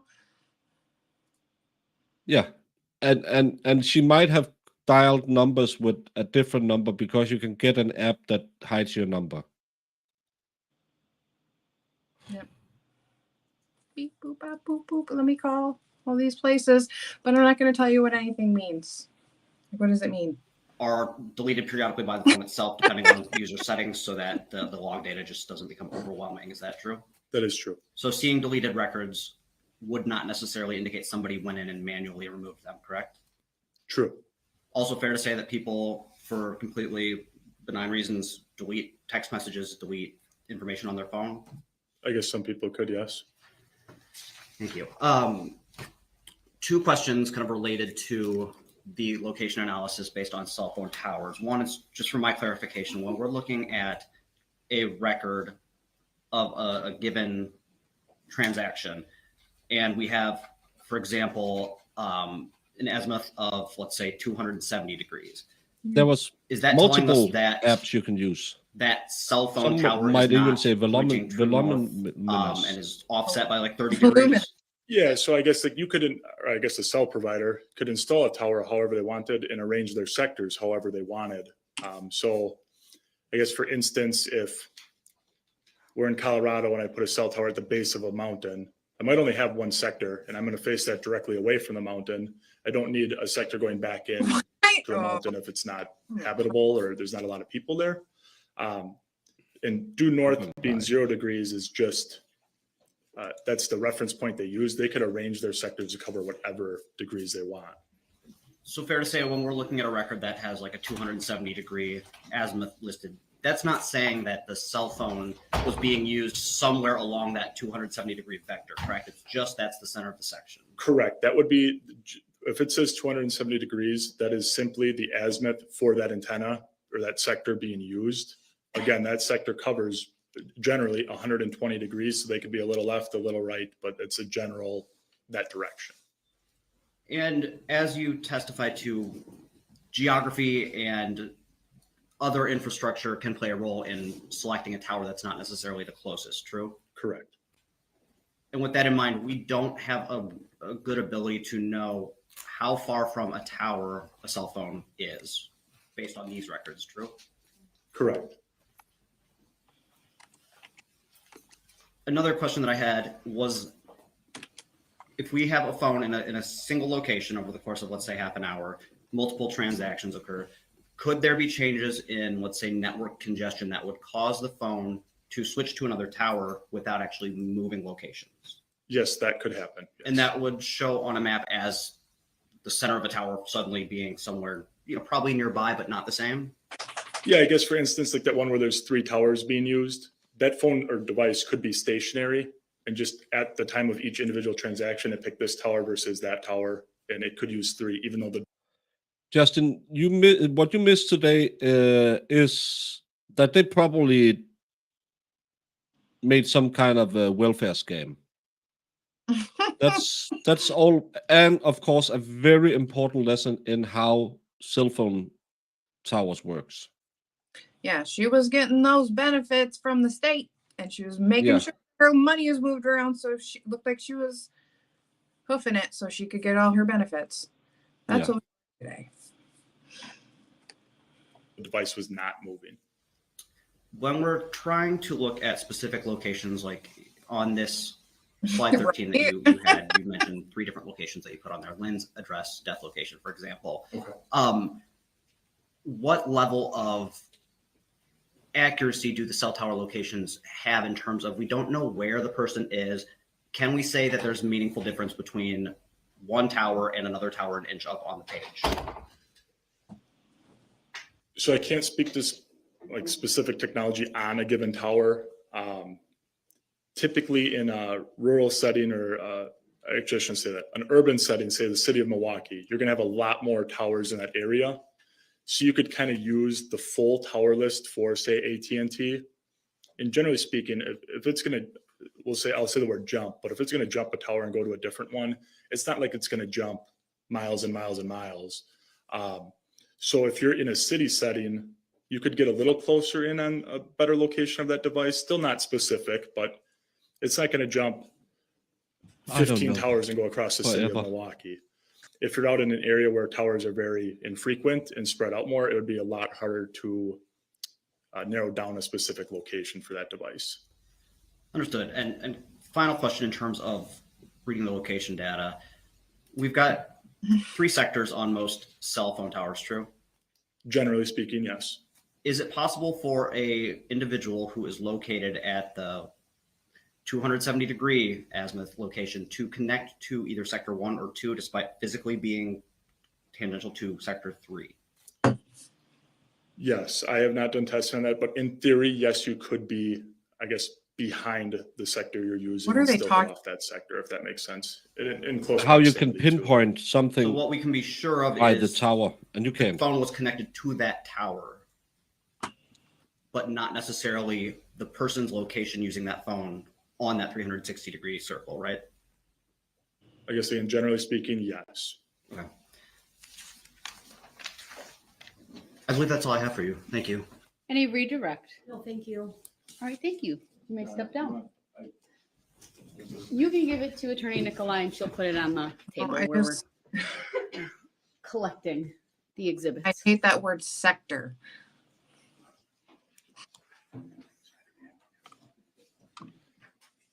It sounded stupid.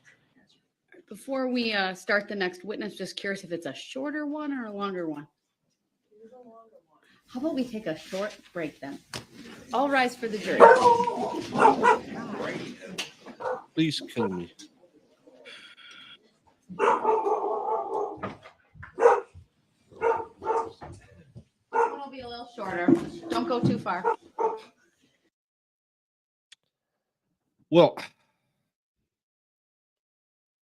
yeah, this was the first non-redirect, but what did we learn in school today, kids? We learned that a cell tower has 3 sectors.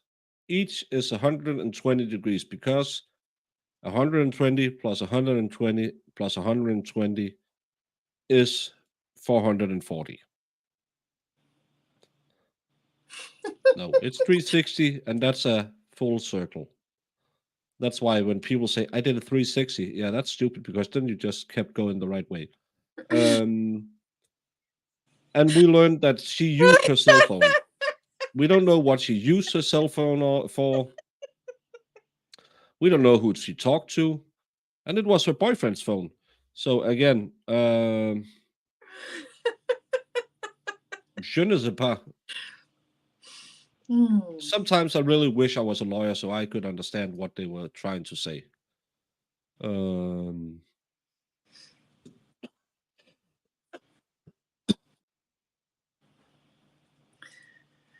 Baker looks defeated, guys. Does he not?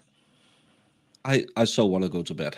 I feel like you're just slumping lower and lower, and that was making me laugh earlier. I'm gonna turn into Sean. Just gonna sit here. You're just gonna be smaller and smaller. Yeah. It's just a head, just your eyes.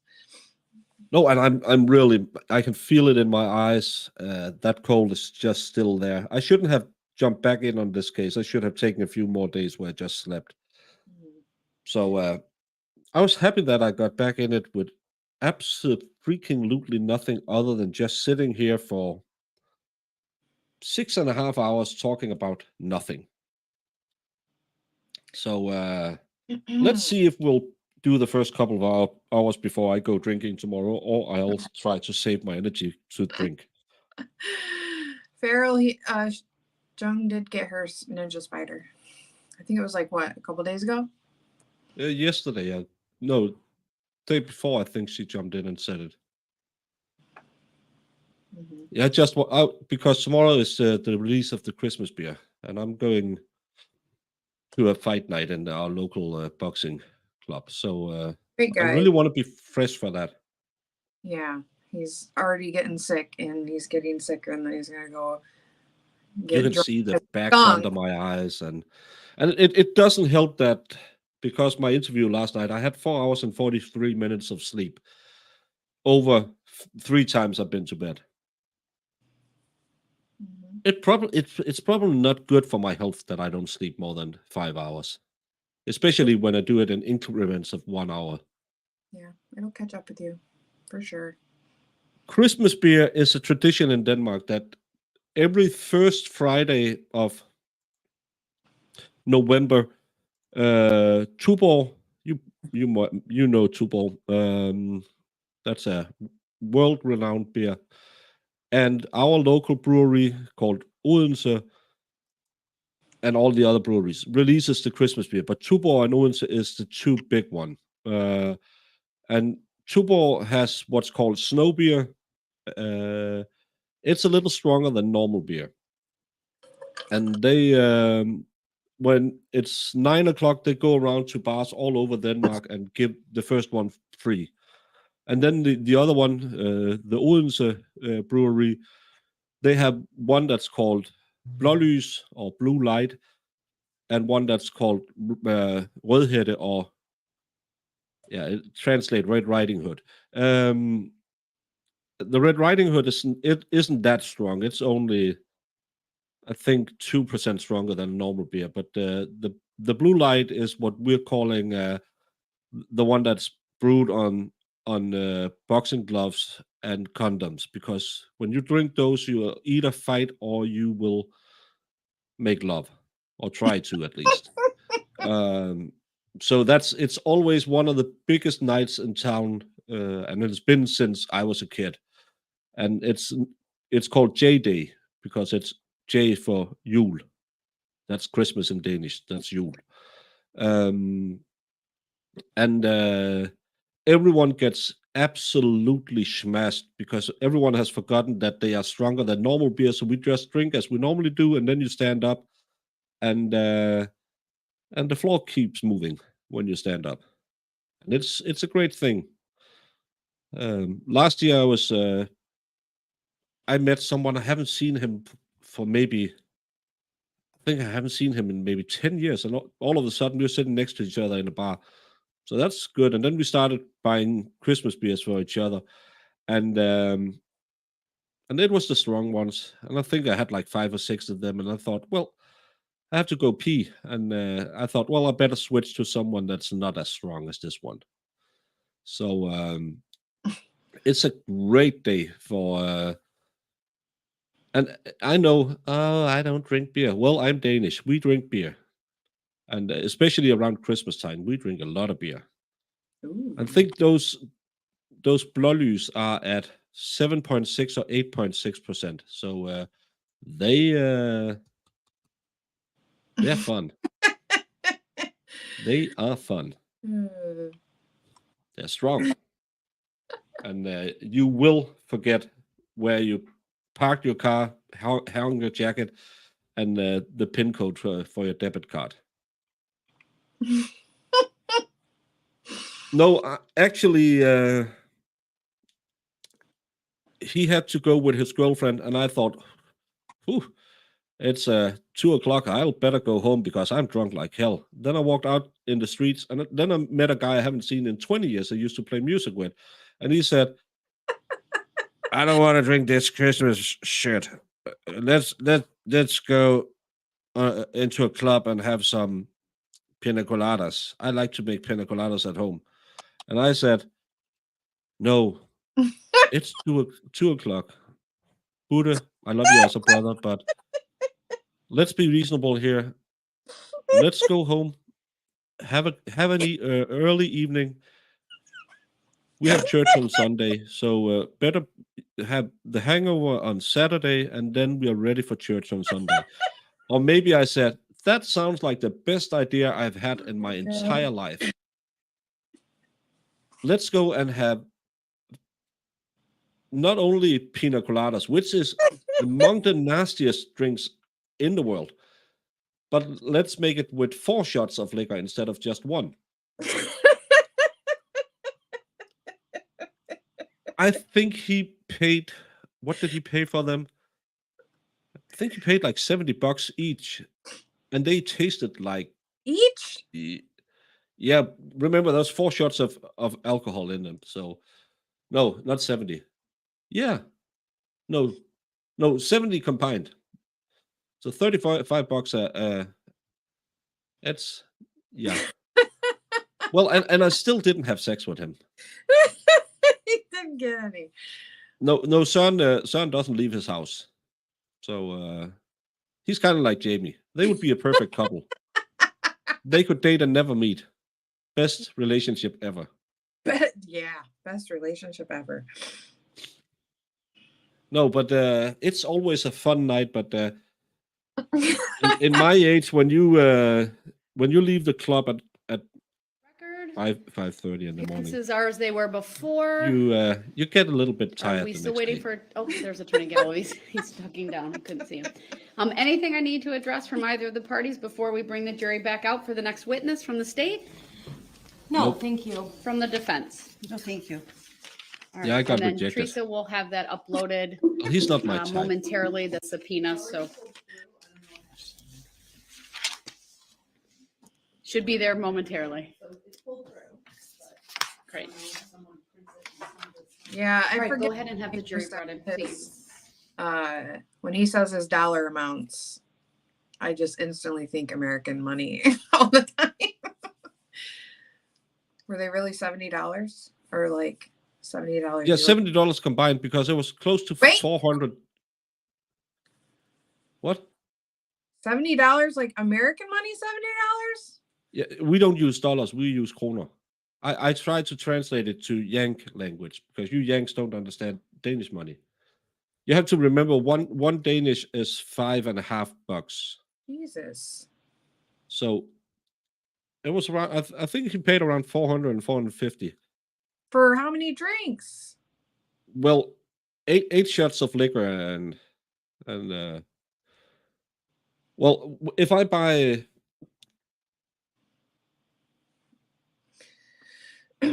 You know, I a don't know. a double shot of this will cost me $10 in a club. So Let me clarify. I guess I shouldn't even be appalled by anything because everywhere I go, it's like $2 drafts or like, you know, the 6 shots or whatever. So I don't pay a lot of money for drinking. If I want a draft beer at a standard club, I'll pay around $10 for that. Mhm. And But you can do the chick night and say, well, 10 shots for 100 Danish. That's 100 Danish. That's like $20 or something like that. There So we go. that's $2 a shot. That's my kind of deal. Yeah, that's the watered down shit. Yeah. That's what I drink when I'm out, at least. Because we always pregame before we go anywhere. We pregame as well. You can't go out drinking without pre-gaming. Yeah. So How else will you get to a case of beer? It's expensive if you have to drink that. mhm. But no, it's most. That's why I like to go to. I don't know what you would call them, but you would probably call them more like bars, but kind of the good old bars with live music and where you can smoke indoors and all that stuff. Because Mhm. you can get a beer in those places for like $3 or $4 for a bottle of beer. Yeah. But if you go into a nightclub, first of all, you have to pay to get into the nightclub, most of the clubs. And that's like, well, after one of our clubs shut down, they kind of, if you just pay to hang your jackets, that's okay. But you pay like $8 or $10 to have your jacket stored at the wardrobe. And then you pay like $10 for a shot and $8 for a beer. Yeah. Oh, today $1 is 7 Danish. So yeah. Well, I have the problem. I'm a guy. As my daughter told me when she had her white girl summer, when I said, "You're always drinking," and she said, I said, "Do you have money for that?" She said, "Dad, I'm a skinny blonde. How many drinks do you think I pay for?"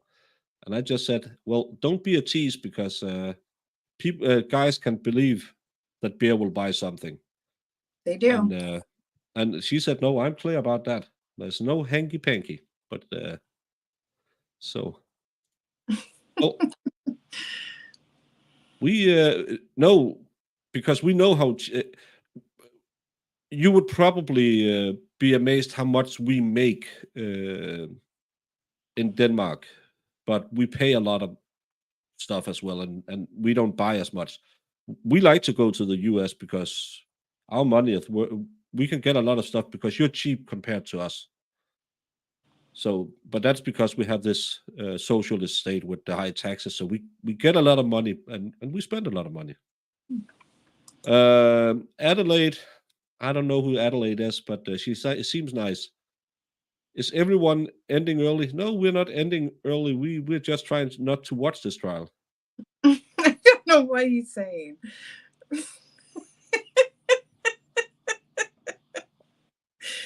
No, What that's Swedish. Swedish is about 1 to 10. We are 1 to 7.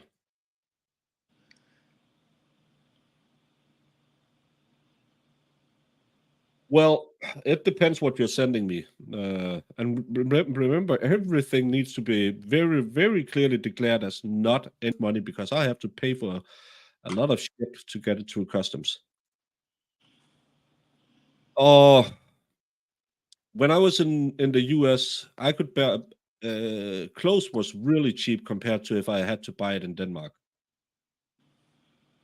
Cowtails. I don't know what cowtails are. We have to send him lots of cowtails. You know what's a cowtail? It's a candy. Yeah. It's the ones the expert was talking about with it's caramel and then cream on the inside. It's a little sticky. I'm not a fan of caramel. Well, you will So, be. yeah, I should do one of those. The baker eat crazy yank candy You should. and sit there and say, "Oh, it's so sweet." And that was not an Eastern accent. I'm gonna be calling it.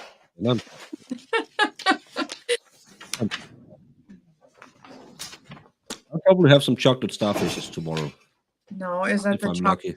hole candy that Farrell likes? The chocolate buttholes? I don't know if Farrell likes chocolate starfish.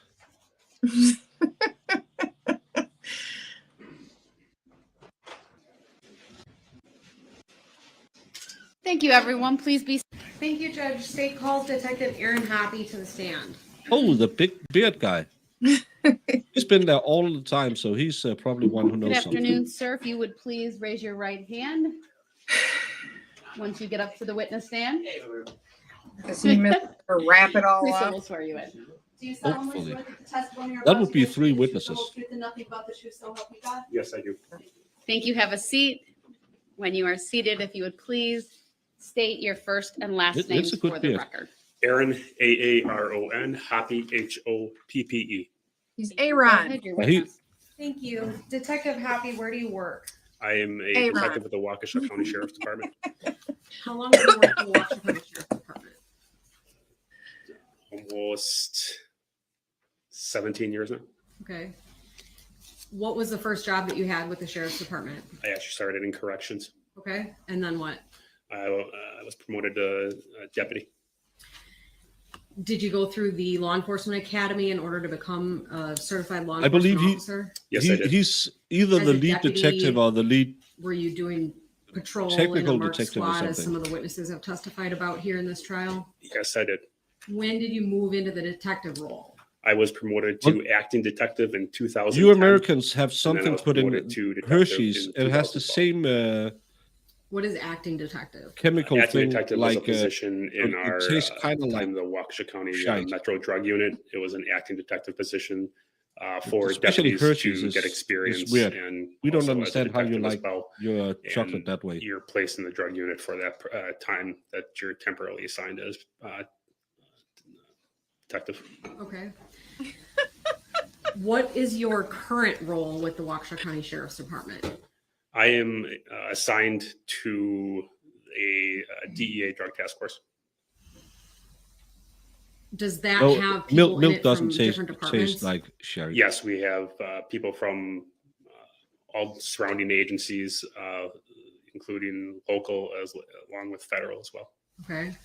How long have you been in that unit? This We'll just skip ahead because it's just 1 year.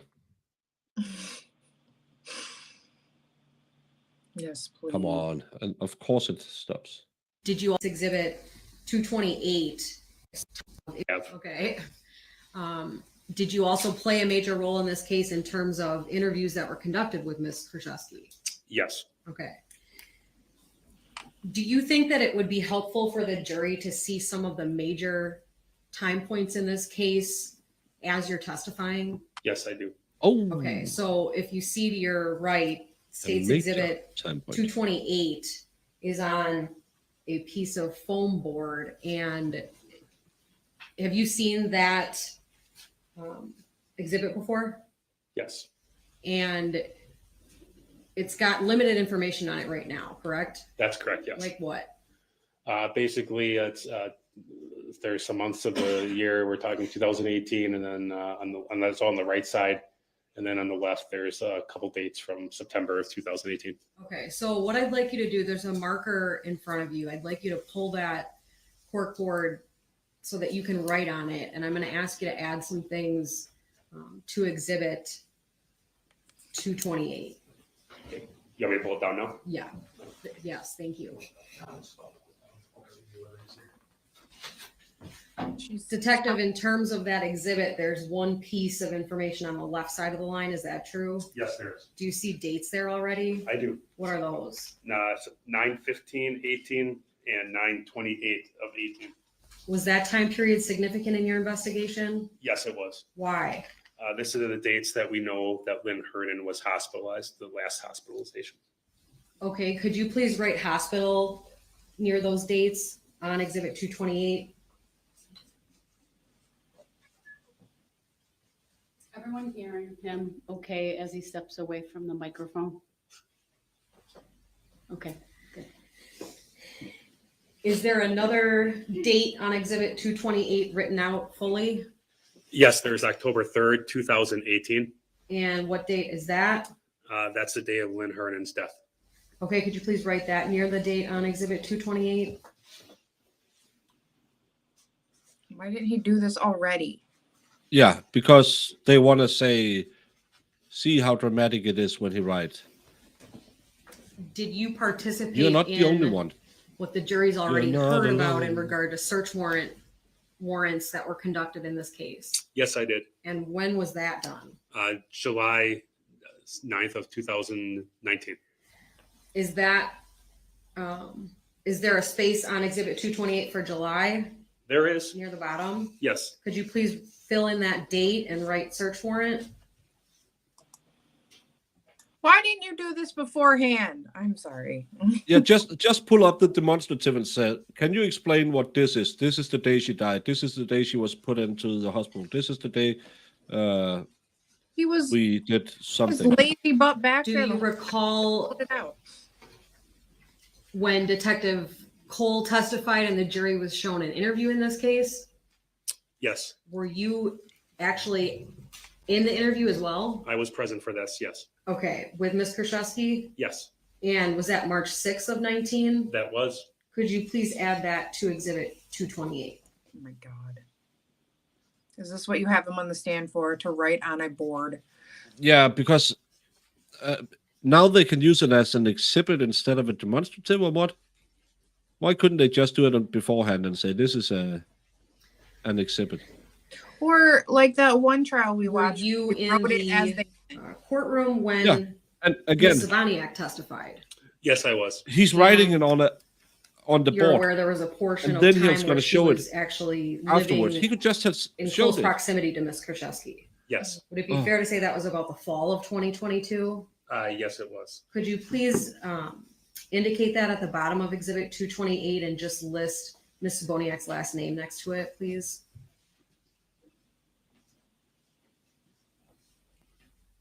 And I bet this is still not going to make any sense. And then in terms of a couple, you were in here when the probate case of Lynn Hernan's estate was testified about. Is that true? Yes, I was. And that was Mr. Paul Nowakowski, the register in probate? Correct. Okay. And you were here when there were multiple exhibits entered into evidence regarding that matter. Is that true? Yes. And in one of those exhibits, do you recall Exhibit 77 showing when that estate actually closed I for believe. Ms. Hernan's estate? I believe so. Yes. Okay. And was that date May 23rd of 19? Yes, that was. Could you please add that to Exhibit 228?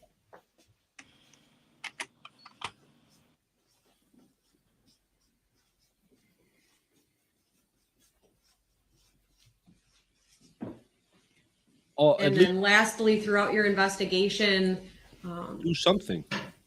and throughout sitting through this trial, have you seen and heard that there was a second or new will filed in that probate case? Yes, I did. And the jury saw that in Exhibit 83. Is that true? Yes, Had you actually seen that document yourself before this trial? I believe I had. Okay. Nonetheless, regarding that probate file, is it fair to say that that new will was filed November 4 of 2019? Yes. Could you please include that on Exhibit 228?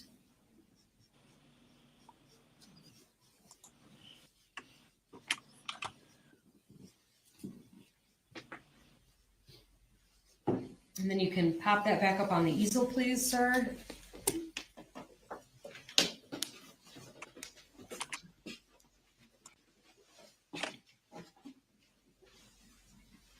Okay, so fair to say not all of the pieces are filled in, but you've entered the items that we just talked about, right? Yes, correct. Okay. And I mentioned a few times now that you've been in the courtroom throughout the trial so far, right? Yes, I was Have thinking you ever exactly sat the in a same courtroom thing. during a trial before with the state? I have. Why do you do that? Usually as the lead investigator on a more serious case, the investigator will sit with the district attorney's side and be there for the presentation of the case to assist with matters if there's any questions or anything else that we can be helpful in providing from the investigation. Okay. Now, I am going to leave Exhibit 228 while you testify. I'm not going to move it into evidence yet because it's not complete, but I would like to ask you a few questions, Detective Hoppy, about some things that Detective Plennis testified about yesterday. Were you here for that testimony? I was here for the majority. I did miss the first half of it. Okay. In terms of, were you here when the jury heard some phone calls that the defendant made in this case? Yes, And Detective Pleniff said that those came actually from the banks that were subpoenaed? correct. Okay. Specifically Exhibit 105 from Citibank. Were you here when that call was played? I believe so. When, throughout your investigation, have you been able to speak with Ms. Kurczewski? I have. Have you been able to listen to different recordings that she speaks in? Yes, Do you think that you can identify her voice at this point? yes, Okay. God. When Exhibit 105 was playing, did you also believe that was Ms. Kurczewski speaking? Yeah, 100%, yes. it's weird Okay. that some of the witnesses So sit in there. I can understand it if they're party to the in case, terms but of that, or call, a victim in the case, like the fake I'd like to son reference was. back to Exhibit, sorry.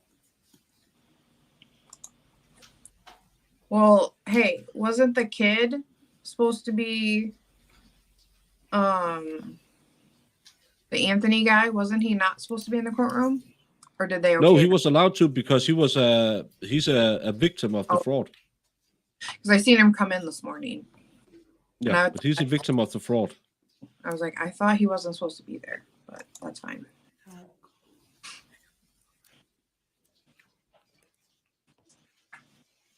I'm sorry, I'm just gonna need one moment.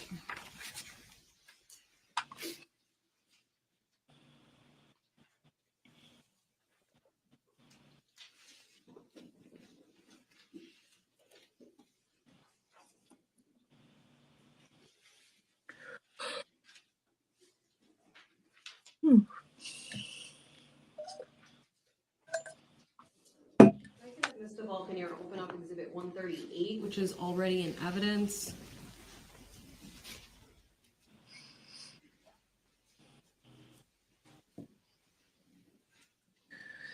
Yes, she is.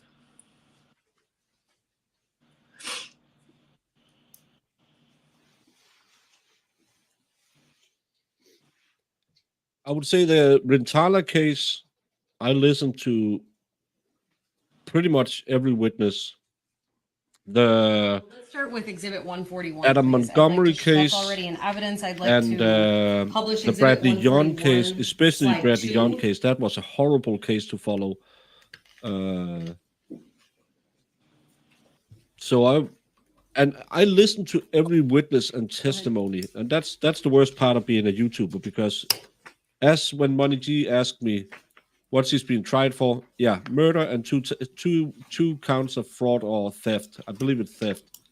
I have to And if know we it. briefly So go back to even slide though I'm 1, sitting here and hating every second of it, I try to store as Detective, much can you see in this is my Exhibit little earbuds 141? as possible. I can. and this was testified about yesterday. Detective Plennis indicated this was Lynn Hernan's Capital One credit card account. Yes, And if we go to slide 2, do you recall specifically the Well, information he's a direct that was victim in the displayed fraud. in this slide?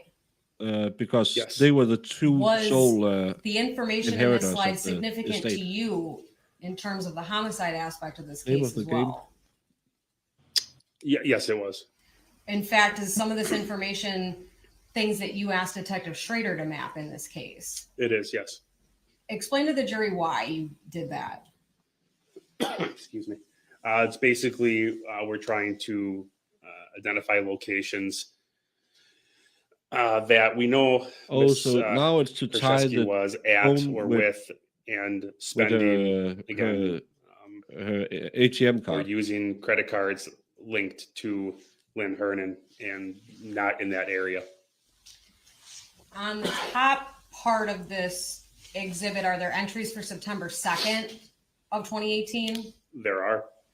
And again, this is a card belonging to Lynn Hernan, right? That's correct. And what locations are being used in the circled transactions? Monk's Bar and Grill in downtown Wisconsin Dells. I have a question. If anyone works in a bank, do the transaction, will it always be filed under the date where the transaction takes place? Because some transaction can be charged a few days later, but will it still go back and say, well, it was on September 1st that they were at the Castle Rock casino or whatever it is? Well, on this, Oh. I don't know because I know my bank account, it'll say the date it posts, but you have to go into the details and then it'll say when it was like the date it was charged. Yeah, yeah, all- because it can take, what is it, 2 to 4 days is Yeah. the normal amount of time. I was just wondering if you could, if, well, it's the defense who that has to ask the questions, but But I that's a don't like so it I might don't like this demonstrative where they put in the Cellbrite. I just want to tell you that Jessy and I are going to the something for the weekend in case you need to get a hold of me. It's just to show that she used her credit card when she was in the hospital, but still, Oh, I'm not sure I like that way. okay. What? She was Yeah, it should reflect she wasn't allowing her to do this. she has power of attorney, and she could have said, "Well, you used $6,000. It's okay, homie." Yeah. Like prove to me that she wasn't allowed to use her credit cards or her bank cards or anything. Yeah, I mean, she's like, "Hey BFF, it's on me. It's fine. We got this." yeah, and it should always reflect the date the money left the account, and that's why I'm saying, well, can they prove? And you have September 1, September 1, September 2, September 2, September 12th. I mean, they'll be able to see it. I mean, they could dig it out. But Yeah, you know, yeah, yeah. I know, but it's just, did they do that? But it's the defense job to ask them if it was the charge date or the payment date. Castle Rock, Sitco, Friendship, Wisconsin, I believe. Highway 12, Baraboo, Wisconsin. Another address, 750 Wisconsin Dells, Parkway Lake, Parkway Lake, Delton, Wisconsin. Okay. When you saw these transactions, and fast forwarding a little bit, were you able to analyze the phone downloads that Detective Fredericks talked about today? Yes. On the bottom half of Exhibit 141, Slide 2, it looks like there's a piece of a download. Is that true? That's correct. Did you look at that in this case? Yes, I did. Is that part of a longer discussion that's consistent with the spending in the Dells? Yes, it is. Who's involved in the discussion about the Dells? Scott Craig is sending a text message to, I believe it's going to be the mother of his child regarding a trip that he and Jessy were going to take. Is there actually a discussion that includes Ms. Kurczewski about the Dells? I believe there is later on. Okay, I'm going to show you State's Exhibit 200 and 201 in paper form.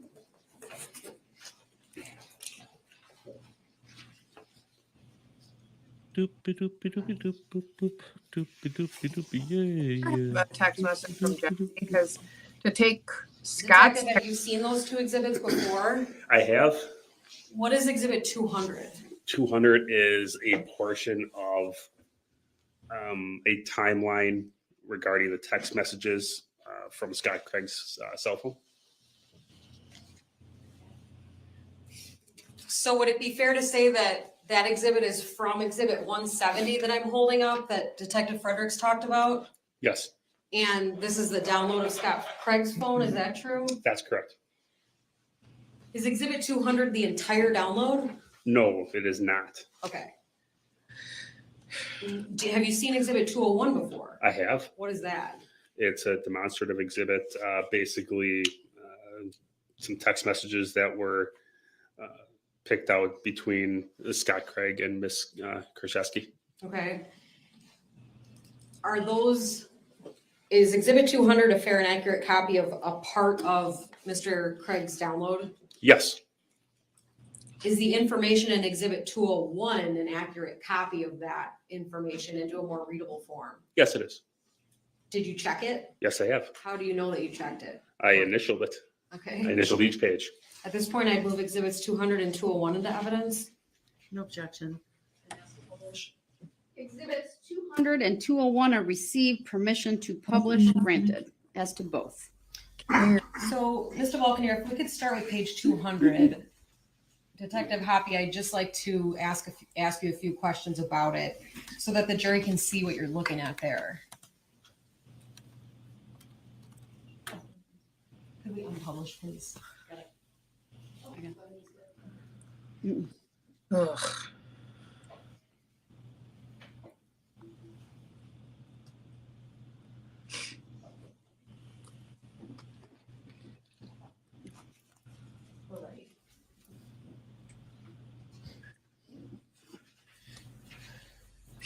And Detective, this is the 8 pages of Exhibit 200 that you have before you. Yes, it appears so. So when the jury is looking at this, what part of the phone download are they looking at? This is most likely going to be from the text messages portion.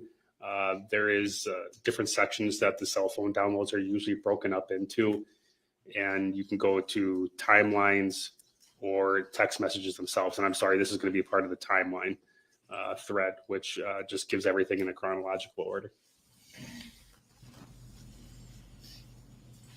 So in terms of these downloads, do you find the timeline feature to be helpful to you when you're reviewing a download?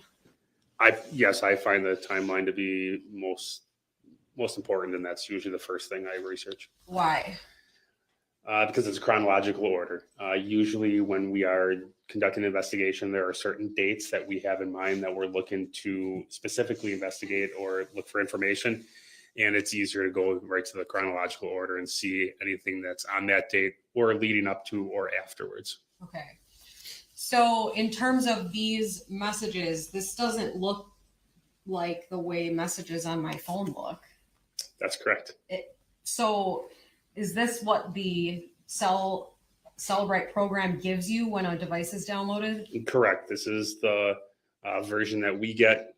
If I ask Detective Schrader to conduct a phone download for me and he completes the report, and this is one of the reports I would get back, and this is the format that it was placed in.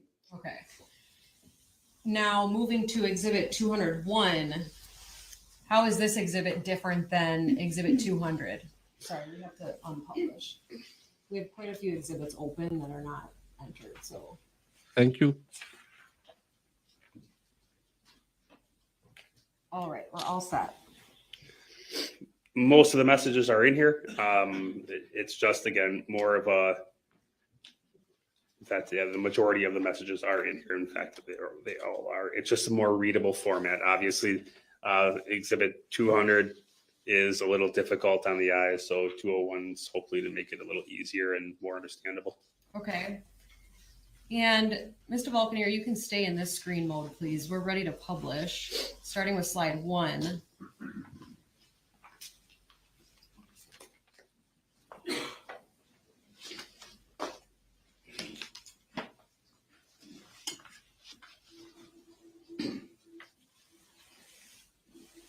We're all set to publish. Go ahead. Now, Detective, is this the same 201 that you have before you? It is, yes. And going down a slide, have you reviewed this piece of Exhibit 201? Yes, I have. Does it accurately depict phone numbers involved in this case? Yes, it does. Okay. Is it important for the It jury is to know as that Sent 2664 on that number? demonstrative. Yes, it is. Okay. In terms of the person that uses that number, is that important in this case? Yes. Okay. So if we can go down to slide 3, please. Now this looks more like messages might look on a phone, right? Correct. This is more, again, what you're more likely going to see. Okay. So would it be fair to say this is just an easier way to read a cell phone download? In this format, yes, it's much more easier than obviously it would be than looking at 200, Okay. exhibit 200. So, in terms of the pink boxes, what cell phone sent those messages? That's going to be the cell phone belonging to Miss Kurczewski And then in blue, who is that? from Mr. Craig. Okay.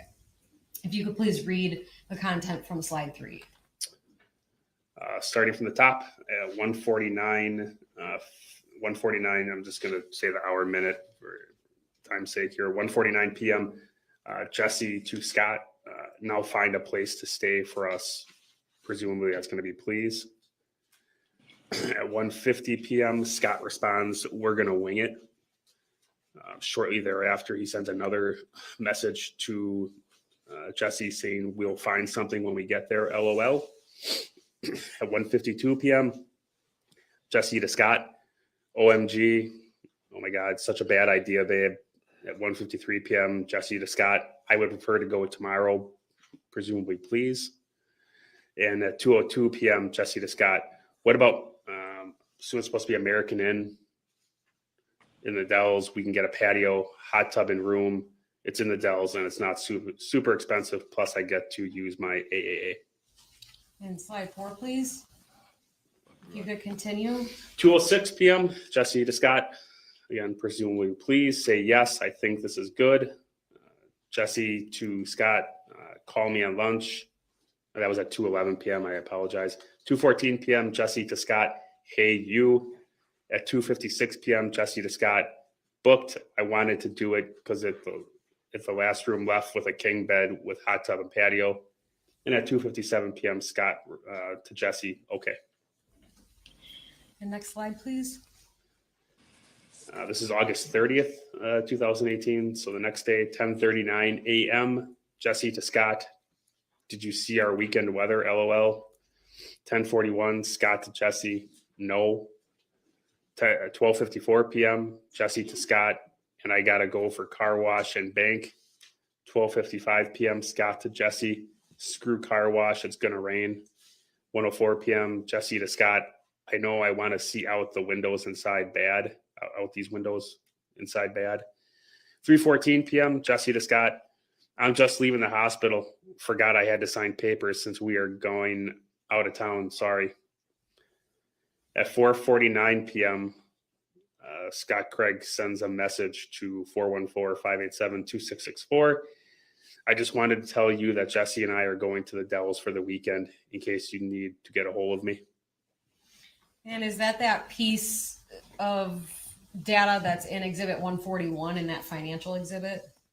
Yes. That message is? Yes. And you said it's important for the jury to know that orange person. Do you know who that is? It's not the same number that's in the exhibit on 201 on the front page, but that number is important. I believe that's a number for Jackie, if I recall correctly. Nonetheless, it's someone that received a message from Scott. Correct. On what day? August 30th, 2018. Okay, and finally on slide 6, is there some more communication there about between Scott and Jessy? Yes. So this is now September 3rd, 2018, 4:40 p.m. Jessy to Scott, hey, hun, I'm going to head back by you. Food now or not yet. 4:46 p.m. Scott to Jessy, spicy tuna roll, steak make roll, rainbow roll, sweetheart roll, transformer roll. 4:51 p.m. Jessy to Scott, nothing like spending $100 on a dinner after vacay. 4:51 p.m. Scott to Jessy, then don't shit. 4:52 p.m. Jessy to Scott, already did, not bitching, just saying LOL. So in terms of this content, does the time frame coincide with the expenditures shown to you in exhibit 141? Yes, it does. Is this time frame something that you asked Detective Schrader to map? Yes, I did. And if Well, you could please they could. unpublish But what would be the fun in and, this? Mr. Vulcan, you're open exhibit 173 and go to slide 10. This is the stupidest thing I've ever seen. Yeah. And while that's being done, Detective, do you also have a background in using CellHawk? I do. Okay, have you used that on your own for cases before? I have. Have you testified about Cellhawk before? I have. Okay. And we're all set to publish, Madam Clerk. Now, Detective, this is Exhibit 173, Slide 10 that the jury just heard about with Detective Schrader. Can you remind them or tell them why you asked for this to be mapped? This was important because Why?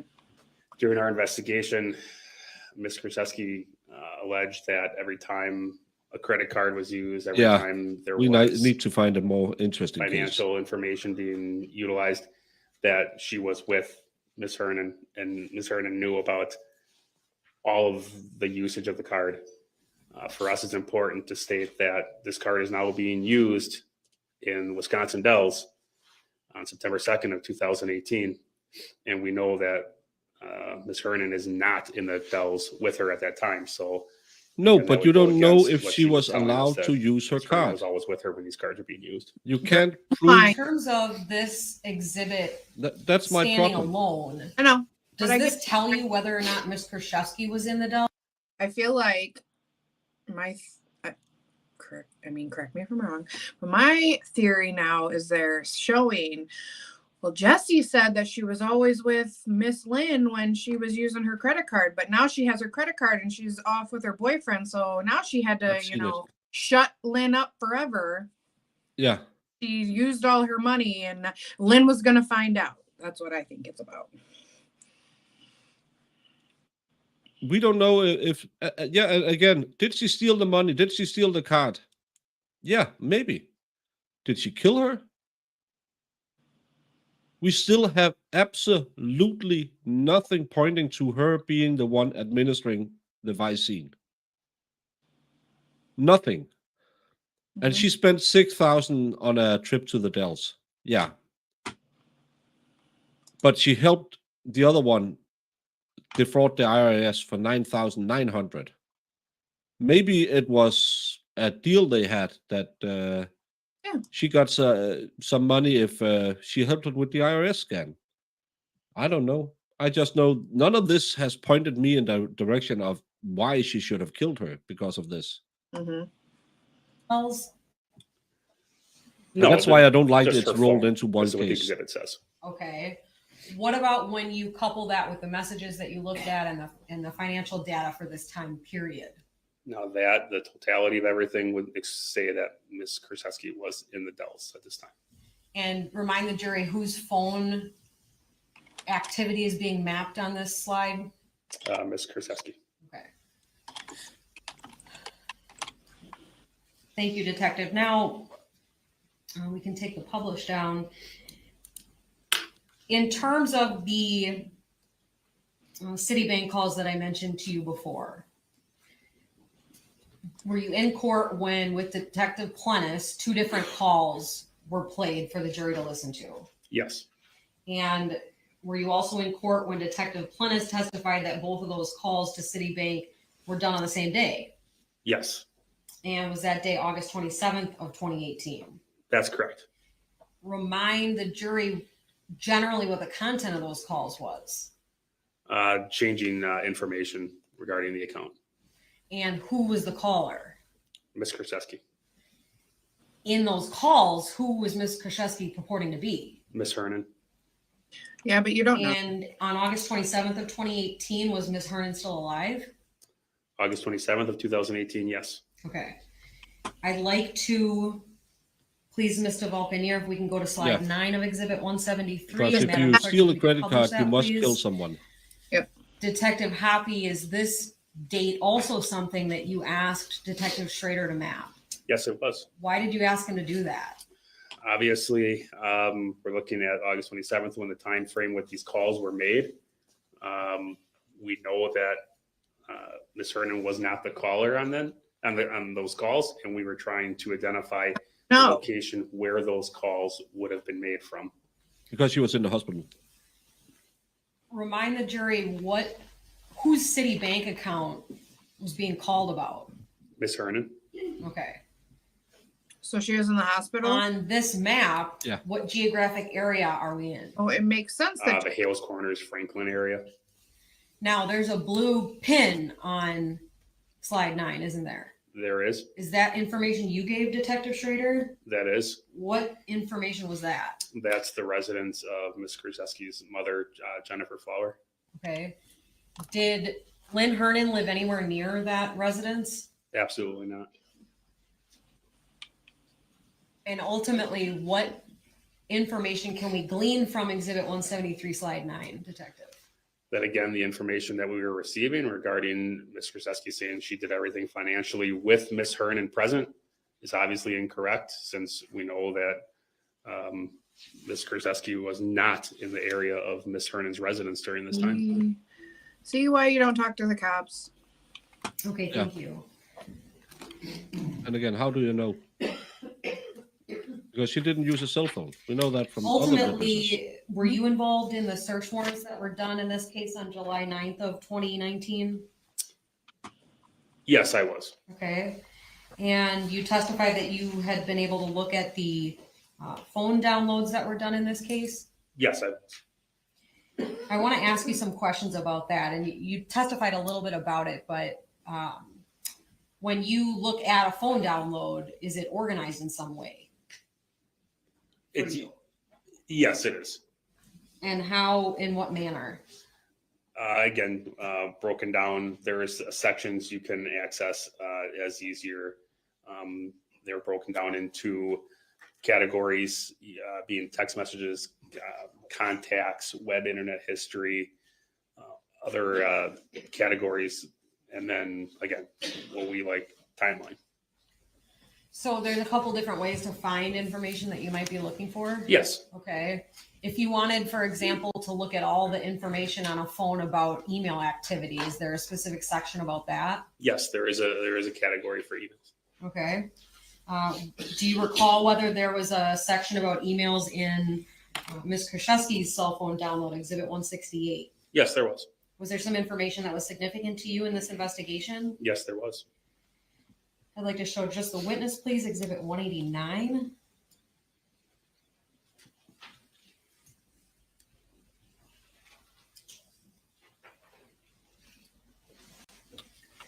And if we could scroll to the bottom of this page. Detective, do you see an exhibit number on this? I do. 189? Correct.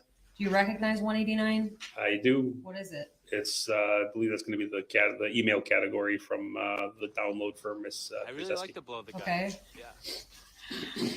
Let me go back a minute. When you look at a cell phone download, is one way to look at it When you're running on hard, PDF? you blow the guy. Yes. I Does really like to that blow the guy. have Yeah. page numbers on it? When as you're most running hard, PDF, you blow it the guy. automatically puts page numbers, correct? Correct. Are there also page numbers on the actual PDF document that Celebrate puts on? Yes. Okay. So is it fair to say that sometimes cell phone downloads are thousands and thousands of pages long? Yes. I mean, the reality is most people live on their cell phones. I mean, all our information's on there. So even the most limited user of a cell phone is probably going to have hundreds, if not thousands of pages. So the average user is going to have several thousand pages now. Okay. In terms of the exhibit before you, Exhibit 189, is that just one single page from that download? Right there. Correct. Yes. Okay.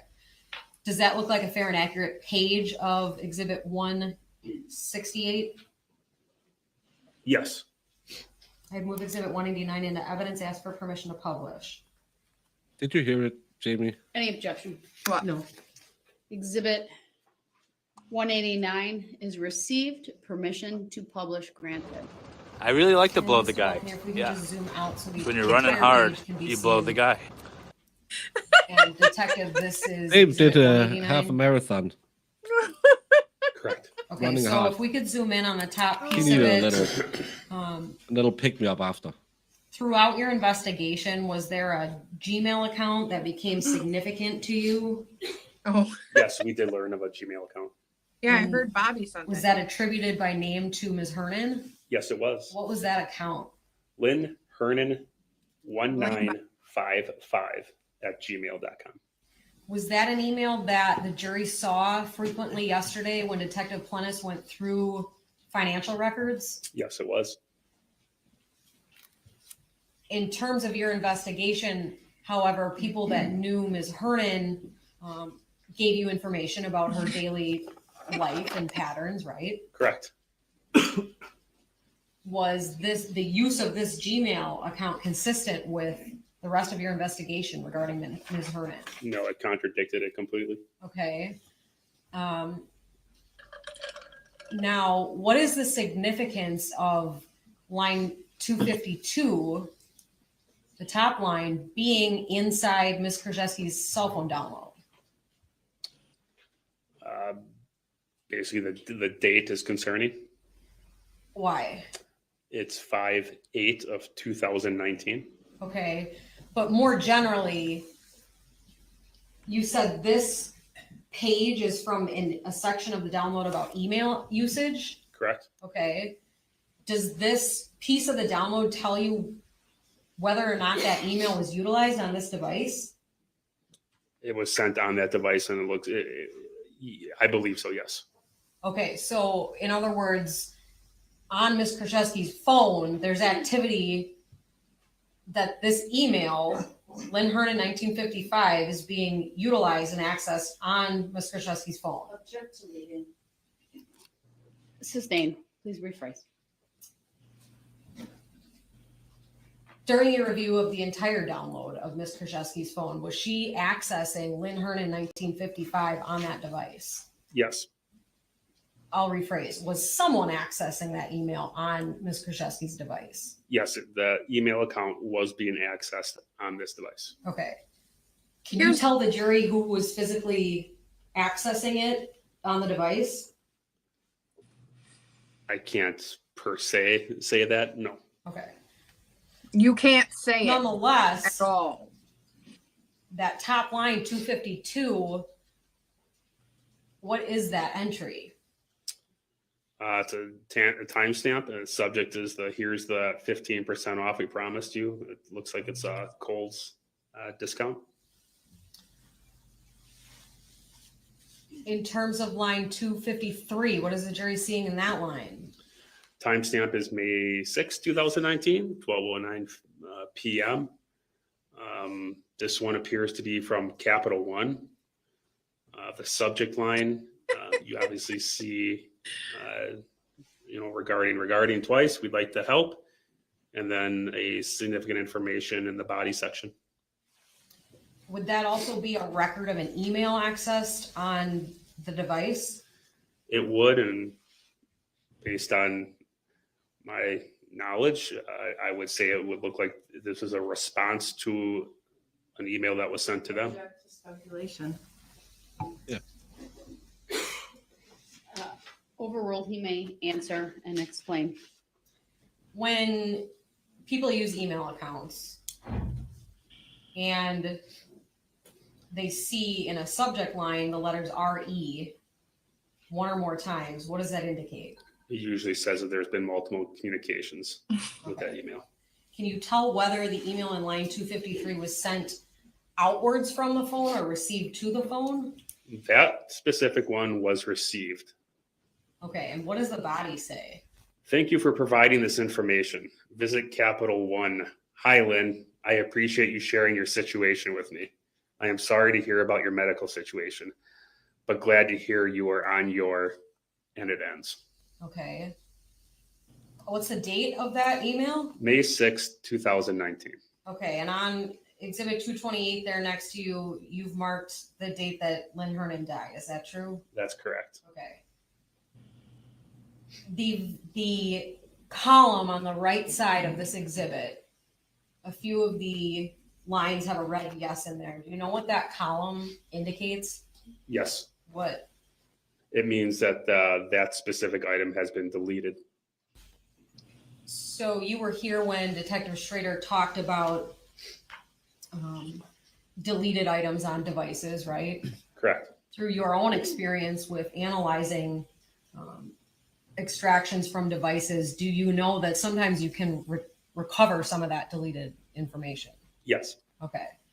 Is that true of line 253 in this case? Correct. Yes. Okay. Going down to line 254, what is the jury seeing in this? Another timestamp. It's going to be another email, May 3rd of 2019. Can you tell whether that was coming into the phone or going out from the phone? It says from Lynn Hernan 1955 at gmail.com to Lynn Hernan 1955 at gmail.com. Okay. Was this, go There- ahead. Sorry, there's a no subject status, and looks like it would probably be a photo that was sent. Going down, please, to line 255. That is an entry. Does that involve the Lynn Hernan email account?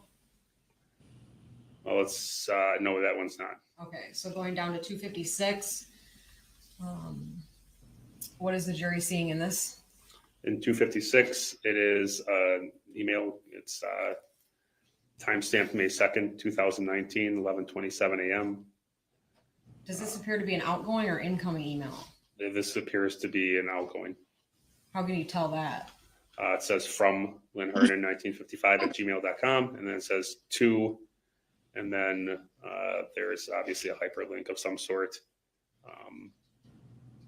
And then direction is outgoing. Okay.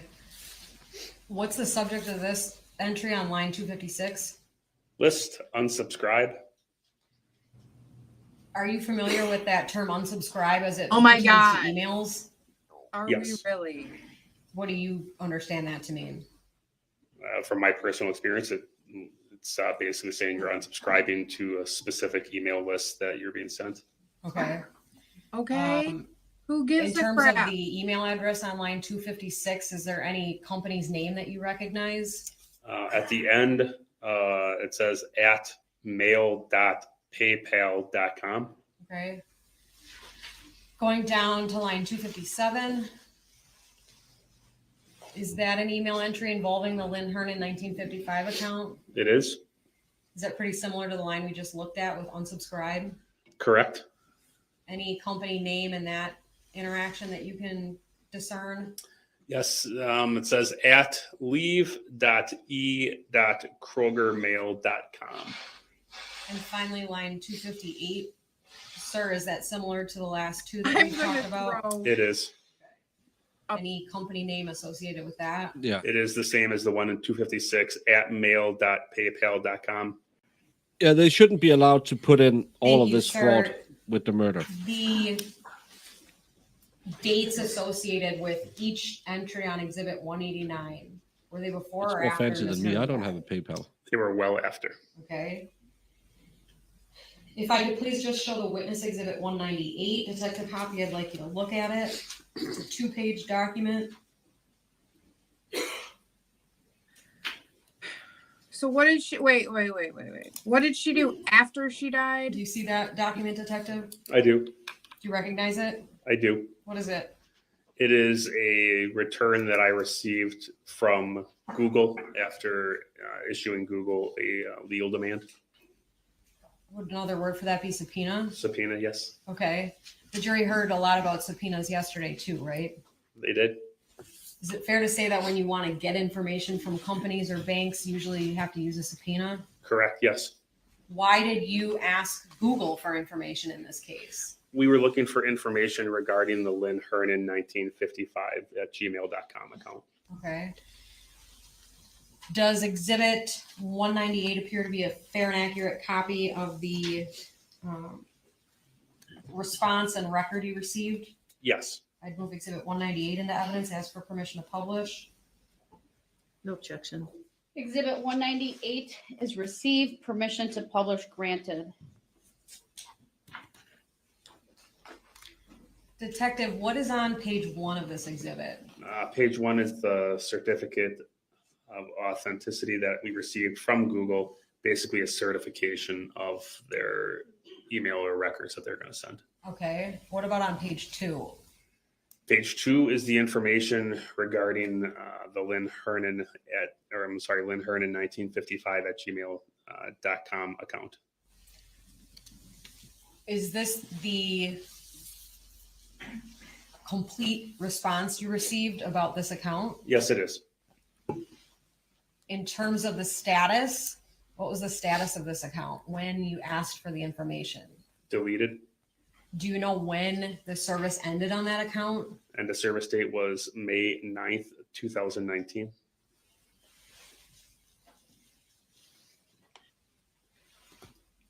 Is there information in Exhibit 198 showing when that email account was created? Yes, there is. When was that? February 24th, 2018. Okay. So Lynn was Now, passed away by generally, when you've What? Lynn. I said Lynn passed away when, the 3rd of May? Was it the 3rd of May? Yeah, I believe it was in May. So I they mean, didn't weird that- cancel this till later.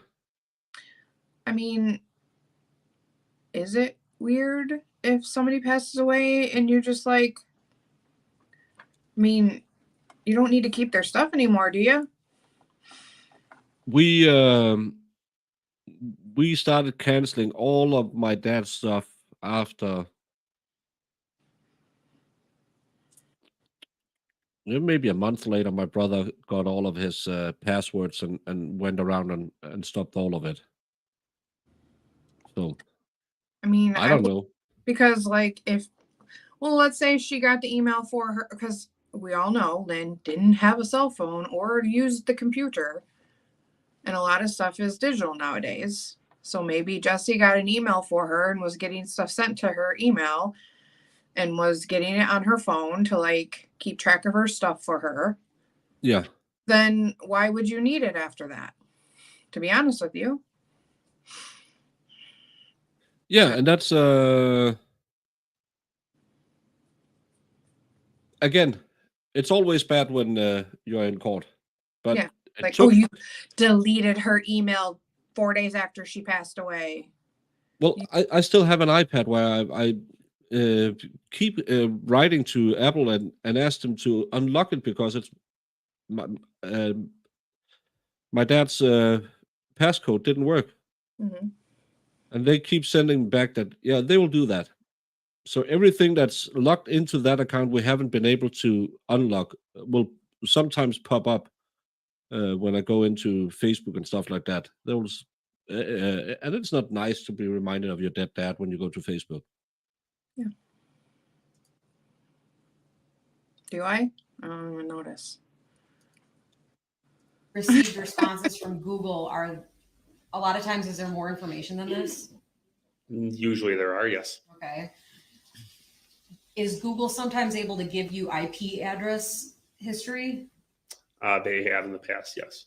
What is that? What is that for? What does that mean? IP is obviously just, it's basically location data where that device was being used at the specific time, or location history where it has been. And when you say where the device was in terms of a Google record like this, what information, what location information is it giving you? Internet data, basically the internet site or the internet IP address that the phone is accessing during that time frame. Could it be what a computer was accessing? Yes, I mean, and any Wi-Fi. Well, I have to. But it all would be associated with spare the my email liver that for you've tomorrow. asked Google about? Correct. Okay. I might get him wasted. In this response, was Google able to give you any of that kind of I information? still have my No, they father's were not. number locked into my phone. Do you know why? Basically, once the email is deleted, they're going to delete the records. Would it be fair to say that you requested this information after the service end date? Correct. Can you remind the jury whether the search warrants that you did in this case at Mr. Craig's residence was before or after that service end date? It was about 2 months exactly after the end of service date to that email. Okay. Thank you, Detective. And now if we could please show just the witness exhibit 190. Every time she says, "Thank you, detective," I'm hoping it's the end. Mm-hmm.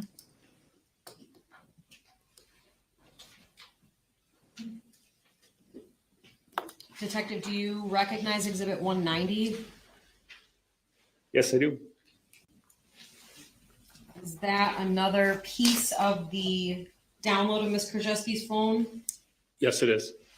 So if we again show the jury this pack of information that Detective Fredericks talked about, Exhibit 168 and 167. Well, Is the we exhibit have a you're looking solution at for that. on this disc? Yes, it is. Okay.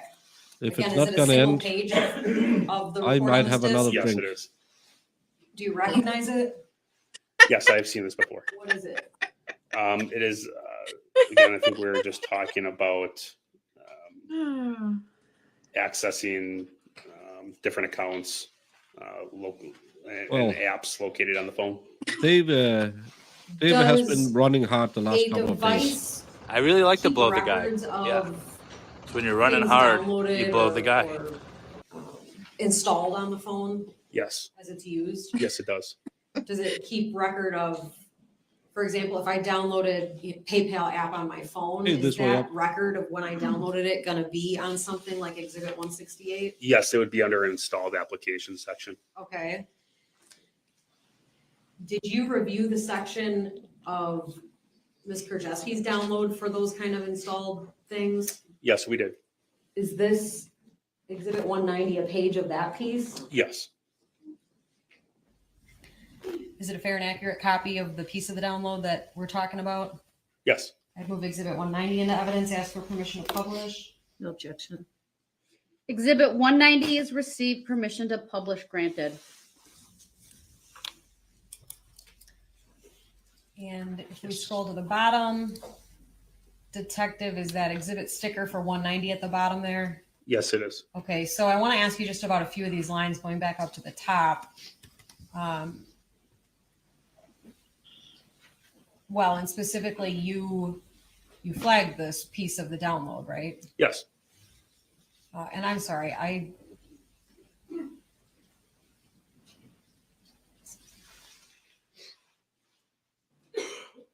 Detective Hoppy, does what the jury looking at here appear to be what applications are on this phone? Yes. Well, application's going to be, I'd have to look at this one specifically, but this looked like it's going to be part of the usage. Okay, so the questions I asked you about the installed application, fair to say that's a different exhibit? It's going to, yes, Okay. it doesn't change the install app. So What, on line 65, is that significant to your investigation? yes, it is. Why? Again, we're looking at a timestamp date of December 5th, 2018. The subject is a Square deposit, and the location is the Lynn Hernan 1955 at gmail.com.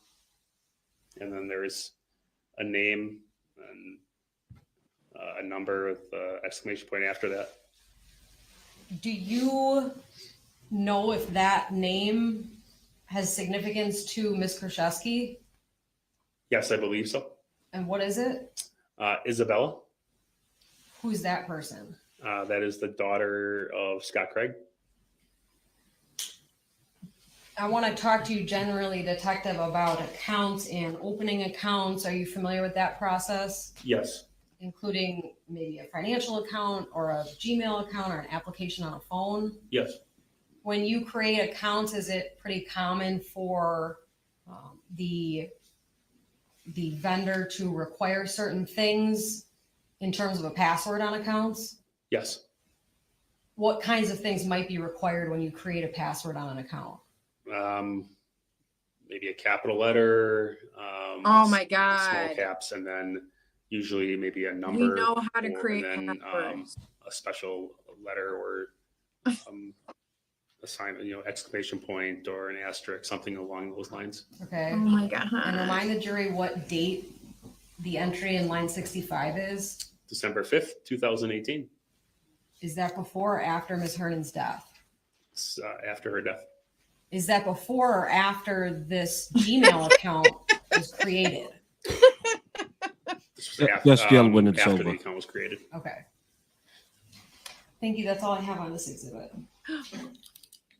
Oh, dang it. She tricked me. Now I'm going to show the witness exhibit 180, please.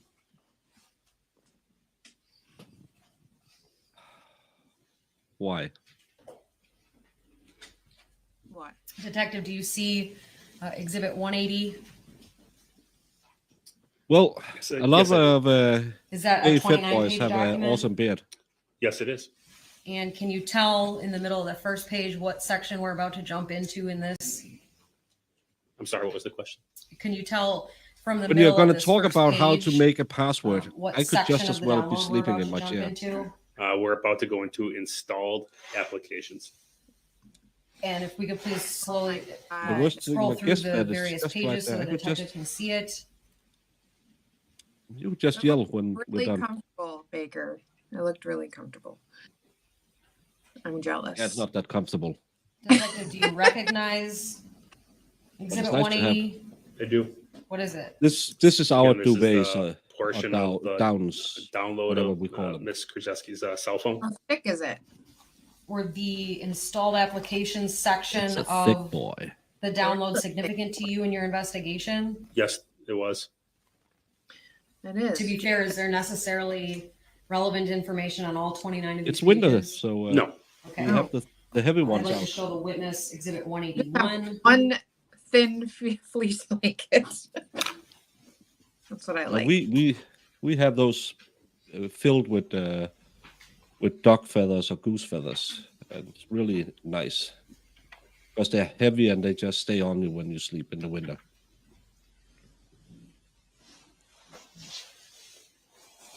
Well, he's just talking about what they did with the Cellbrite. Detective, with some pieces of your analysis of the downloads in this case, have you helped construct demonstrative exhibits that pulls pieces out in an easier format to read? Yes, Okay, is Exhibit 181 one of those exhibits? it would be. Yes, Can you see it before you? I can. Is this specifically related to the installed application data you just looked at in Exhibit 180? Yes, it is. Are these pieces accurate copies from the installed application data? Yes, And do you Who believe would that know? data is a fair and accurate copy of what's actually on the download? yes. I move Exhibits 180 and 181 into Oh, evidence. David, I know. Objection. Annoying. Exhibits 180 and 181 are received. And I'd ask to publish 181. Granted.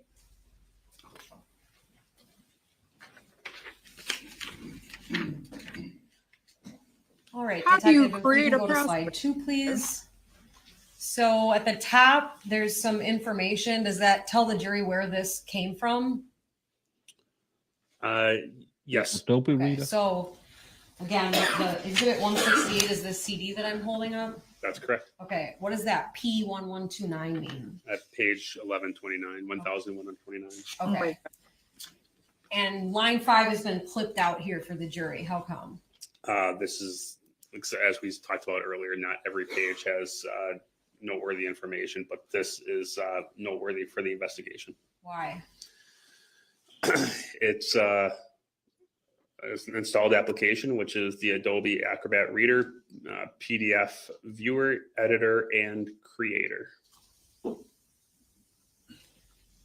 Can you tell when that was installed on a phone? May 6th, 2019. What it? Could you please point on Exhibit 228 for the jury the date that you marked for the probate estate being closed in this case?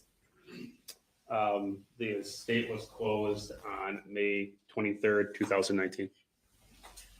And is that shown on 228, the court cord? Yes, it is. Okay. Can you point to it? Yes.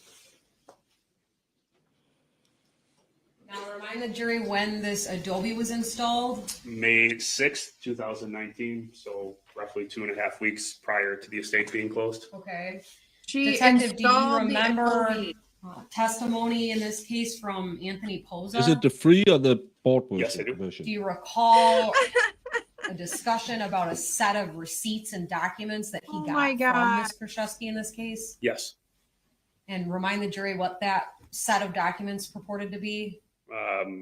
Financial documents related to the estate, receipts, and other information for the probate. Did Detective Plennis also talk about that pack of receipts yesterday? Yes, he did. And were there oftentimes side-by-side examples of items from that pack of receipts? Yes. What did that show the jury? It showed that there were receipts were different and appeared to have been created, and they were not the same as the original receipts that had been issued by the business or issued by the business at all. Do you recall when Mr. Posa testified, is the time frame that he got those things from the defendant consistent with this installed application date? Yes, it is. Moving to slide 3, please.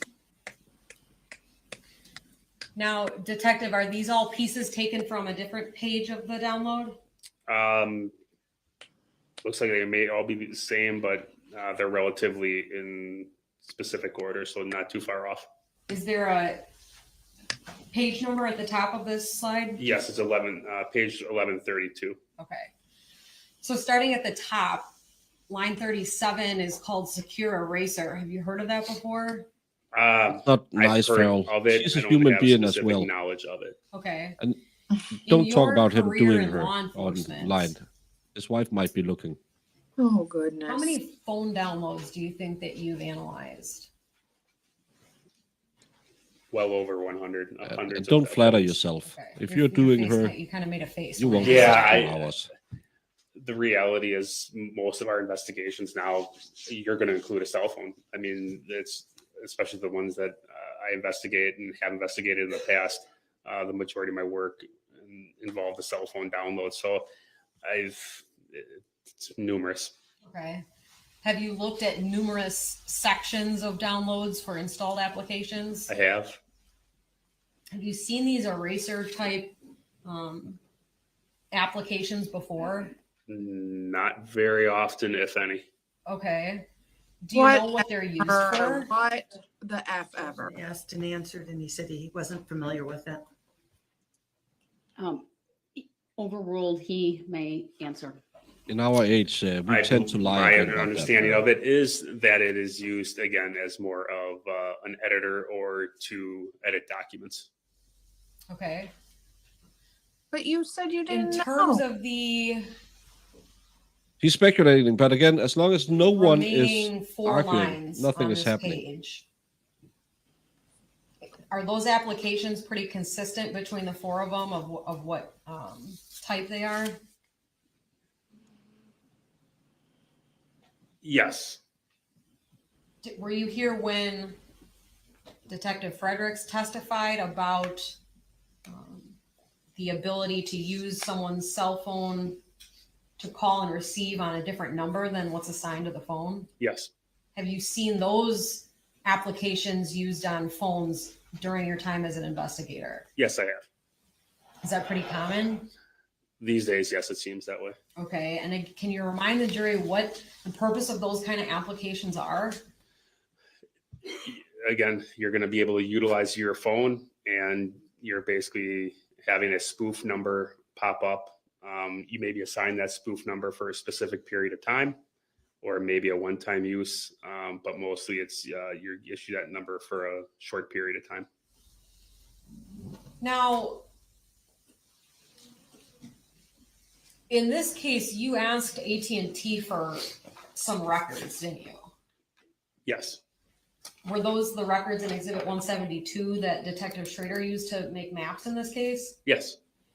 Now, if someone is utilizing one of these kinds of applications, add a line, phone numbers, free burner phone number, line 2, second phone number, if a device is using a number through one of those applications, are you able to then write a subpoena to that application and say, hey, we want the call detail records?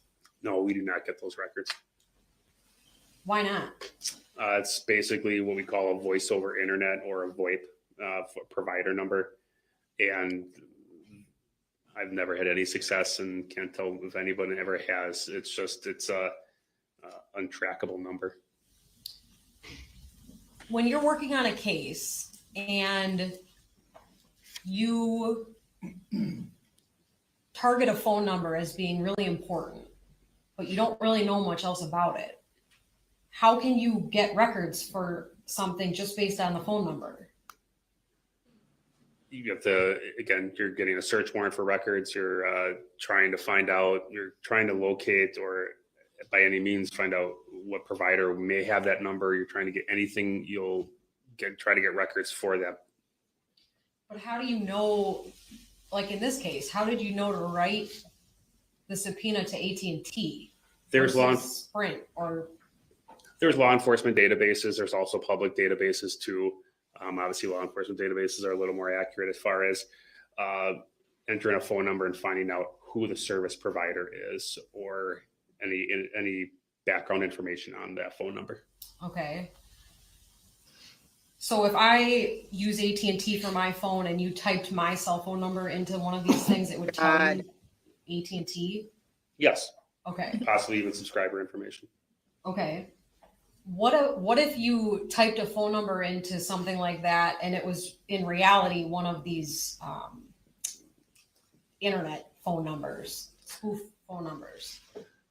It may come up with a company, but there's so many now that you're probably not going to get a company name, but the information you're going to get is the VoIP, and which is the VoIP, short for Voice over Internet Provider.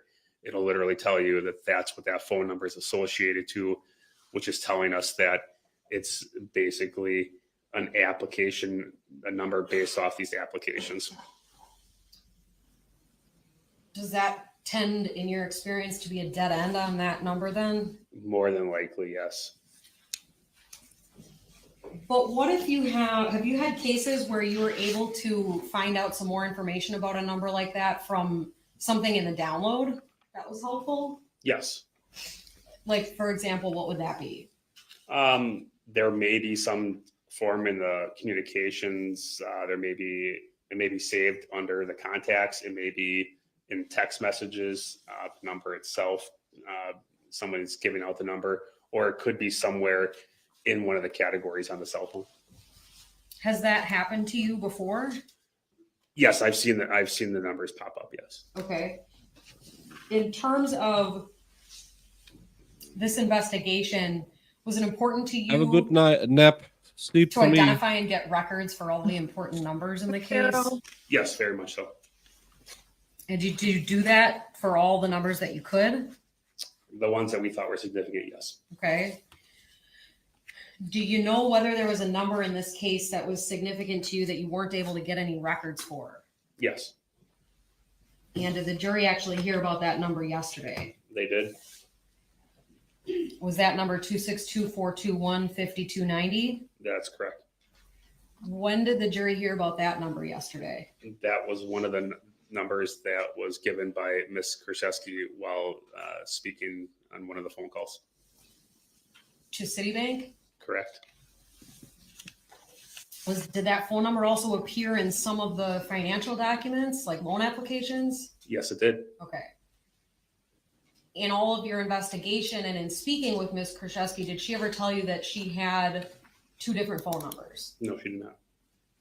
Is the phone number attributed to Ms. Kurczewski in this case that number ending 1039? Why does that It mean is correct. shady? Okay. I have a Google phone number, Next slide, please. Yeah, and I But she attached didn't my say Detective, it. what are we looking at Yeah. here? it didn't say it. It's It's another application from page 1137, and it's a Sideline second phone number app for business. Okay, is that pretty similar to what we talked about on the previous slide? Correct. like Next it's slide, not please. weird at all. we're agreeing it's In getting line pretty close to 5 o'clock. 263, what is the jury seeing here? Another Where they are, right? Installed application It's from 5. page 1150. Okay. It's And again, whose 5:15 where phone you are we are. talking about? Ms. Kurczewski's. So it's 4. What is this installation? But still, Yeah. Hidden menu. they should be heading home now. you seen No, that before? normally Yeah. they end around 5. What is that? Yeah, she's usually it's basically trying. an app which allows you to kind of which is what it says. You're able to hide stuff. You're able to place stuff in there. Different applications have different ways to access this. It could be holding down a specific button. It could be using the calculator, entering a code. No, I need some sleep. I can't.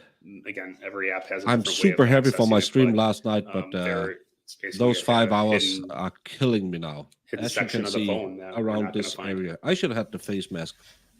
Yeah. Okay, thank you. We can take down Yeah. exhibit 181. I need to go and buy me some face Now, masks. How do they Detective, work? in this case, you were scared. involved in several interviews with Ms. Kurczewski. Is that true? That is true. And when was the first one? The first one, well, I was with Detective Cole on the interview on March 6th of 2019. Okay, so is that on our timeline there on 228? Yes, it is. Could you please point to it? Right here. Okay. And the jury saw that interview with Detective Cole. Is that true? That's correct. Now, at that point in time, had you been assigned to this investigation?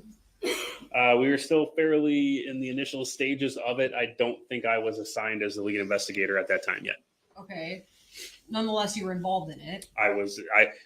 At the very minimum, I was the co-lead investigator at the time. Okay. And was it significant to you the way that that interview was set up and why it was set up in this case? Yes, it was. Why?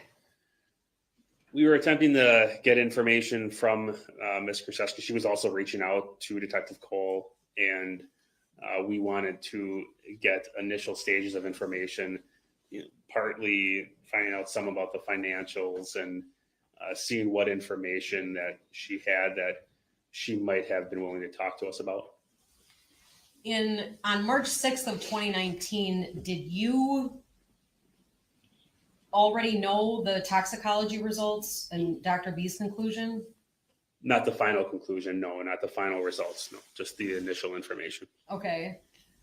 Did you share that information with Ms. Kurczewski and Ms. Flower on March 6th of 2019? Not at that time, no. Why not?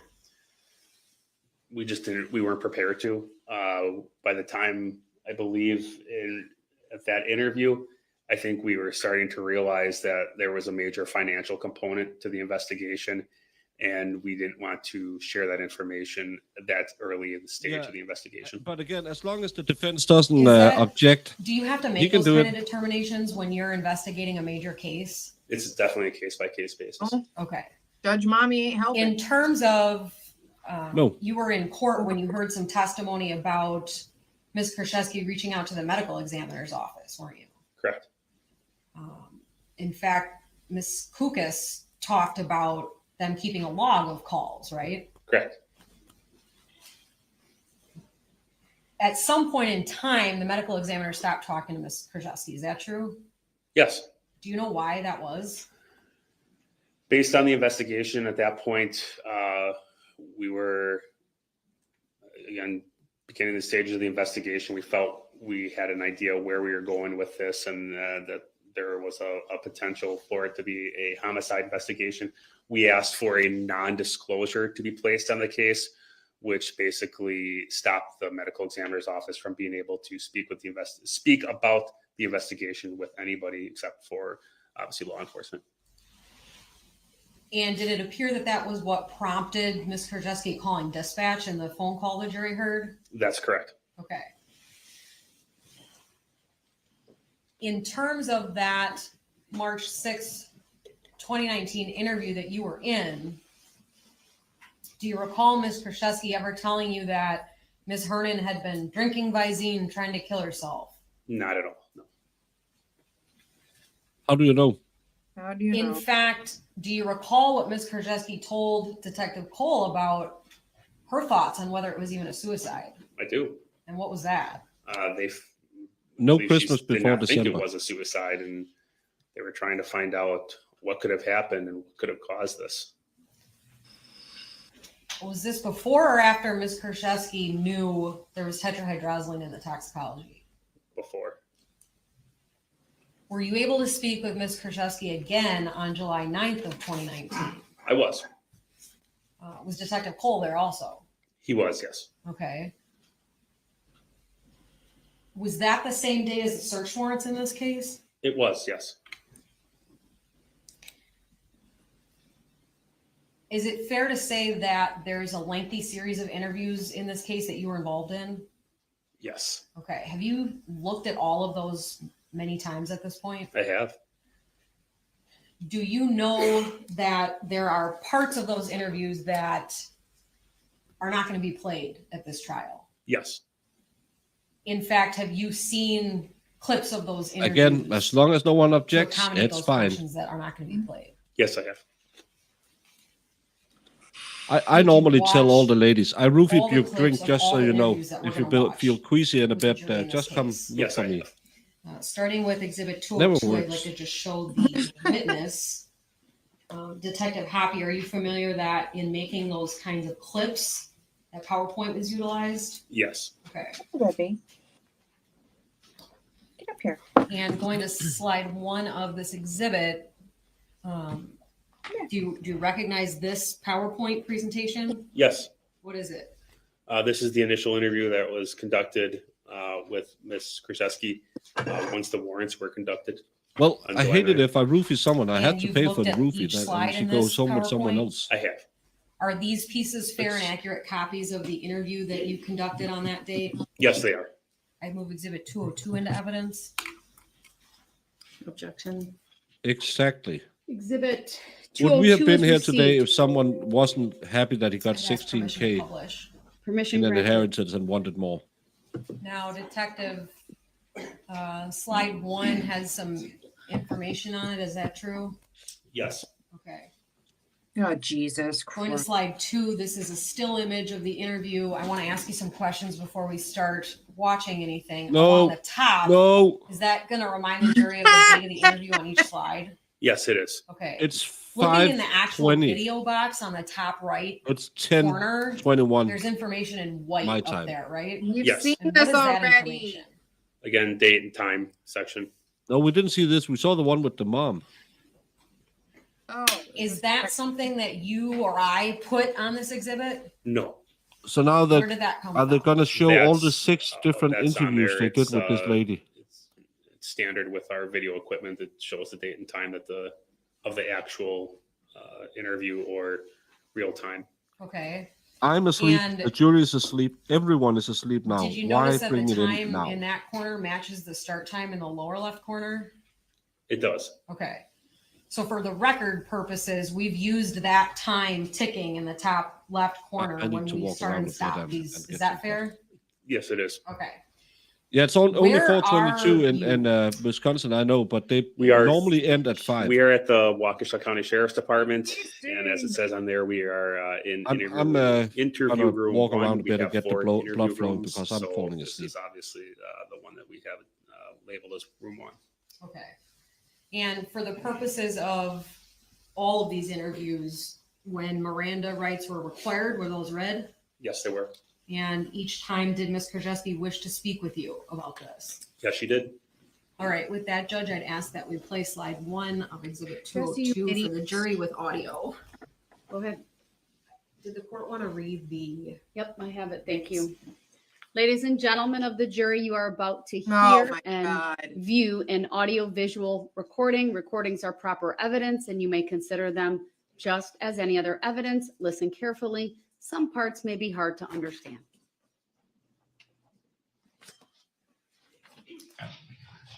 They have a year to do so, and it's not atypical for our medical examiner's office to take the entire year. Yeah. It's just what they do. Our Dr. Linda is very thorough and methodical. Her counterpart in Milwaukee zips stuff off real fast. She takes her time. We have some questions about Lynn's daily operations, because you were the one taking care of her, right? For the most part, yeah, I was the only one around, really. towards Right. the So she doesn't really have anyone. 6 months. No. What would her day look like? She didn't sleep normal, so I couldn't say she got up because. Did she sleep in her bed, or she always stay in that? Okay. She hasn't probably been in her bed for a couple weeks because when she came home from the hospital, she couldn't handle the height. She couldn't get up that high. So I would say usually before that, she'd wake up 3, 4 in the morning. She didn't sleep good, so she'd be napping throughout the day. And she didn't watch TV all day. Did she walk okay? Sometimes yes and sometimes no. Till right before the hospital, she could. Okay. During, like, on the way, we didn't ambulance. She literally got out of the car at the hospital and they said, how are you doing this? So, I mean, they saw it. Her last 3 days at the house, she was falling. She would get up, but she'd fall. That's why I had the bathroom thing right by her. Because she could do some, she couldn't do some. Sometimes she'd get up and get water. She'd make herself try, I would say once or twice to get up, but it didn't always work. What, do you know why she went to the hospital the last day before her death? She didn't go the last day before her death. No, her last stay. Her last stay. Physically, her body was shutting down. She was weak? She wasn't eating. She probably didn't eat in 2 weeks before. She was so dehydrated. She knew she had to go. Me and her neighbor both said, you have to go and do something because your body is shutting down. And what's the name of the neighbor? June or Judy? Okay. No. I don't have my phone. You guys know it. Did we talk to her that day? You talked to her that day. She was the only one who helped me pick her up when she fell off the ground. Okay. But I can't. It's not Judy. Judy's the other one, but it's in my phone. Okay. I know. And we talked to her that day. Yep. Yeah, she's all over. I gave you her information too. And was she taking her own medicine? She was taking her own medicine. But she didn't drive or nothing? No. So you would go get the prescriptions? Yes. Walgreens knows me. They got to know me very well. Even when she was in the hospital, she wanted a prescription because the hospital wasn't giving her her own prescription. And I brought it in and I let the nurses know that I went and got it for her. Okay. And they took it from her. Okay. I said, I'm just doing what she told me to do, but I want you guys to be aware, so, you know. And were you paying for them or was she paying you back? Or credit card on file or? No. Sometimes I paid for him, sometimes she paid for him. I went both ways. And Lynn was taking like oxycodone, right? Or some kind of opiate? I don't even remember offhand, to be honest. Because usually the pharmacists are paying to have an opiate. They were fine with you because you were the person? Well, they knew Lynn very well at her Walgreens. And they also know me, and I was on file as who I was, but I don't know if she was taking us. She was taking, her main one was Xanax or something. I don't know about Oxycontin. I don't know most of them by heart except for she liked her Xanax. So, and then she had like a blood pressure, and I don't know the rest. She's taking quite a bit of meds. Yeah. Like 20 of them, it looked like. Those weren't all her prescriptions, though. Like, I mean, I shouldn't say that. They weren't for the time. She'd have meds, and then the doctors would take her off. They'd put her on, take her off. So, I mean, she had meds all over her house. That was just the normal for her. That was just the normal. Yeah. And was she taking stuff as far as you know prescribed, or was she kind of self-medicating herself? Everything for the most part was prescribed. This is the I first know. interview. If I say as prescribed, as the doctor wants her to take it. No, absolutely not. Okay. No. Because my mom's an assistant living. Yeah. So I take care of the meds. Yeah. And if something's not right, I used to tell her all the time. The pharmacy doesn't give me, you know what I mean? Like if we run out of the pay, and they're like, no, you can't get it for another 10 days, then I start to worry what happened. I used to tell her all the time, I would be gone. Well, sometimes I'd get her stuff ready and sometimes she would, because I wasn't there all the time. Okay. So I'd be getting stuff ready and then she'd be getting stuff ready. And I'd come back and I'd be like, okay, I left and you had this many pills of this. Or this of this. Especially the new ones. I knew because she was having pills. None of it made any sense. And I used to tell her, I was like, oh, no, I'm fine. I said, what are you doing? That's not, you're supposed to, her set ones, and I don't know all of them, she'd take what she wanted. She took Xanax just because it calmed her down, or so she thought, and she felt good. I don't know because I'm not a pill person. I've never been. Yeah. I take ibuprofen. That's all. I get you. We have a pill organizer. Did she use one of those? No. Because you know, like that. No. Monday, Tuesday, Monday. I've tried. Her pills wouldn't even fit in those. Yeah. No. Okay. So when you said sometimes you set the pills up, like each day in the morning you come there. I mean, typically would you go there in the morning or the night or? I didn't have a set. It just depended how she was doing the day before and what she wanted or what I had planned. There wasn't. Would she call you and say, I need you, or? She would either call or I'd call her to Oh, check yeah. on her and say, But how's look, it going? Jessy is How in many times cuffs. she called me because she fell or she needed water or, I mean, I always talked her up on stuff, but it was, you know, sometimes I could be out there a lot and sometimes I couldn't. Mm-hmm. So it just depended what was going on. Would you say you're out there almost every day then? Yeah. Especially Towards the end, I mean, the last 2 months. the day of her death. Do you remember when you were out there?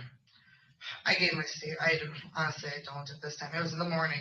Okay. But I don't know exact time frame. Were you there in the morning for a little while? Yeah. Well, most of the morning? Yeah. Did you remember if you gave her pills that day? No. You set them up? No.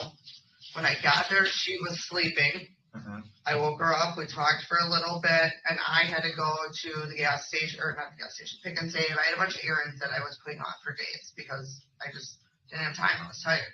Yeah. And she kept saying, "Oh, just go do what you gotta do. Blah blah blah. I'll see you later." And I remember before I left, I asked her like, "Are your pills taken for the day? Do you need water? Like, we had a system, you know. Do you need this? Do you need that? Mm-hmm. Do you want something to eat?" And no, she said she was fine. I said, "Oh, I'll be back in a couple hours. I just want to get the stuff done." And she was like pushing me to go. So you got there in the morning. It was sometime in the morning. I was roughly there maybe an hour, maybe 2 at the most. I don't know for sure. But you don't. I mean, I hand wrote her statement the day I left there. Oh, I gotcha. And you probably didn't give her pills that day. I don't think so. I'm almost positive I didn't because the last couple of days I really wasn't. She'd ask for water, or sometimes she would put her pills in.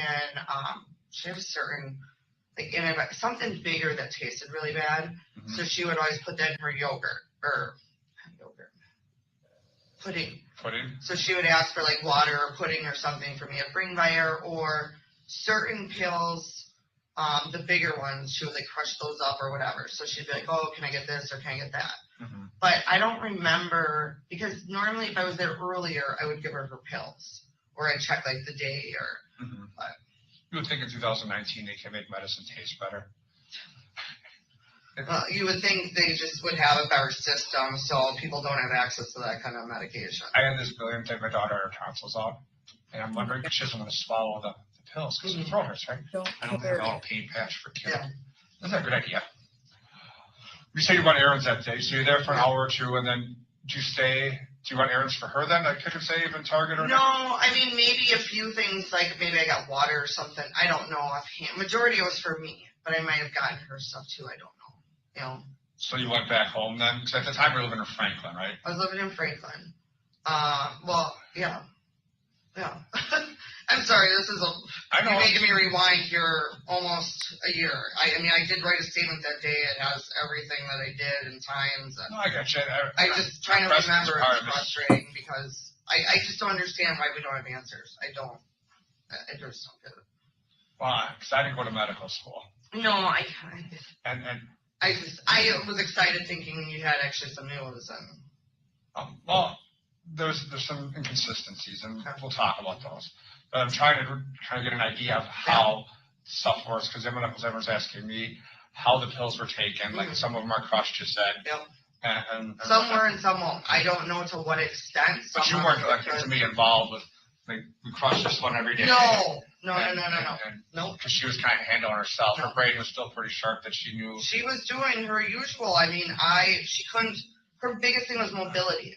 That was probably the biggest issue, but she still got up to an extent. Mm-hmm. She didn't leave the house is what she didn't do. Mm-hmm. But I didn't go and buy her drugs. I only got the stuff that she was prescribed. She had friends who gave her a ton of things back in the day. Yeah. I don't know towards her death, but. There's no. Oh. And for the record, Detective, that piece ends at 7:25 a.m. I'm sorry, 7:31 a.m. Sorry. That clip, 7:07 a.m. Thank you very much. In terms of, I want to ask a couple of questions before we go on to the next one. At this point in time, how long had Ms. Kurczewski said she was at Ms. Hernan's house that day? A couple hours. Did that change over the course of your interviews? Yes, it does. at this point in time, did you hear Ms. Kurczewski say Ms. Hernan was rushing her out of the house that morning? Yes. Did that fact change over time? Yes. At this point, did Ms. Kurczewski say whether or not she gave Ms. Hernan any pills that day? She didn't believe she did. Did that also change over time? Yes, it does. If we could please go to slide 3. It is 6 minutes. All right, you can play that and then we'll see where we're at. Okay. All the time. Yeah. So, I mean, it's frustrating because she wouldn't listen and she didn't care and it made her feel good. I mean, her Xanax, she went to the ER twice for her Xanax because she took it all and ran out so that she was having like withdrawals or made herself withdrawals so she could go and get more. Did you take her then? Yeah. And which hospital did you go to? We guys went to the same hospital. It's the one just right down the road from here. Waukesha Memorial? I think. It's in Waukesha? It's Aurora. Aurora. Okay. Always. She was admitted in there 4 times in the last 6 months of her life, at least. And once she was ambulance, or maybe twice. Sure. Is she taking care of her own bills at the time? Her brain's sharp enough that she's... No, she did some things, but she'd tell me what to pay as well. She'd say, okay, this month I got to pay this. This month I got to pay this. Like, did she have a car payment then, or... No car payment. She just had credit cards like crazy. What she's in the I will credit be card leaving store? early. I will No, be I leaving know. at noon. Anything she wanted. She buys stuff up, but she didn't drive or leave the house. I don't mean, know. at that time, no. But Let's she see still how had bills. much I sleep Or, tonight. like when I go to the store from her, she had what's the grocery card? She would tell me all the time, "Oh, I haven't used it in 2 months. Go get groceries on this, or go get." But she never. I mean, her finances were never an issue for her. She did what she wanted. She do this, do that. I need this. Here's this for taking care of me. I mean, her finances were never. That wasn't her issue. That wasn't. She was sharp, though. I mean, Yeah. she Oh, knew what yeah. she was doing. Yeah, she did. I mean, she wasn't. And She didn't lose her mind. I mean, she just. Well, sometimes people, when they No. don't feel good, No. like look, my dad died at the end there. He just didn't care anymore. He didn't feel good, and Well, I mean, she didn't care, but that wasn't about stuff like that. What she didn't care about was, okay, today I'm to have 4 pills. I'm going to take 10. Go and ask I mean, that was Sal and more. Mo to set up a She screen. wanted I'm to talking about the be. bills though. Like he didn't care at the end, the last Yeah. couple months, because I was taking care of everything. Yeah. My dad was also meticulous, but he took care of everything. That's just the way he was. Oh no, But she he wasn't like was that. just sick. Yeah. So, but she was pretty good. Yeah. And you said she had a lot of credit cards. Yeah. I just recently found out how bad things were. And when you say a lot, It's everything with the 4 or 5 credit cards. No, she had about 30 credit cards. I'm trying. Yeah. She didn't I have did big part house, today, so but with lots of I found my storage. licorice. You don't know what But it she's was buying. packed. Her house was packed. Well, she bought jewelry. She bought her car. She Jamie bought, doesn't I mean, like she paid licorice. for everything outright, or she put it on a card. You don't like So- licorice. I love And her liquor. income was she had Social Security. This is sweet money was licorice. coming It's in, not salty. and she had some money when her mom I died. like Twizzlers though. But no other sources of income that No. you know of. Cherry. And you handled I mean, she cut hair on the side for a while, but I don't. but not for the last No. year, right? I mean, Yeah. 'cause she was sick for. I mean, for people she knew, but not me. I haven't let her do that in a while. When did she stop like functioning normally? Like when I say normally, she just got sick. Well, she's been sick for years. Okay, but So what do you mean, like? well, when did she stop cutting hair for her friends? Oh, I don't know. That I can tell you. Yeah, a year, 2 years, more than that. Maybe a year. But that wasn't because she was sick. It was just because she didn't do it anymore. She just didn't didn't have want to do it? Yeah. Okay. I don't know her. I've Yeah. never met her. No, I All I get see is it. pictures. So I'm trying to get an idea Yeah. how she functioned or who she was. She functioned normally up until about the last 3-4 months. I mean, she would go to the pool. If you ask her people in her condo, they all know her because that's who she hung out with. She walked around, said hi to everyone. I mean, that was her life. Prior to the last previous to the last 6 months, was she driving then still? Yeah. Okay. Yeah. And were you out there helping her then at that time a little bit, or mostly the last 6 months? I was out there, but not like that. It wasn't helping her either. It was just out there. Just Like, out there? Yeah, I mean, she's like family, you know. No, I get it. For the last 6 months, you were kind of her caregiver. She was paying you. Yeah, but I mean, I don't want to say 6 months. She functioned until the end. I mean, I helped her. And it wasn't even, I don't want to say she didn't function. She would be like, hey, can you go get water today? I don't want to go to the store. I mean, the people at the store know her, you know, so they knew if she was having a good day, a bad day. She was good friends with, like, 4 checkout people at Pick and Save. It was unreal. She seemed like she had one of those personalities. Yeah, where she people did. She just- talked to everybody. Yeah. She would talk to, like, just a stranger on the street. You'd see her and she'd say, hi, how are you doing today? She was a great person. Great. The last 6 months when she's not feeling well, are you out there every day, do you think, or almost every day? Almost. And is she paying you on a daily basis or by the week? No, Or she just, I mean, it was all did you have different. like an official arrangement that I make $20 an hour? No, there was nothing like that. So she would just. However she wanted to. I mean, there was no, you know, one day, oh, here's a check. One day, here's my card. Go get this. One day, I mean, it was no set. No amount? No. I'll pay you $300 a week, nothing like that. I mean, she'd help out. She'd help my mom, oh, this month I'm going to pay rent, or I'm going to pay your car. I mean, she always was one of those people that helped everyone. There was no rhyme or reason for what she did, but I know years ago, my mom helped her out with DUIs and stuff in the past. She owed my mom a ton of money and filed for bankruptcy. So she's always came back on that, even though she wrote it off. She's always helped me and my mom our whole life. She's always helped us, you know. She paid my mom's rent probably. And Detective, this is at 7:13 that this clip has ended. That's correct. Now, up to this point in time, has anyone told Ms. Kurczewski that tetrahydrozoline poisoning was the cause of death? No. It isn't the cause of death, though. Well, it could be one of them. Could be one of the Which many. is still a good amount of this interview left. Over an hour. Yeah, and it's 4:34, so we've had a long day, and even though we had a little bit extra of a lunch break, how long is the next clip? I mean, I know you have lots, and we won't get through all of it today, but is 12 minutes. How do my jurors feel? It's okay to break. I'm not seeing happy faces on that, so that's okay. We'll break for the day. It'll be a good point to break. Detective, you can step down. I have to read them the instruction. You give it to attorney.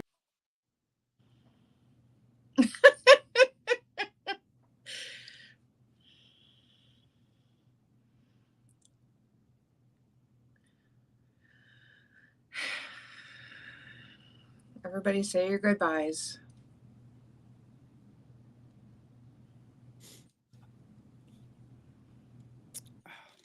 That's the worst part. It takes so long to eat. Jamie, why did you force me to do this? I don't know. I was actually falling asleep. Did anyone notice? Because I was nodding off. And now I'm tired. And it's the middle of the day. I still have stuff to do.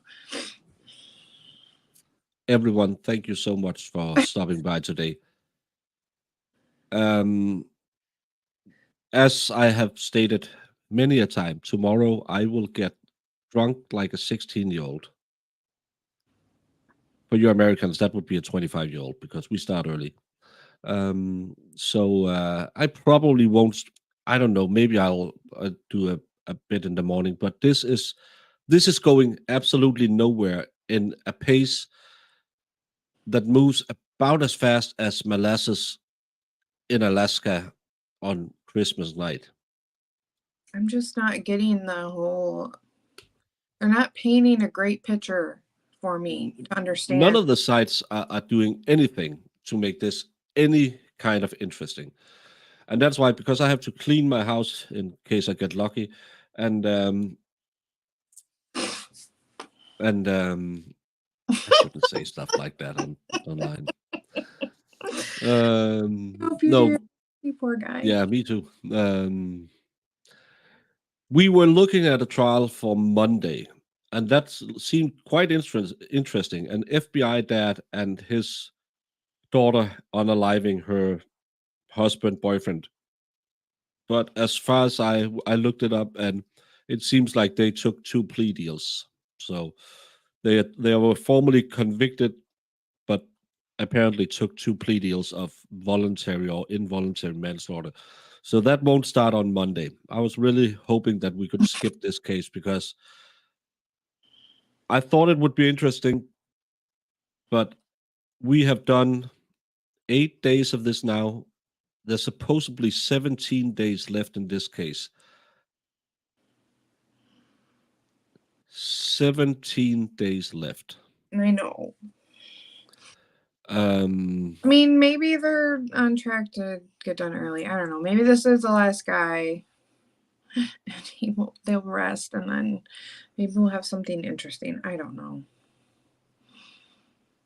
I'm trying to be optimistic. I'm trying to have faith. But you know, then the defense will take over, and the funny-haired man will sit there and say, "I do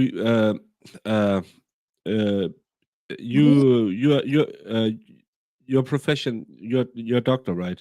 Yes. Maybe.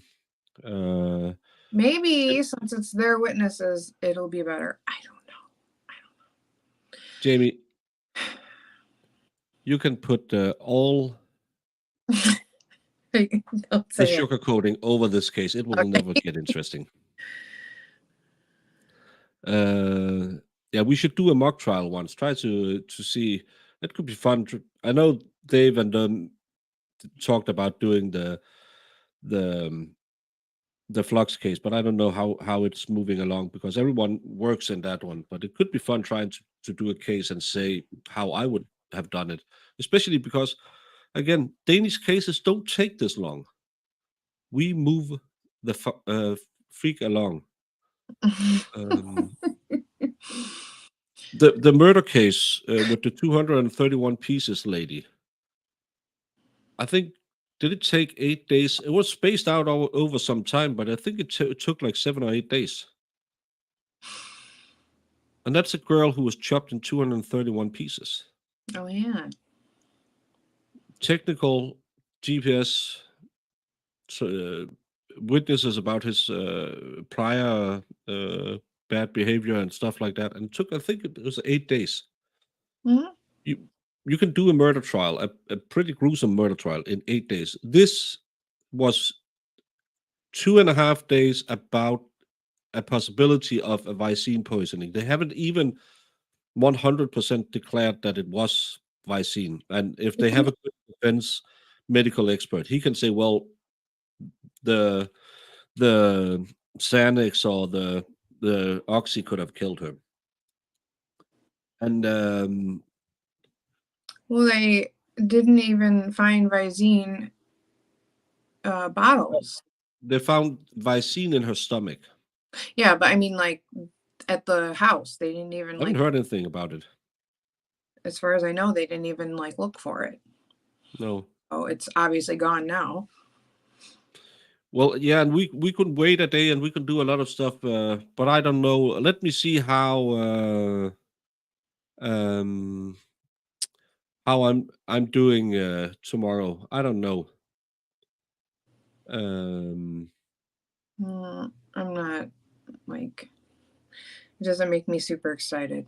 So if you don't stream, I'm not going to cry a river. Cry me a river. Yeah. Oh, cry me a river. The problem is this isn't a murder trial. This is a trial where people show up to prove a murder via some kind of fraud. And I don't think that's fair. Kind of like I didn't think it was a fair trial Alex Murdoch got because they spent 6 weeks. Well, thank you, Tony. It feels kind of like getting knitted socks for Christmas. This is another Dane guy. Jamie has fallen asleep. Sorry, I was reading down here. Yeah. But Go to bed, Mr. Logain. Yeah, it's so freaking boring. And again, if they just prove the murder, MG, I believe the expert is streaming tomorrow night, right? I don't know if the expert is streaming, but Friday? Tomorrow if Friday? yeah, it's Friday tomorrow. That's why I'm going out drinking. Oh yeah.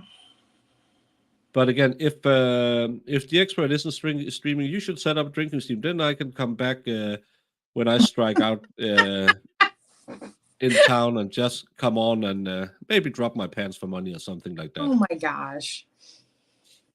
You'll never know what could happen. But the expert is hanging with Valhalla. Well, MG, you have the con tomorrow. You should do something. Oh yeah, they're doing their tailgating thing, aren't they? I don't know. I thought that's what Expert talked about on his stream the other day. Yeah, the expert talks about a lot of things. But yeah, go make a stream. I'm sure you can get the Jessys and Jessy. And again, if I get drunk enough, you can make me drop my pants.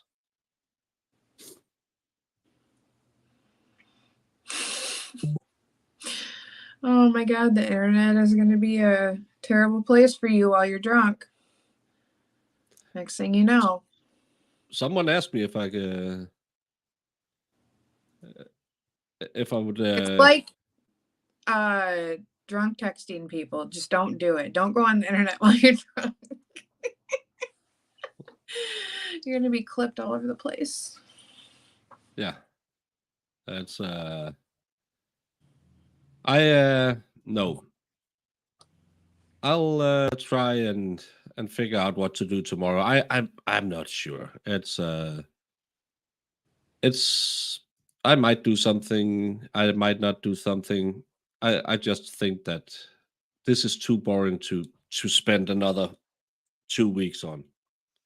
So we'll see what we see. We see what we're gonna see, and yeah, you're the unicorn.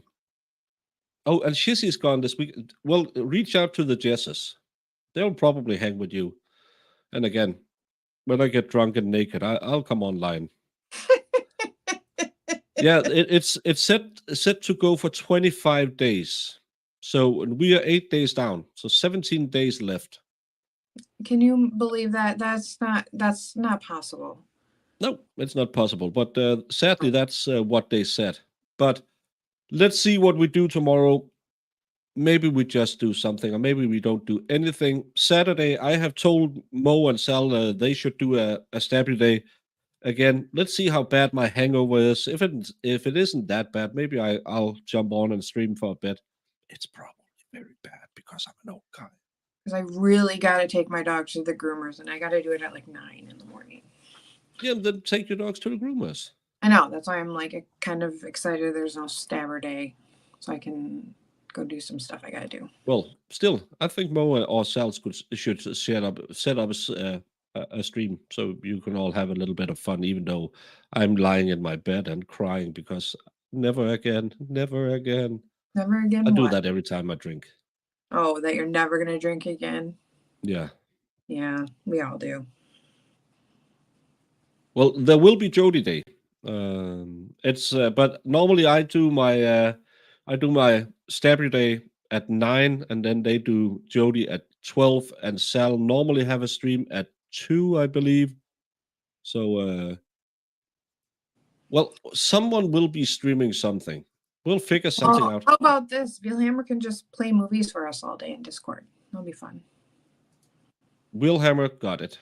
There you go. It's you make sure the ladies have a fun weekend. You can do it, buddy. But to the rest of you, I'm gonna direct you, if you want to go there, to Joe Good Logic. He's the only one. And Eris, words on stream are running at MJ's channel, but she's not live now, so I don't want to send you over to a channel where no one is live. So go and have fun, and we'll see you when you see you, and hopefully I will be wearing pants. I won't go live in a discotheque and say, "Hey, hello, y'all. Hey, Jamie, why don't you call Well, me? Hey." No, I changed my mind. I want you to. Let's do it. You Let's never do know. it. I might do a short from the boxing thing or something if it's allowed. Yep. So, but now I need some sleep. I need more than 5 hours I want to tonight. see what your little discotheques look like. Well, you will call it a club, but we call it a discotheque I because know, we're but cool. I haven't been to a club since I was like, I liked dive bars and stuff. So I was gonna say, like, I was 18. They had like clubs you could go to when you're like 18. But once you hit drinking age, you go to like the fun little like dive bars and stuff. You start at the fun little stuff, and then you go into the discos and dance, and then if it's boring, you go back to the dive bar. I like that you call So, it discotheque. well, it's nightclubs. Have fun, all.